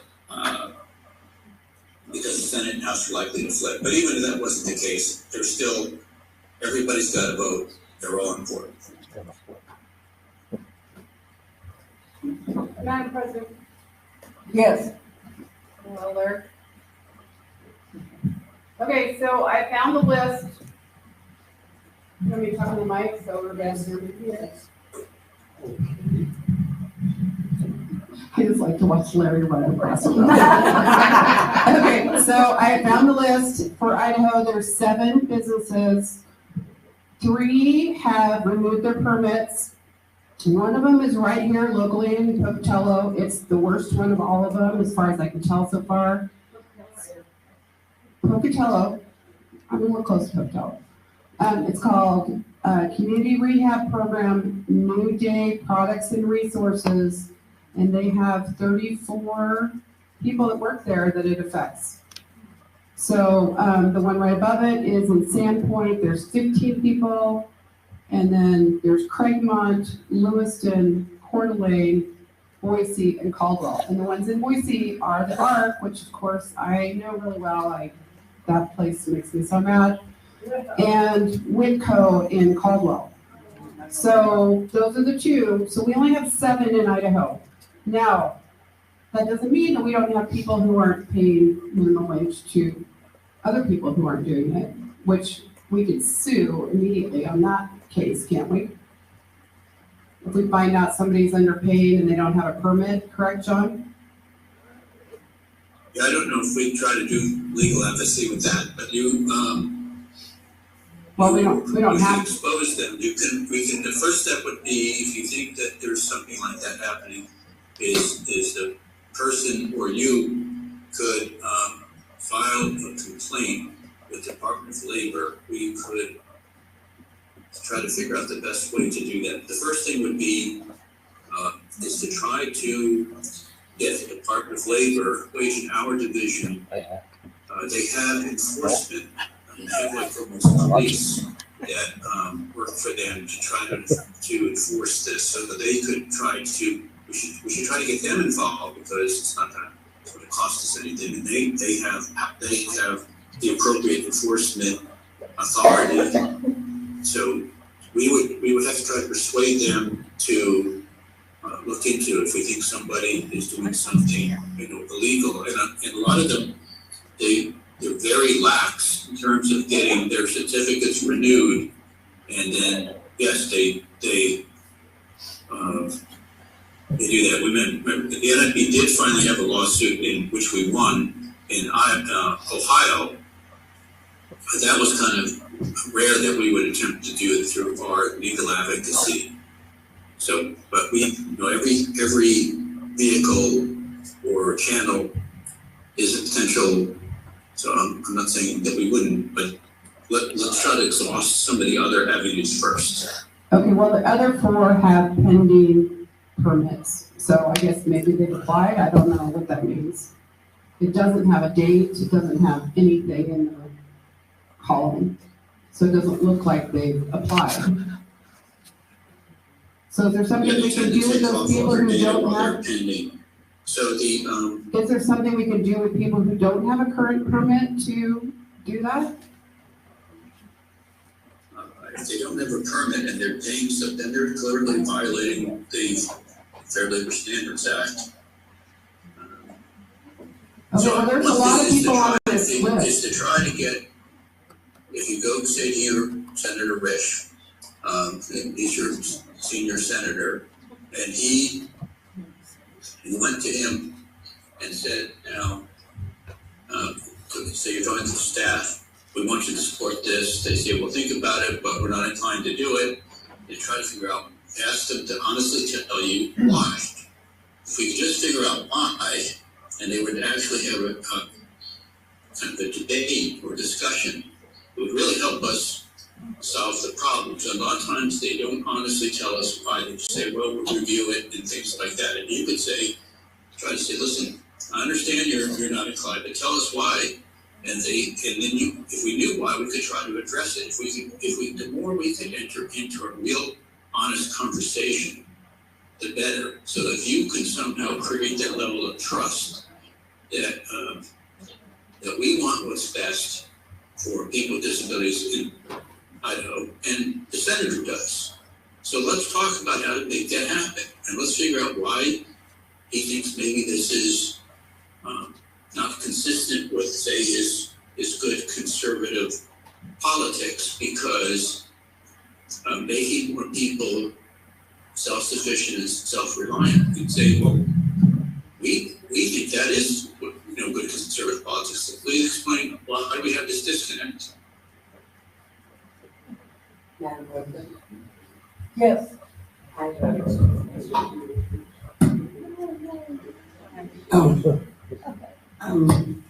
don't know. Okay. I just have a quick question. With other groups I've worked with, isn't it power in numbers? So like if you were to get a meeting, you want as many blind people with their bike canes or their guide dogs to be there at that meeting? Because that's what I've always done with other non-political groups I've worked with. I've met with all of our senators. But we show them powers in numbers. Absolutely. I completely agree. And maybe the 14C issue is all disability groups, so it'd be helpful to engage other disability groups to help us. So you'd have to see which ones would like to work with you, especially maybe ones with the intellectual and developmental disabilities, because a lot of the people, to be honest, at this point, getting subminimum wage tend to be more people with intellectual and developmental disabilities. So if we can get some of those groups to work with us together, that would be stronger. And so I agree that the 2 bills, the website bill, which we haven't done yet, and the subminimum wage bill, tend to be all people with disabilities. The Access and Technology Affordability Act is strictly for blind people, and the Medical Device and Visual Accessibility Act is strictly for blind people, in the sense that it only identifies non-visual accessibility. And in each case, I think whether the 2 times where it's just for blind people is appropriate and the 2 times where it's all disabilities is appropriate. It depends on the issue. So I think keep that in mind. And also, we're true to our philosophy that we want to help blind people live the lives we want. But at the same time, if someone says that you never do cross disability stuff, that's not true either. It's not that we never do. We do it when it's appropriate, and I just gave those two examples. So that's another slight misconception I hear in some parts of the country that I want to make sure everybody's aware of. John, this is President Dana Ard, and one of the concerns that I think people in Idaho have, and I know at least from one of the entities, which is the ARC, and I worked there as a staff many years ago, but I think one of the concerns, especially parents that are older people with developmental disabilities that have been in this system for so long, they are afraid that if their person is paid minimum wage, that they will lose benefits. They'll lose Medi-Cal, they'll lose their SSI. They may be deprived of hours because if they're paid more, then they will work less. And I think, quite frankly, those are probably the three biggest obstacles that at least I'm aware of in this state. So I would, depending on, if you're talking to a parent, I would be acknowledge that that's a concern and to be empathetic. And maybe we were somewhat combative in our early days on this issue, and we're trying to move past the combative to be more empathetic. That yes, I understand this is a concern, but that we can work through them. Back to, there's so many places that have successfully transitioned that we can help make sure that they get to talk to people about that. That ARC tends to be quite decentralized, but the national ARC isn't going to try to boss them around, but the national ARC has matured, I guess, its position to be more supportive of the phase out and thinking that's the direction we need to go, and can talk about other places where it's happened successfully. And there's more and more states are phasing it out really successfully. The most recent one is interesting is Tennessee. They passed a law which the governor signed about 2 weeks ago.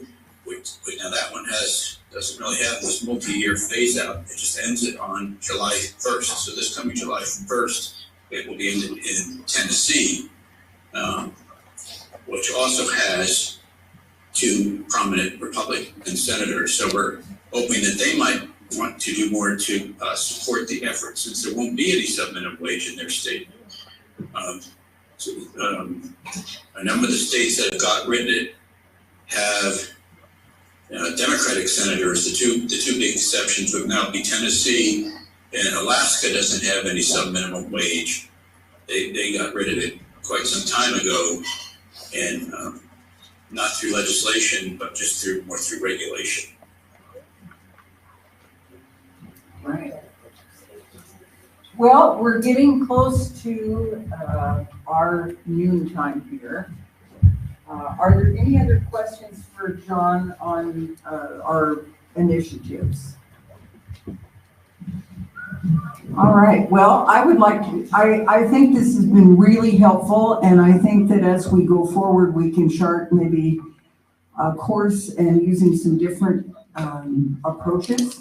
I was pleased with Crystal's comment. I think if we form a committee, she'll be a good one to be on it. And I, again, thank you, John, for giving up your time for us this morning.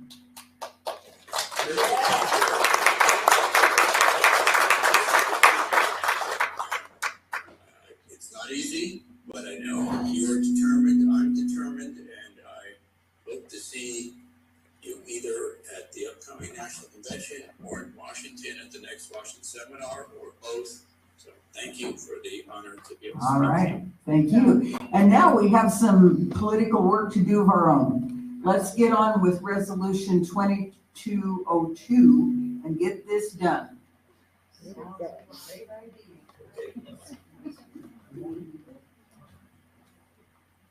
All right, ladies and gentlemen, we have our second and final resolution. Hopefully, feedback.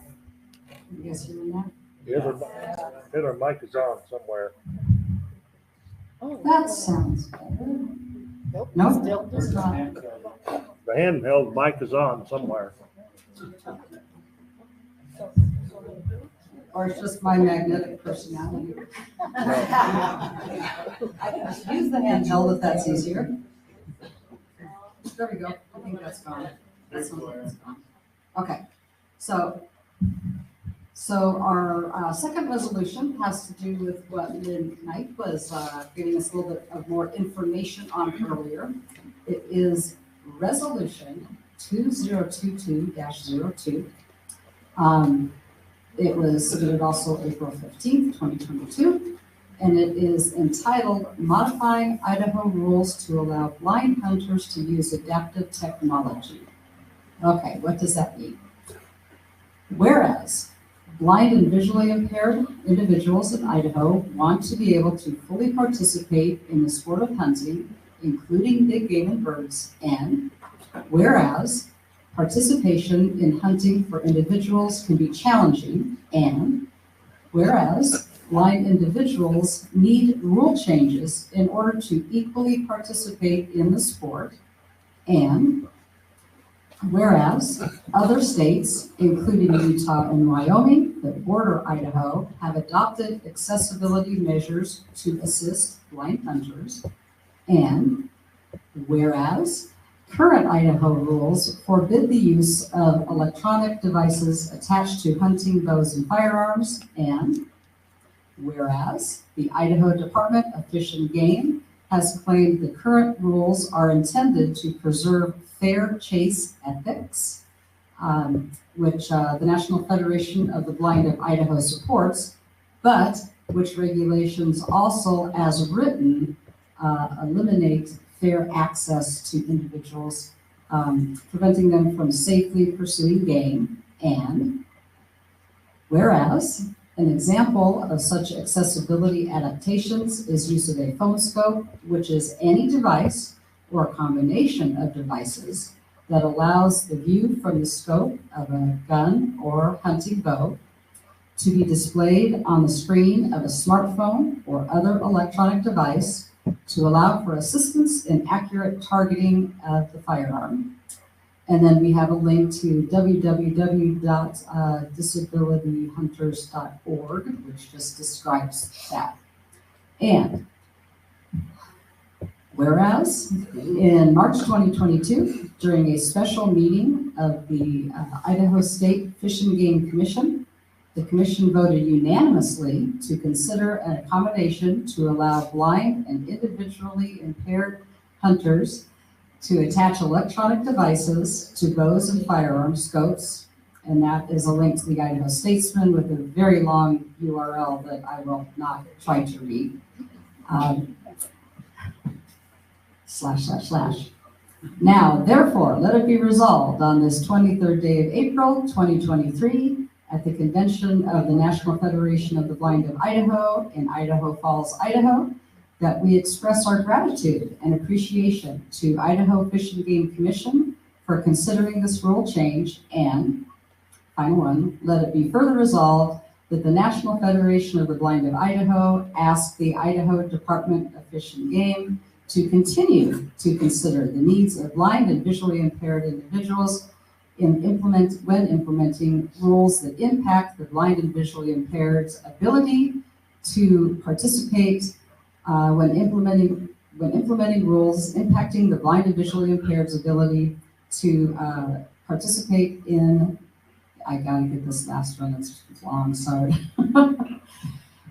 Ability to participate in hunting with their sighted counterparts. I can read that whole final paragraph if you care to hear it, but it's a very long one. Thank you. Okay. So that is the resolution as revised. Again, we had a lot of input and comments on that, which we really appreciate, because getting the wording just right to not make it sound accusatory and to recognize what the commission has done. And as we said earlier, it hasn't passed yet, but the commission said, let's take a look at it. And so now they're getting that public opinion, which we will post to the listserv and get that information out on how you all can provide feedback.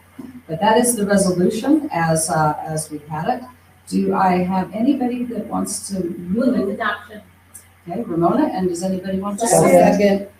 I have no idea who that Crystal. Crystal has seconded. Does anybody have any final comments, discussion about it? This is Carl Smith. I'm not from Idaho. There's a couple of things I have a question about. Maybe you were. Okay, let's get Carl a microphone. At one point you said, and maybe you just read this wrong, you said individually impaired, and I think it should be visually, it probably is. It was. And then you said 2023, and I think you meant 2022. Thank you. Yes, it should have been visually, it's hard to say that a lot. Yeah, Blind and visually impaired individuals, it was in there 3 or 4 times. And yes, everything was 2022. The Okay. 23rd day Right. of April 2022. Yeah, okay. Yes, thank you for that question. Any other comments? All right, then let's take a vote. Do you want to do that, Madam President? As your official act. Happy to. I'll show you later. Yeah, tell me. I'm just curious. I am really curious. about this. Victory, she wants to know how I read it because I All right. don't read Braille. Well, yeah, it didn't have to do with Braille. Anyway, all in favor of passage of this resolution, signify by saying aye. Aye. Opposed? It passes. All right, good work. That was great because I worked on it initially too, but it got much better with your efforts. And thank you, Aaron, for your work on this committee. I'm very impressed. All right, we have a couple of things. We have lunches, I imagine. Are they out there? They are. Now, are there different ones or are they all the same or do we know? Has anybody looked? We have 4 rows of bags with cheese, which probably means turkey. Okay. 5 rows with H, which probably Means ham. Turkeys are on the left, there's 4 rows of them. Hams are on the right. And then to the right of the ham are bottled water bottles. Okay. They're in the same place as were the breakfast foods and the coffee. And if you don't go back there, you are a turkey. All right. I wasn't planning on collecting cards. Do you want me to collect cards? What kind of card, which one of those is for? Square ones. The square one, okay, thanks. Oh, okay. All right, With carrot. I've got them. okay. I Announcements. took them out and put them separately so we could find them. Yeah, oh, You know Amber. me and my efficiency.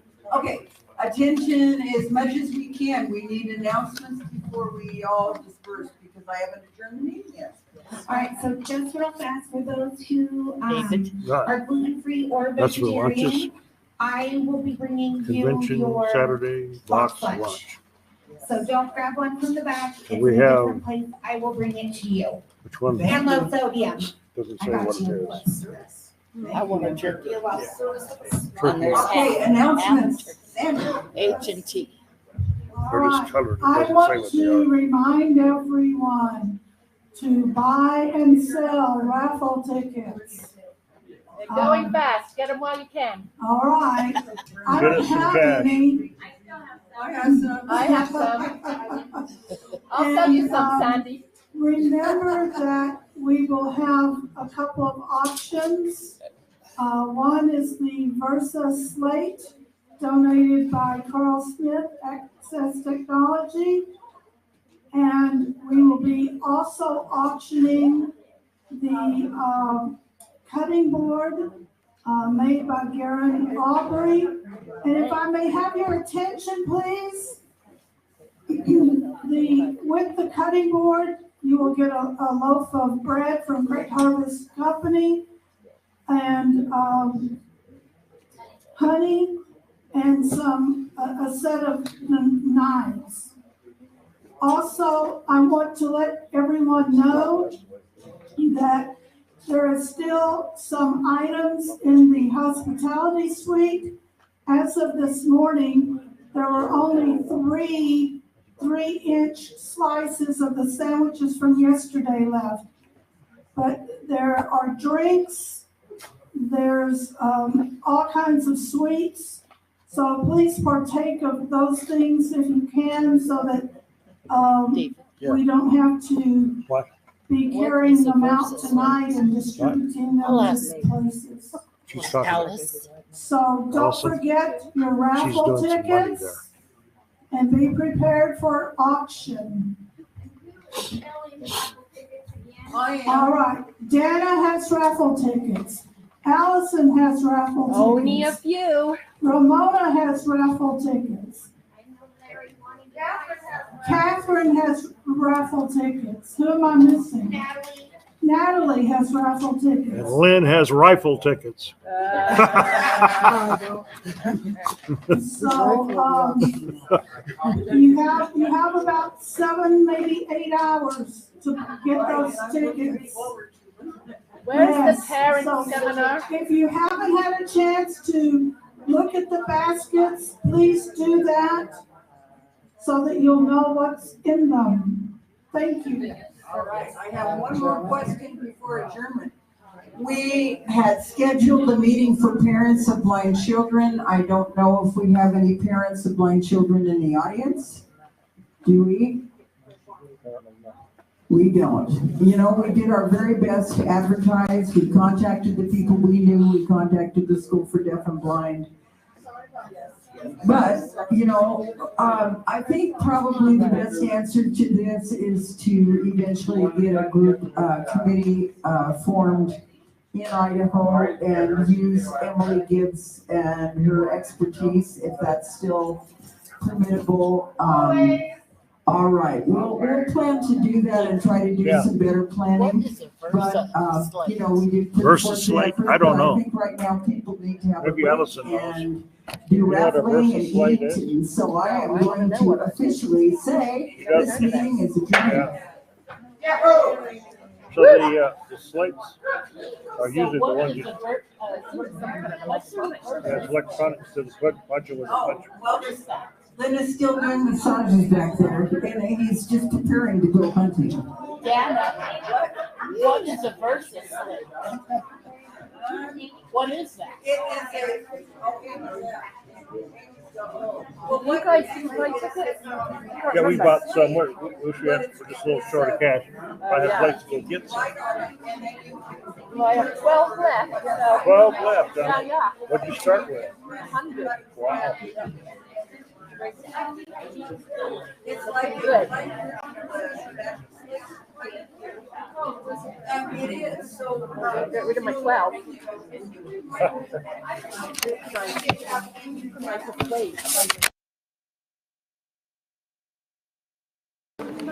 Didn't have a problem at all. This thing didn't click or didn't even burp today. Yeah, it was all run and recorded. So as far as I know, it does it automatically. It does it. It does it when she closed down the tube. Yeah, I may just leave it running. People say something that, yeah, I didn't say that. Stop recording. Yeah. I know why David put that there, huh, David? What? You put this here so I could follow the yellow brick road. Yeah. Yeah. It's a blue brick road. Okay, I'll go get you a turkey. I'll go get you a turkey. Get me a turkey. And you want water? Or do you want me to go get you a pop or something? I don't know what kind of sodas you have. I don't like soda much. I'd rather have the lemonade type stuff or water.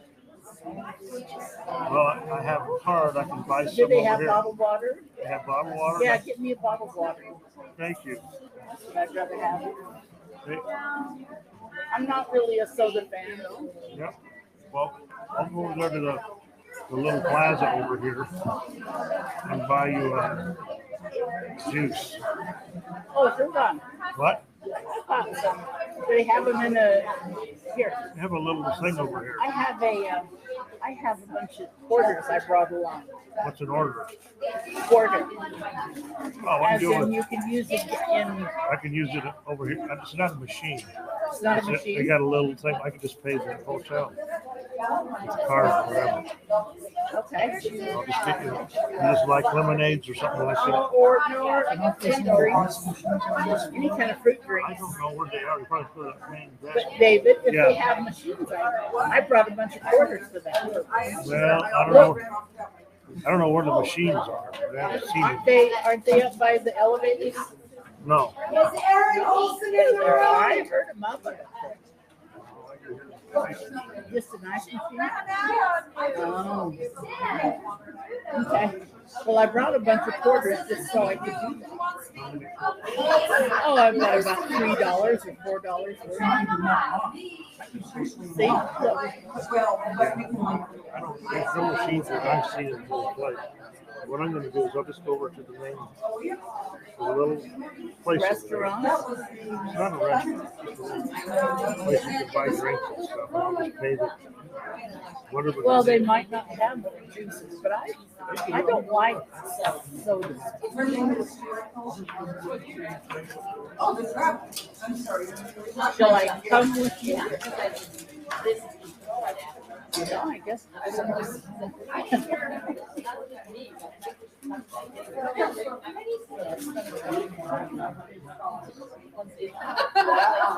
have said that, sorry. No, it's okay, I totally understand. Yeah.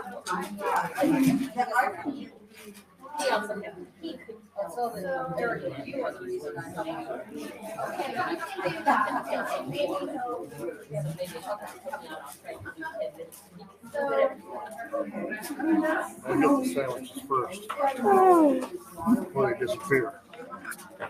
They've got water over there. Just get me water while you're getting the sandwich.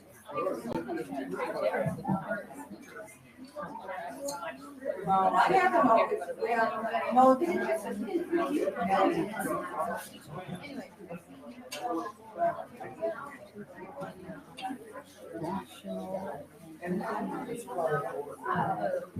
So like, is it the only spots that are there?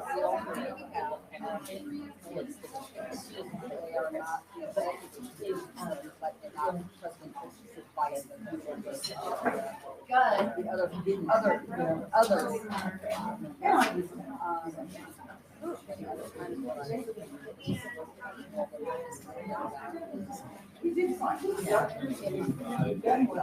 Yeah.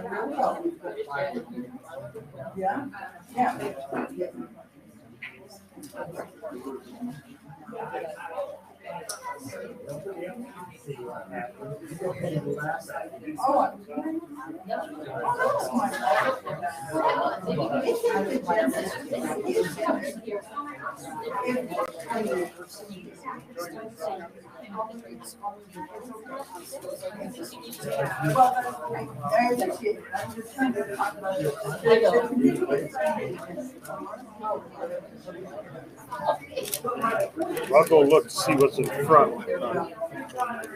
Here is your turkey. Thank you. Water would be fine, David. I'm going to go We'll look get see. you some water. I got it. I'm going to go look to see what's over there, just for the fun of it. For the halibut. Well, let me alley a vector then. You want to go? Yeah, I need to walk a little. My butt's getting sore from sitting. Let me turn this off for a minute. Turn it off.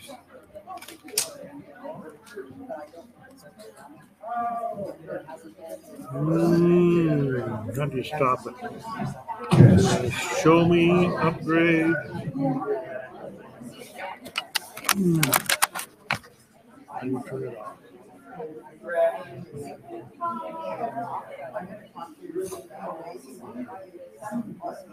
Turn this down.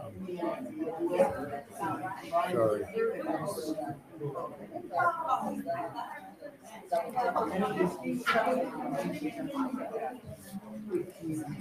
I don't know how you stop it.